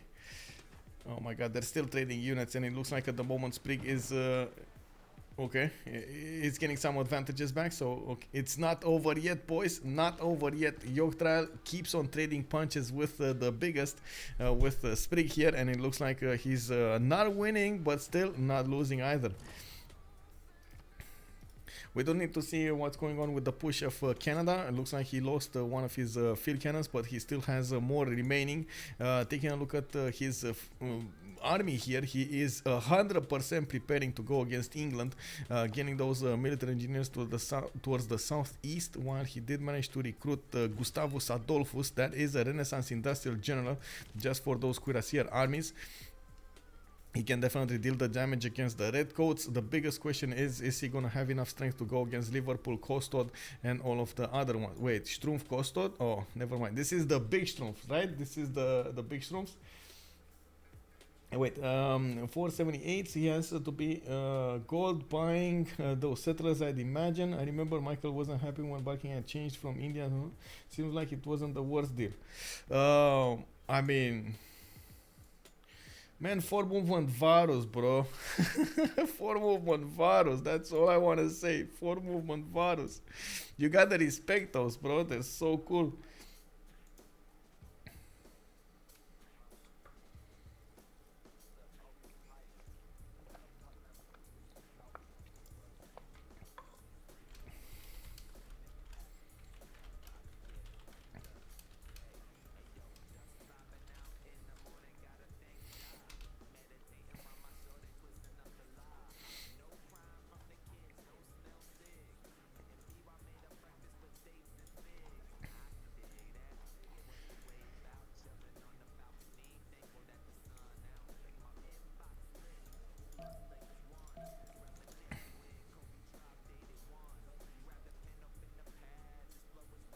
Okay, let's see.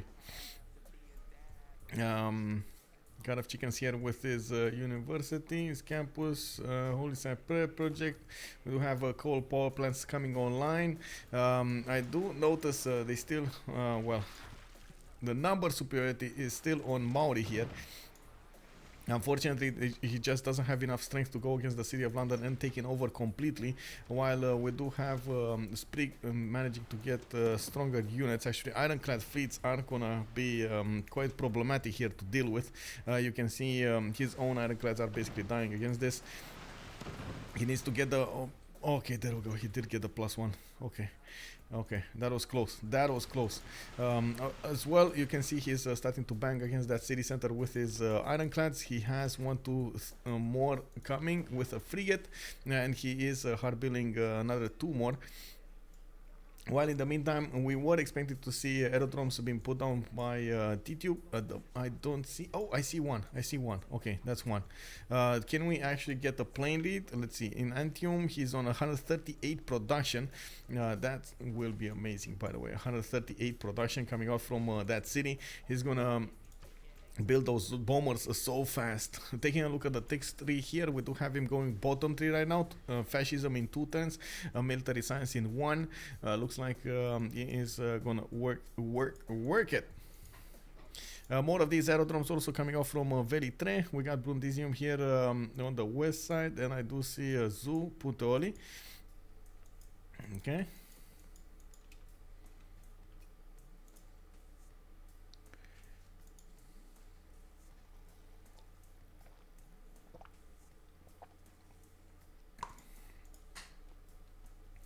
How happy are Rome cities? That's a good question. Let's actually take a look here. +3, +3, +6, +6. He's still ongoing, but I gotta say he hasn't been fighting at all. And that makes a big difference. Also, looking at his science, I'm actually quite.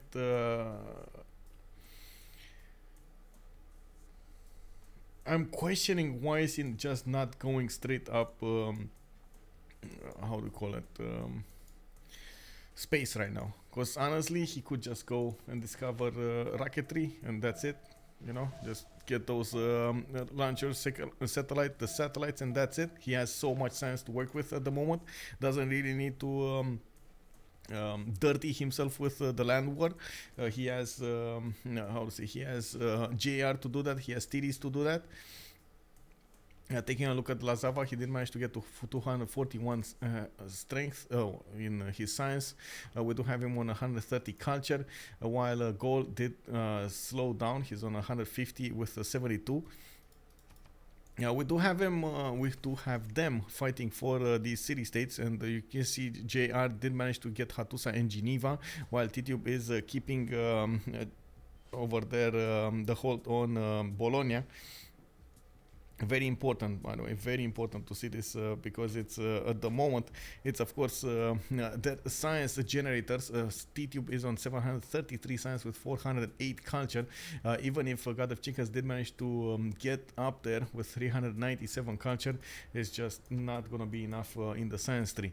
We do have a massive expansion here of aerodromes, and I do see biplanes already in production, while he's starting to put down encampments from here and there. Did Canada ever finish that preserve? No. No. No.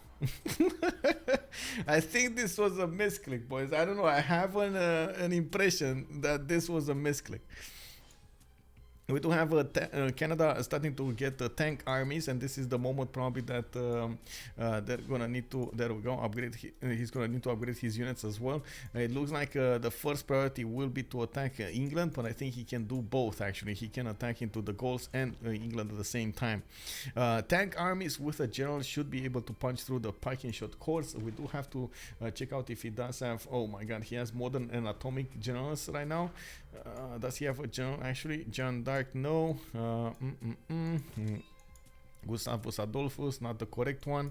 Napoleon Bonaparte, that is the correct one. It's industrial modern, so that should give him enough for his tank armies. And you can actually see the tank army damage here against the Viking shot core. It does 115 against the Viking shot 109. If you get 3 tanks, it just rolls over it. We do have artillery armies. Also, these guys will be quite powerful going against the Gauls here. And looking at Canada's production, he's on 430 production compared to the Gauls 237. You can imagine he can output a lot of units compared to the Gauls. Especially if Titiits wants to join the fight with his bombers or planes or fighters, that's gonna be just so easy to get Gaul out of the game.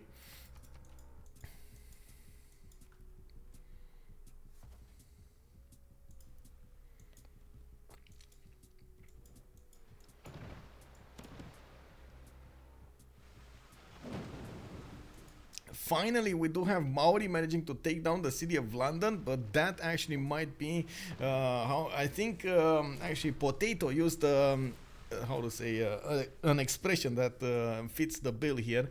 It's that might be a poison chalice, I think he was referring to, because that's gonna slow them down in their Diplo favor availability or per turn, and that would just make it harder and harder for them to actually get a Diplo victory.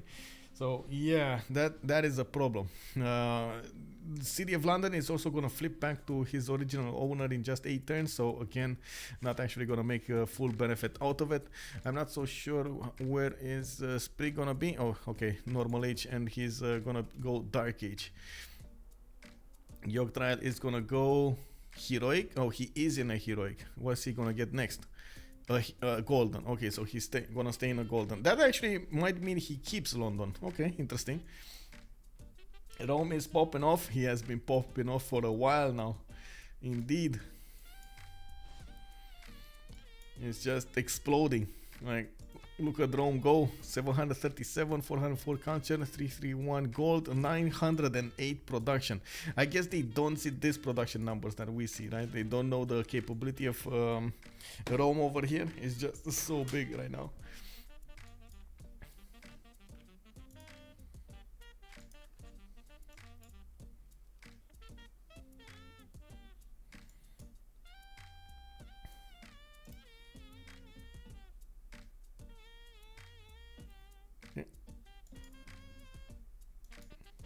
Big Ben starting to be built in Scythia, and while we do have more biplanes being wanted here from Antium, I do see Rome is getting some more hangars. I didn't actually check how much aluminium does he have to work with, but I would imagine he would need a lot more anyway. I do want to quickly take a peek at his aluminium. I don't see any though. I see coal, I see niter. I don't see aluminium. Maybe it's under one of those districts and we didn't get to catch it early. I see uranium also, by the way, under that farm. Oh, aluminium? Is this? No, that's the rice tile. I got excited for nothing. No. Oh well. Oh, I see aluminium. Never mind. I see aluminium. Okay, so at least he has one mine of aluminium. Okay. That's +3 that he can work with. That's 3 fighters or 3 bombers. Oh, another one. Okay, 2 aluminium tiles. That's nice. Okay. Oh wait, yeah, that's him. What do we have here? Just one win. We do have knight. Okay, okay. Let's see what's going on here. It looks like Maurice moved out his units from the city of London. We do have an ironclad here that has a promotion available. Sprig did retreat his remaining navy to the north here, trying to build some more. And you can see he's getting walls in Bristol. And we do have him with a sea dog here, not really strong enough to attack into the ironclads by itself. He needs a lot of them if he actually wants to do anything. And it looks like he's just gonna be happy pillaging some mines here. And he's gonna be taken out. Yeah, Yogdrael is not gonna forgive him for taking away that gold from him. We do have Yogdrael with shipyards starting to come out of his cities, and of course he is quite close to Rome. Unfortunately, that also means, wait, where is he? Oh my god, Rome actually got a harbor out. Oh my. Okay, that's unexpected. Mediolandum got a harbor out, and it looks like he's pumping out caravels from there. We do have a possible location from Ravenna to also have a harbor over here to the east side. That's gonna be massive if he starts getting that. That's gonna be so massive if he gets a fleet. I think he just wants to actually get 1 or 2 ironclads so he can take Maori cities after they got bombed or something. Surfing Disaster, good evening, sir. Are teams allowed to try and guess what the casters are going to pick to try and get the win if it's a tie? I mean, they can do whatever they want, but that's the reason that we're counter picking ourselves. We're like one picks one way and the other one picks directly opposite. So basically, it's a null game, right, on our side. And yes, if there is one single caster, I guess you can try to figure out what he's gonna pick. But it's usually, that's why, for example, I troll. As in, I troll the pick. I try to pick the worst thing possible or the dumbest thing possible. So it doesn't help anybody if they actually get that. You know, how does Rome have such good stats? Well, first of all, he got a lot of cities fast. Second of all, he got an amazing beginning, very productive cities. Did manage to get Lady of the Reeds and Marshes and got his second city here, Antium, with Temenanki. Also did build very good baths next to his industrial zones and everything. Got Colosseum, like basically, like this is amazing sim from him. Even now has Casa de Constatación that will give him that necessary extra boost of 15% in his western cities. He has 1, 2, 3 cities getting that 15% boost in their production and other stuff. Okay, biplane. Yeah, I think he really wants to put a harbor here as well. He's putting the biplane so he protects those harbors from being taken over, while he's gonna get I see, nukes, privateers coming out from Mediolandum. That just means one thing: nukes are coming. Nukes. 944 production. Yes, sir. 944 production. You can imagine. That is massive. I do need to see what's going on here. It looks like Canada is pushing England.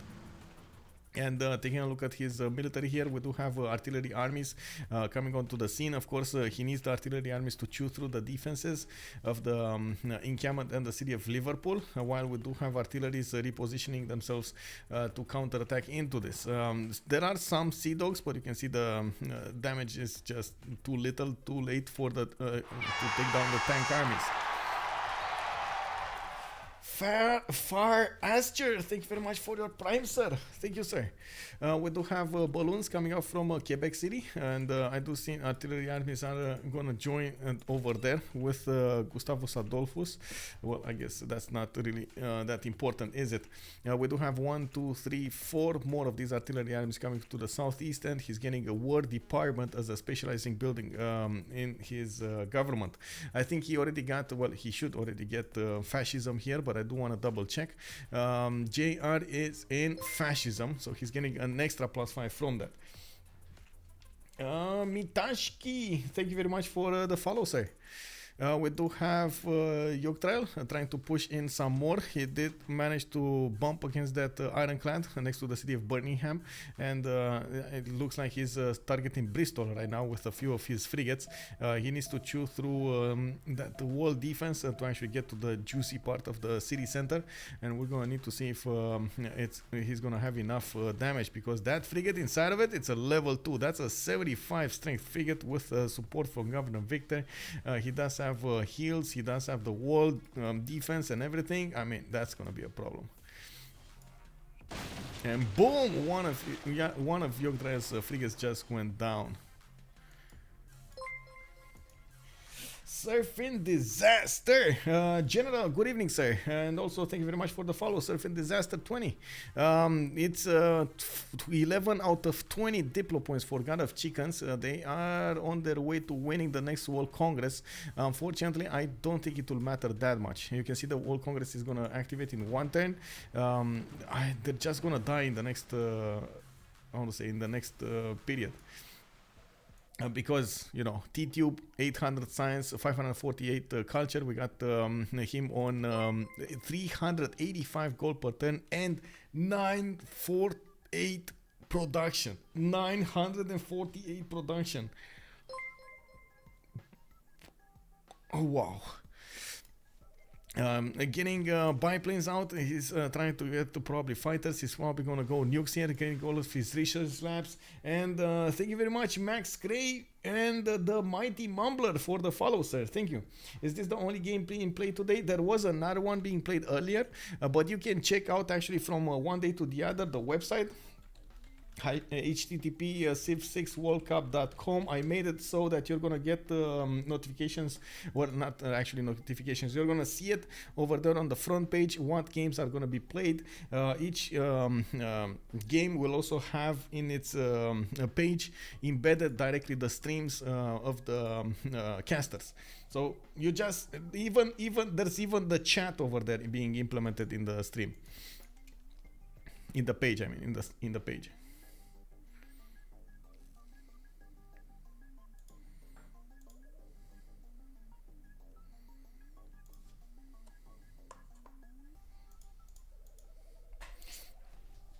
With much pleasure, sir. Rome has as much production as 3 enemies combined. Yeah, that is the problem here, and I don't think the moment they realize this, they probably think they might actually get this going or survive another 20 turns, because that's what they need to do, right? Survive another 25 turns, 20 to 25 turns.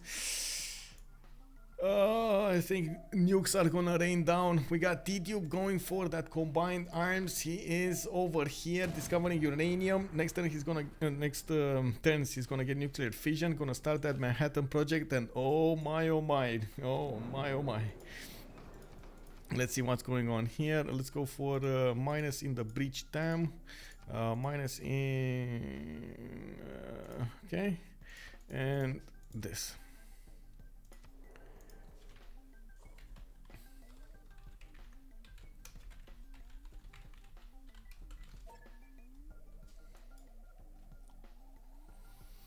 This is breaking Barking Gang's game to win or to lose. I have to say that, or to lose. You know, like if they lose this is their game to lose.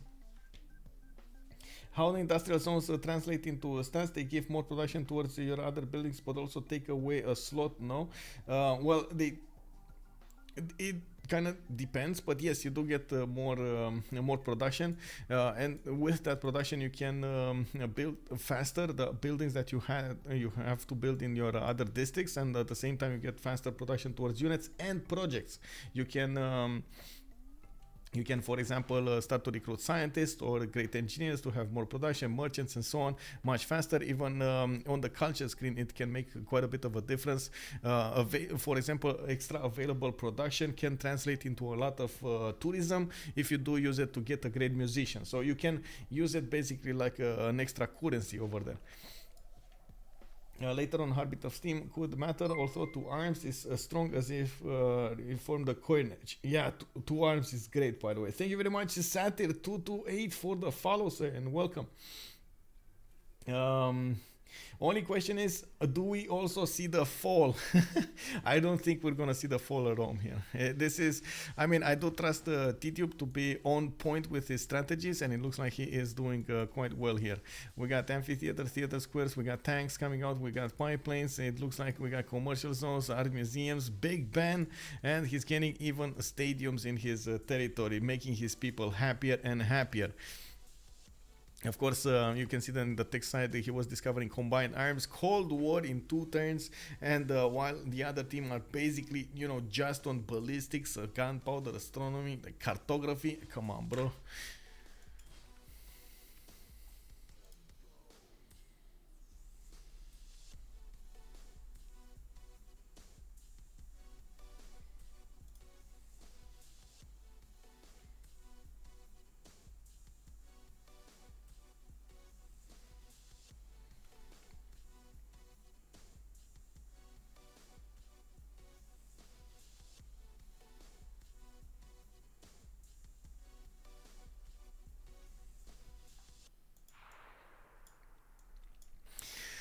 I do want to see how much pressure Canada is going to be able to put on England over here, because it does seem like the moment JR is getting all of his military hardware next to Liverpool, and he is trying to focus all of his efforts into taking down these units from England. Taking a look at the session here, yes, GodOfChickenz did manage to get 2 diplo points, so that he got 3 out of that. We do need to see whatever else did happen. Wait. Oh my god, actually somebody did go for kick W, bro. Let's actually take a look over here in the diplo. They are 15 out of 20. Well, this is not gonna happen. Okay, so let me explain why it's not gonna happen and why they need another 40 turns to go for it. First of all, we're gonna have a lot more diplo available from the beginning of this era for the Barking Gang, right? They didn't use that much of it, and you can see JR and Sprig do have like 700 between them. 700 in total, they have like 800, while on the 78s they just barely have 200 between them. If you take a look at the long term over here, it does mean in the next Congress they will be voted down, as in GodOfChickenz will lose 2 points, and maybe he's gonna be either like on par, as in he's not gonna lose any, or he's gonna win 1. That's in best case scenario. If we do have actually, can he? No, he's, oh yeah, he can win 1 if he votes down himself. If we take a look at what's going to happen in the next 40 turns, that's also with a question mark, because it all depends on the math of the Barking Gang. If they're on point with how many points they need according to 78's strength to get the votes going, they could actually retain enough favor to get the second Congress out of the way. Not to mention, nukes are coming. We do have Tidube advanced ballistics here, 1 turn, a Cold War in 1. We do have JR pushing towards England, and you can see he's doing considerable damage. England did not manage to get such a good culture going, even if he is in a heroic age right now with a lot of those bonuses. Mobilization is basically barely on 2, and of course he doesn't have fascism. An extra +5 that is going to give Canada a bit of an advantage here. Now with the arrival of all of these artillery armies, he is going to chew through the steel walls quite fast, and he's going to be able to take down a city after city after city, even ignoring the encampment. By the way, he's even ignoring the encampment.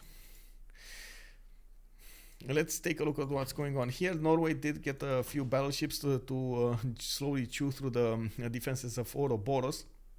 He's gonna try to get some levels on these battleships.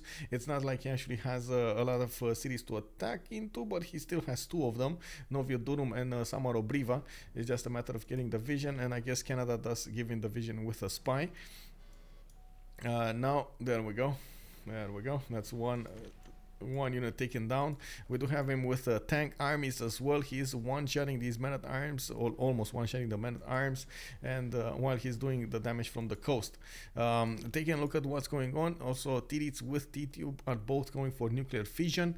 Titiits is getting ideology, and he does benefit from 226 faith a turn, 438 science.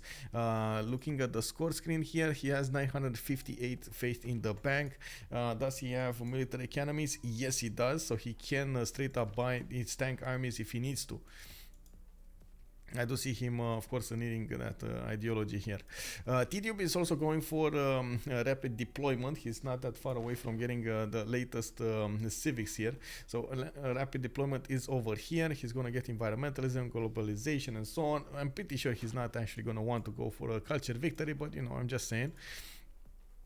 JR does have 17 out of 151, but still, that's not enough to work with.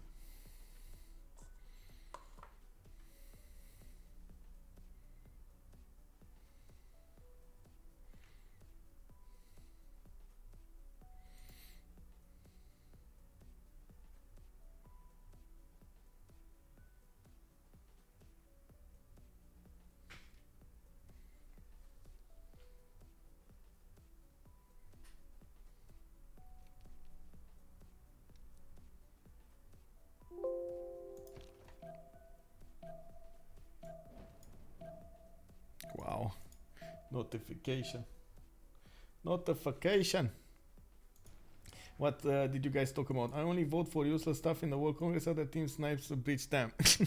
Yeah, well, what can I say? I mean, I guess they wanted to vote for useless stuff as well. What can I say?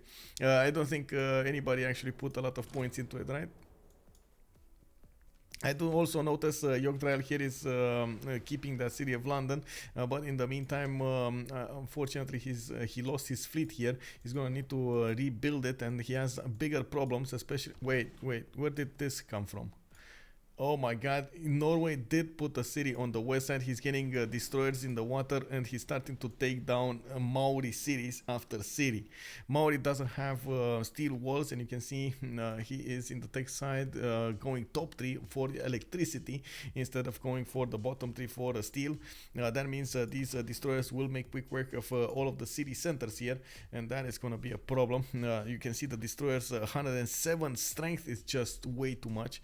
The ironclads are not actually able to withstand the damage even from the destroyers, and that's just going to be bigger and bigger problems.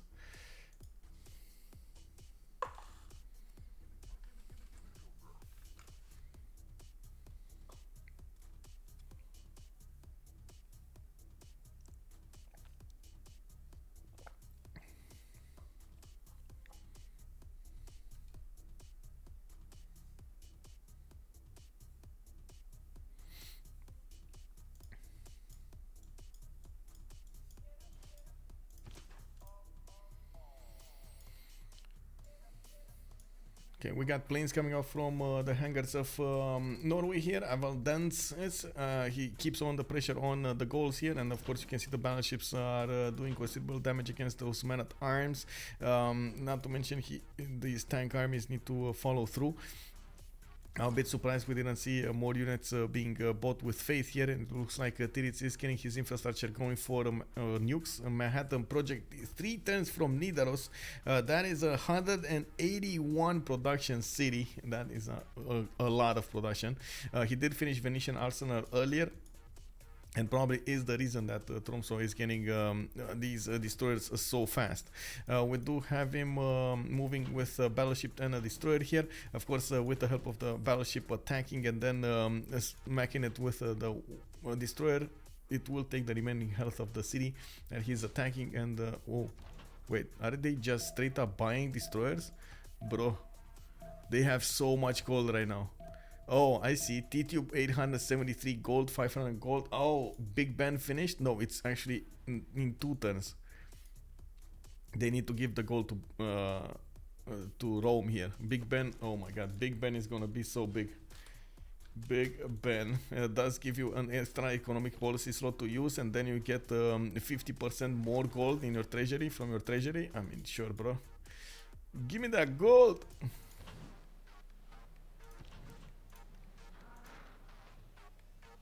And that's another city gone.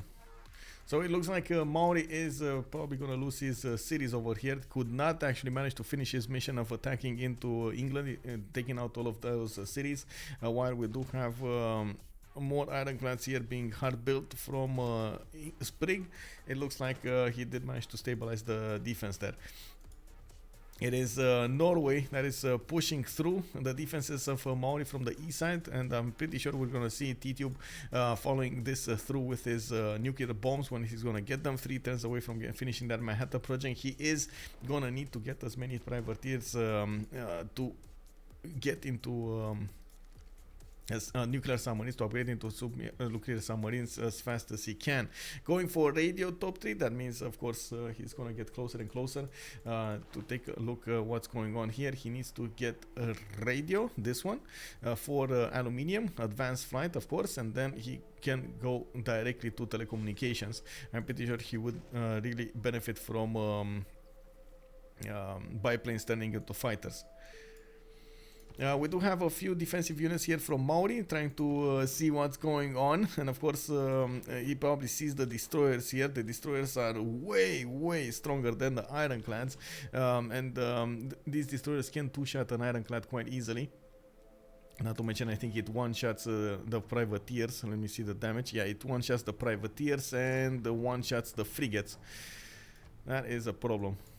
That is a big problem. We got tanks in the water, artillery in the water. Titiits does have the ability to buy a few of them with faith.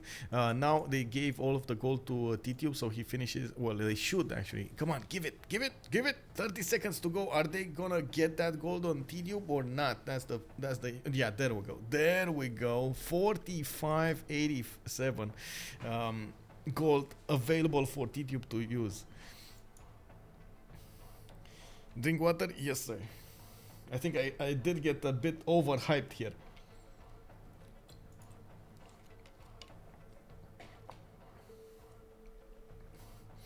Ice cream!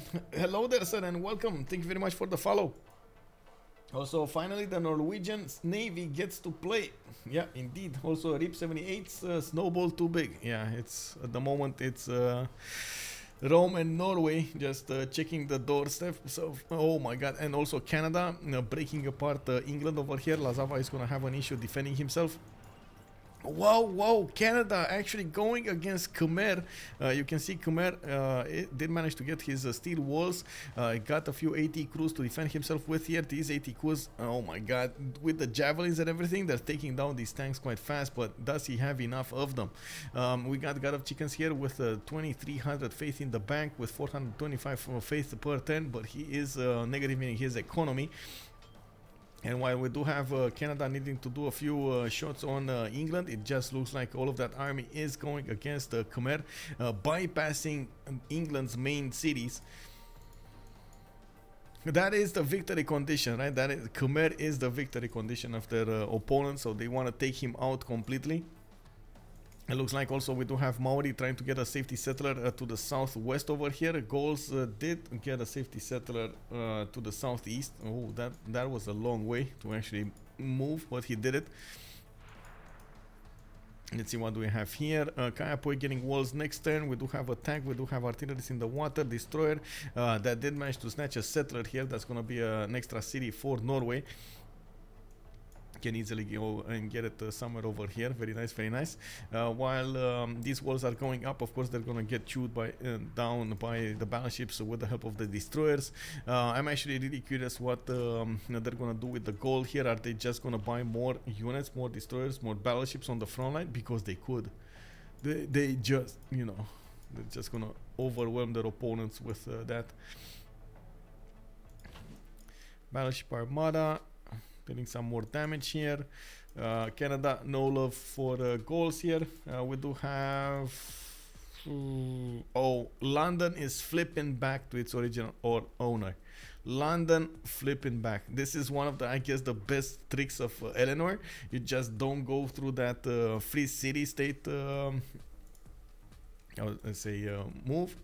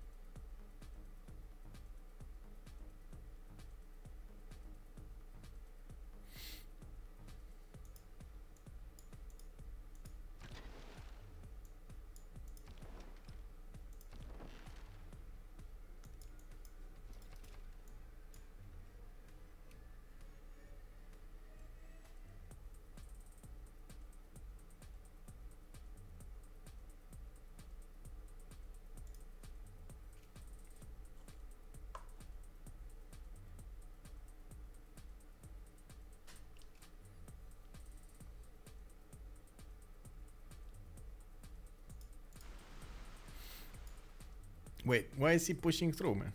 Oh my god, okay, I guess it's fine.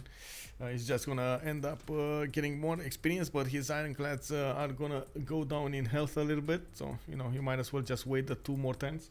Why no governor in London? Muted? No, sorry Loki, sorry Loki, I was alt tab, was reading something really quickly, like a message, and I didn't get to, I was waiting for the next turn to activate.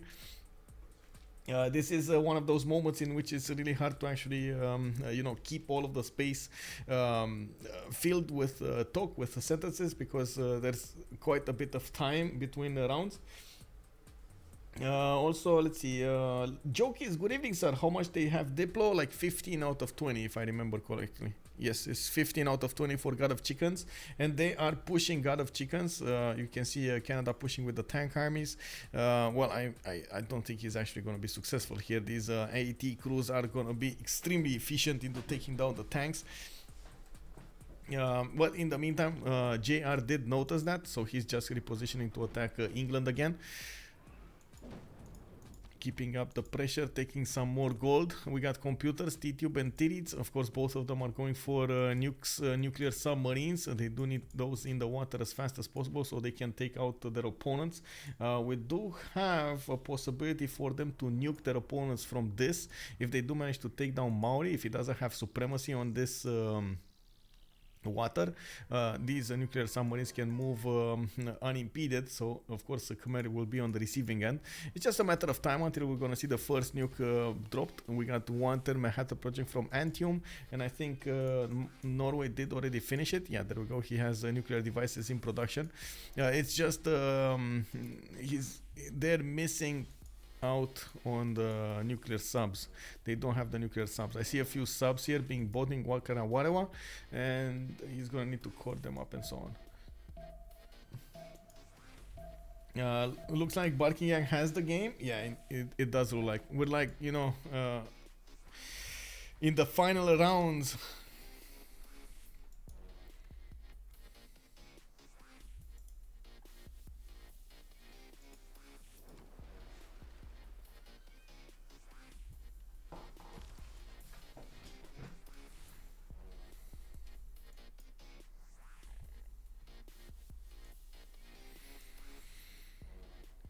Medieval walls coming up in Tehonyanga. I don't think actually that will matter that much. We do have a destroyer that needs to bump, and of course Titiits is time to upgrade and fleet up as many of these, there we go, armada up these submarines.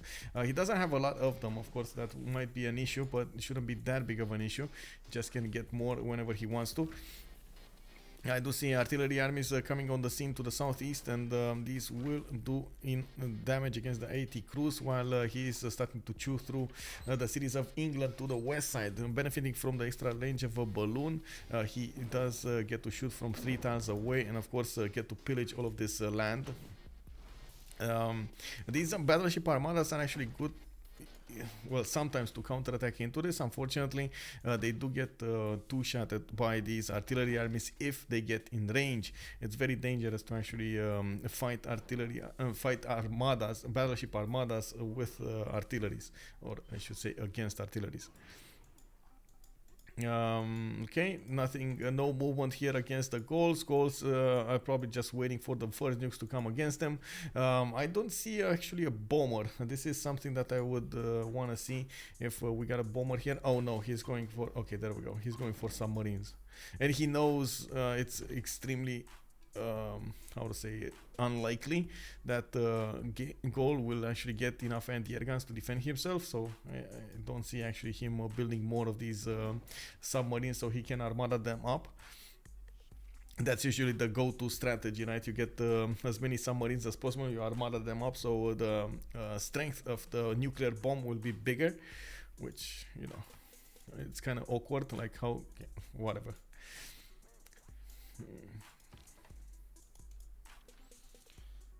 Turn 101 profit for Rome. Yeah, I guess he does want the era score. He wants as much era score as possible.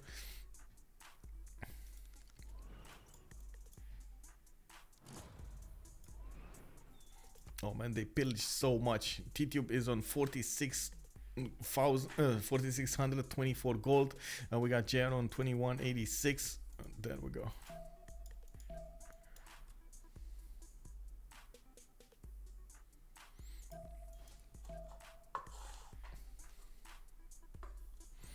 And finally, Rome did manage to finish their Manhattan project, so he is turning nuclear devices from some of his cities. He's not that far away from discovering his, I would say, planes, his bombers, or I should say nuclear, oh my god, nuclear submarines. I don't know why I said bombers. Telecommunications. One turn, or did he just finish it? He just finished it. There we go. Nuclear submarine coming online. We do have destroyers taking position next to the capital city of Yogdrael. They will have two capitals, or no, one. It's they might take down this one, right? They might take down England's capital. I'm pretty sure. It's just they're gonna need to go through Manchester and then towards the other one. So they will have two of them. Third one would be Gaul. So they will have three. Adua Tuka is gonna get nuked in a few turns. And then we just need this one, Strumphism. And this one is gonna get nuked as well. Okay, there we go. We got nukes. We got nukes, boys. Nuclear armadas. There will be so many nukes coming up in the next 5 to 10 turns.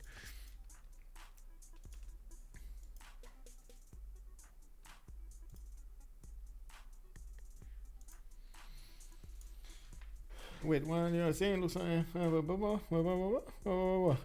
Norway always gets me super hyped with a good navy. Yeah, Norway with a good navy is amazing. Yes, I have to I want to say echo that statement. Echo, go.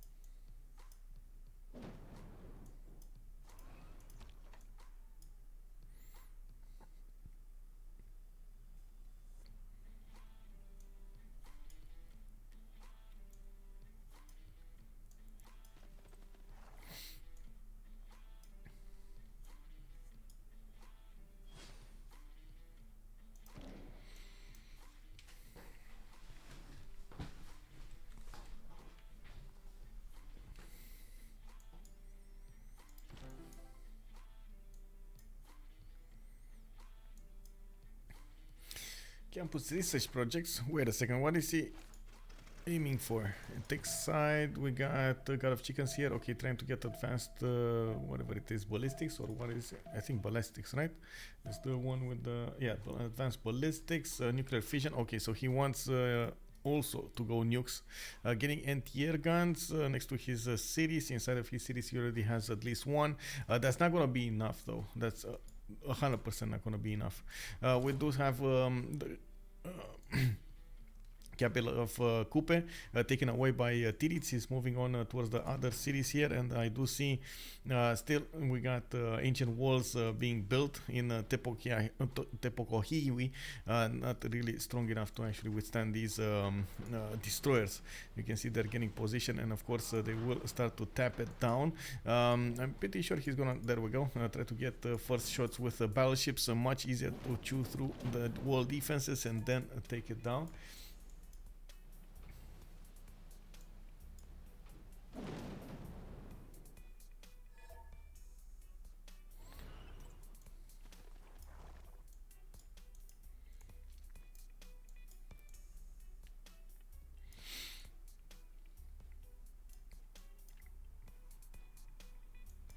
Another city going down from England. It's just his capital that's gonna be. Oh, actually, look at that. They're not even taking the capital. JR moving to Newcastle upon Tyne, not even moving towards the capital. Okay, sure. He does have a few choke points to go against the capital, unfortunately, so it's a bit harder to chew through that.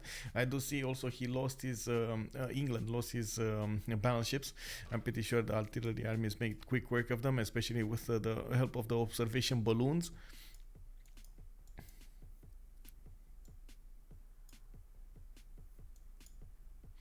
We do have artillery armies coming up from Ottawa, more of them actually, 1, 2, 3, 4 of them, with more tank armies. And not to mention, I do see also aerodromes, and we should be able to see the first nuke soon enough.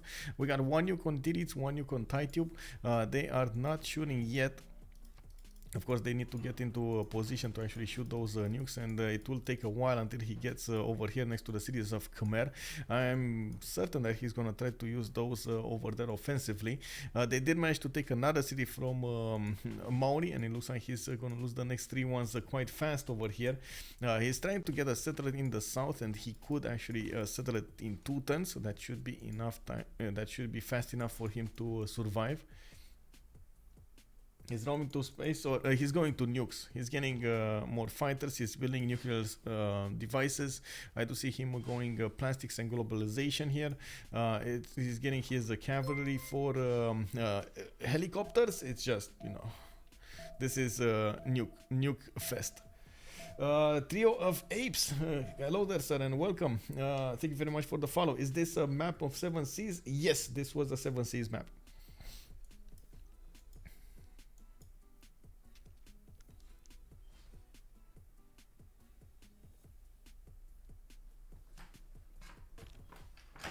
Second.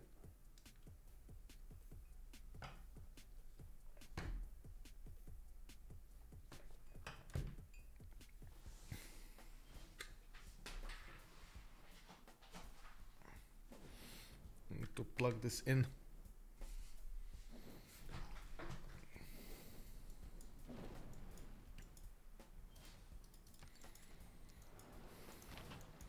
Okay, so another city is about to fall here. We got more tanks next to that city. Is under siege. And X Rhythm, thank you very much for the follow, sir. Thank you for your prime. We got actually no movement available for these units to actually take that city, and it does look like Titiits is. Nuke. Where's the nuke? I hear the nuke. I hear it's on my left, but I don't know where it is. Nuclear launch detected. Oh, I see it. Okay, he went to the south. I mean, that's not even a city, bro. That's gonna die next turn. Yeah, he's taking city out of city. And indeed, Trojan man, nuclear launch detected. No, man.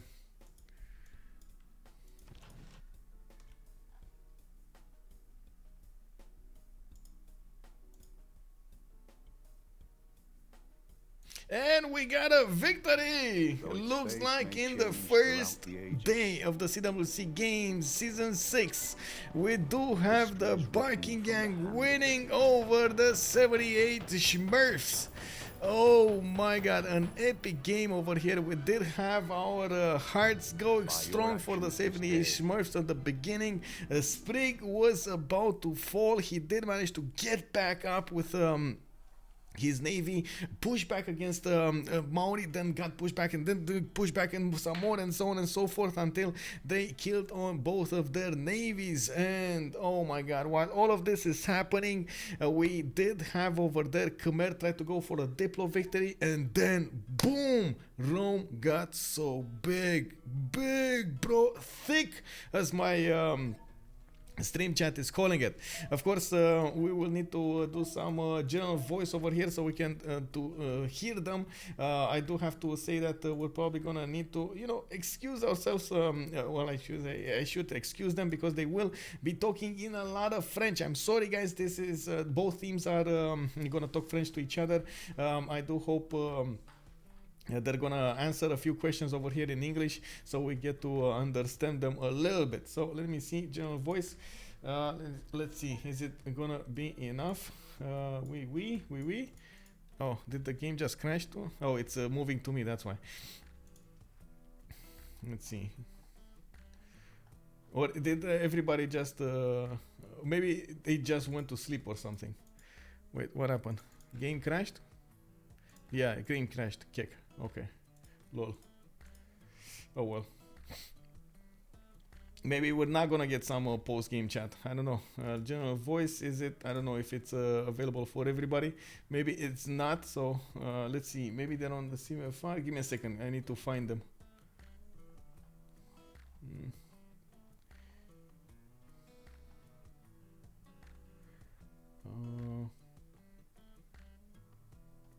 Oh, I found them. Et on fait un diplôme, hein. Ouais, mais du coup, c'est à toi d'aller sur le Naval pour garder le contrôle. Ouais, je suis ouais, on est d'accord, t'aurais dû aller chercher le Naval. Ouais, trop de problème de toute façon. Bah, l'OL, on se prend une militaire soon. Genre, ils prennent ta cap, ils prennent la mienne, ils prennent celle du Gaulois trop facilement avec une nuque. Ah ouais, on aurait peut-être pu attendre du coup. Bah, désolé. Non, t'inquiète. Man, good game, guys. Mais Tidube là. On a hésité à cesser au moment où on n'avait pas encore perdu de ville et vous en aviez perdu 4. Mais on a voulu essayer. Titiits, c'est. Titiits, le pays d'acteurs, hein. Pourquoi Titiits le pays d'acteurs parce qu'il a perdu une ville? Non, mais t'as vu la ville qu'il a posée, gros? Moi je dis pas, mais il y a un Canada qui a 6 cervidés sur sa capitale. Ouais. Et qui a pas claqué la game, quoi. Bon, j'ai tout boosté à mes potes en early. Hein? Et au final, je rase mes 2 voisins. Je suis pas Si, servi des cap. Je m'attendais à mieux de la part de quelqu'un qui avait une game qui était quand même free, quoi. Non, mais gros, je sais pas si t'as vu l'ouragan. J'invite l'équipe adverse à regarder son spawn de départ. Non, mais pour prendre. Vous allez vous dire que c'était perdu d'avance. Vas-y, je la réserve là. Montre-la sur ton j'ai mis Slick une réserve déjà. Oh, that preserve, I wanted to ask you, man. Yeah, I missed Slick. What did you want to build? The Aboob, I wanted to be the commercial, but Aboob specifically helped me on the fuck, man. Le pire, c'est qu'il a pas que il a pas que 6 cervidés, il a aussi 2 selles et un fibre. Mon spawn est trop bien, mais j'ai une tempête tour 30 qui me pille 6 cases. Arrête. Bah si, les bâtisseurs qu'on réparait instantanément. Bah oui, mais je devais faire des colons. Dire c'était pas ta game, ça arrive, hein, c'est pas grave. Par contre, j'étais trop bien toute la game, c'est juste que j'ai pris le plan de jeu de push. Mais sans les mains, t'étais trop bien toute la game. Bah il devait être bien en prod, non? Ah bah ouais, on early en tout cas. Sa capitale, c'était notre empire, quoi. Ah mais ma B2, en vrai j'aurais pas dû poser ça comme B2. Enfin maintenant elle est bien, mais... Moi j'ai vu que je la posais en 3 tours, j'étais bah go. Mais qu'il y avait une de 2. Oh là là. Bah GG. C'était bien joué la bataille navale, le contrôle des amiraux et tout, c'était vraiment bien joué de la part des Belges. GG Yog. Oh l'avantage de Vicky Garrett, ça aide fort. T'avais un gros spawn mais t'as fait une grosse game. J'avoue que le premier Galapagos et le deuxième avec Laurent Raima. Ah c'était sympa. Mais ça c'est le nouveau BS, il y a un bias Wonder sur le Maori maintenant. Pour compenser. Ouais, et également le Canada n'est plus équilibré vers le bas quand il a 15 cervidés. Équilibré. Ah ouais? Y a avant Non, tu demanderas à 57, mais pour l'instant il n'y a pas d'équilibrage sur les spawn tundra. En tout cas, nique les catastrophes naturelles. Voilà. Ouais. Comment t'as autant explosé aussi vite, Tidube? Ah alors mon early... Ouais non, je suis d'accord, c'est Rome, mais il a quand même fait une game incroyable. Bah... J'ai un volcan et un incendie en early qui me font descendre ma cap à 2 de pop, j'étais en mode bon. Après ouais, encore on n'a pas pu sim à cause de... Oh putain, on rigole. Bah frérot... Fallait pas abandonner Sprigan, hein. Yog a été assisté par ses mates, ils ont fait un beau travail d'équipe. On voulait l'abandonner, hein, le bro. Hein. J'ai trop... En fait, genre, vu qu'ils sont deux sur les anneaux, genre j'ai cliqué et j'ai pas eu la flotte déjà. Genre j'ai vu qu'il avait fait un projet et j'ai cliqué et il a cliqué avant moi. Et après sur les Rajanra, bah en fait j'ai 2 projets à un tour et je fais travail du bronze et ça fait mes 2 projets, ils sont ensemble en 2 tours. À la place d'un tour et du coup bah j'ai pas Rajanra vu que je suis premier au lobby.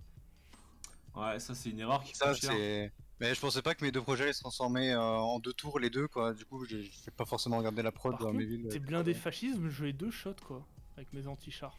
Sympa quoi. Après ils ont pas de soutien, ils sont sur pays inondable et ils ont pas de général. Ouais bien sûr, j'ai pas de général non plus. Et c'est des anti-chars, hein, faut pas oublier. Ouais, il y avait un indice dans le filtre. Ouais, mais bon, ils les utilisent tellement rarement ces unités. Ouais, c'est clair. T'as acheté ça un peu en panique et finalement ça faisait le taf. Ouais, de ouf. En vrai, Linda Mais Pourra, en fait, j'avais pas compris que ça passait là maintenant tout de suite. Et j'étais en mode ah Ah ouais, moi je me merde. suis éclaté, hein. J'ai pas les J'ai armées, mis j'ai pas split. fascisme. En j'ai fait, pas- il y j'ai rien. il y a une miscommunication et du coup, c'est God qui se rend compte que les tanks sont devant ses portes. J'ai mis split un temps, mais sinon Linda Pourra elle était des douces aussi. C'est pas impossible. Mais Ouais, donc t'as du mal à sim, tu miscliques, t'es fatigué quoi. C'est l'âge, hein, bientôt la retraite. Après, ouais, t'as une carrière derrière toi, je comprends, tu vois.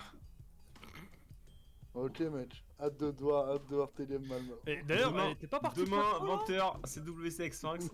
Pourquoi tu N'hésite pas à regarder JR. Pourquoi faire un t'es petit t'es tuto. pas parti Platco? Bah si, pourquoi? Mais comment Mais c'est que j'ai j'ai eu mis- 2 des 3 trucs des routes? Mais parce que j'ai mis une réserve dans ma cape, j'ai mis split. Parce qu'il est fatigué, on t'a dit. J'ai mis split une putain de réserve dans ma cape, gros. Well, there we have it, boys. We heard a little bit from them.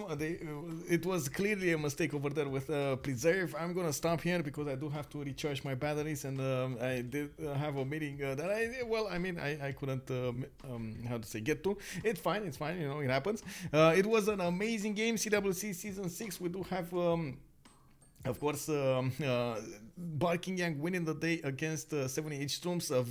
Good performance from the 78S in the first game. We do need to see how they're gonna fare in the next stages of the group. We got 7 weeks for the first stage of this tournament, with of course the playoffs starting up after that. Stay tuned, civ6worldcup.com. You get all of the information over there on the website, and you're gonna get to you're gonna get everything you need to follow the games, to follow the streamers, and of course get the content. You can see over here we do have today's games. It will switch whenever it's gonna be time for tomorrow. The games are in GMT, so that's why it takes a little while. It's 1 hour and a half to actually switch the hour to tomorrow. Thank you very much, guys, for everything, for the support, for amazing, oh my god, 200 plus subs. Much love, thank you.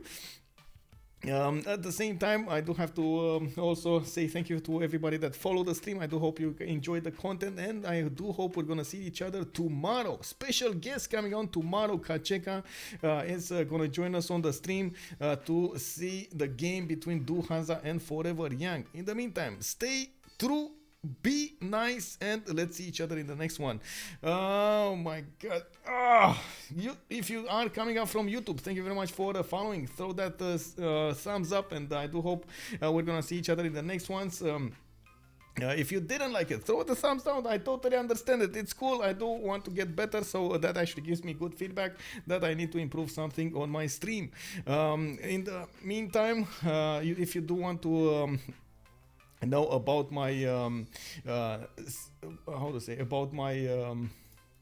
streams, you can quickly take a look over here in my Discord, exclamation mark Discord. I do have upcoming streams, upcoming games channel, which always takes care of the next games, and then OnSpotTV streams for always my next stream, which is gonna be updated right now because we do have the tomorrow stream.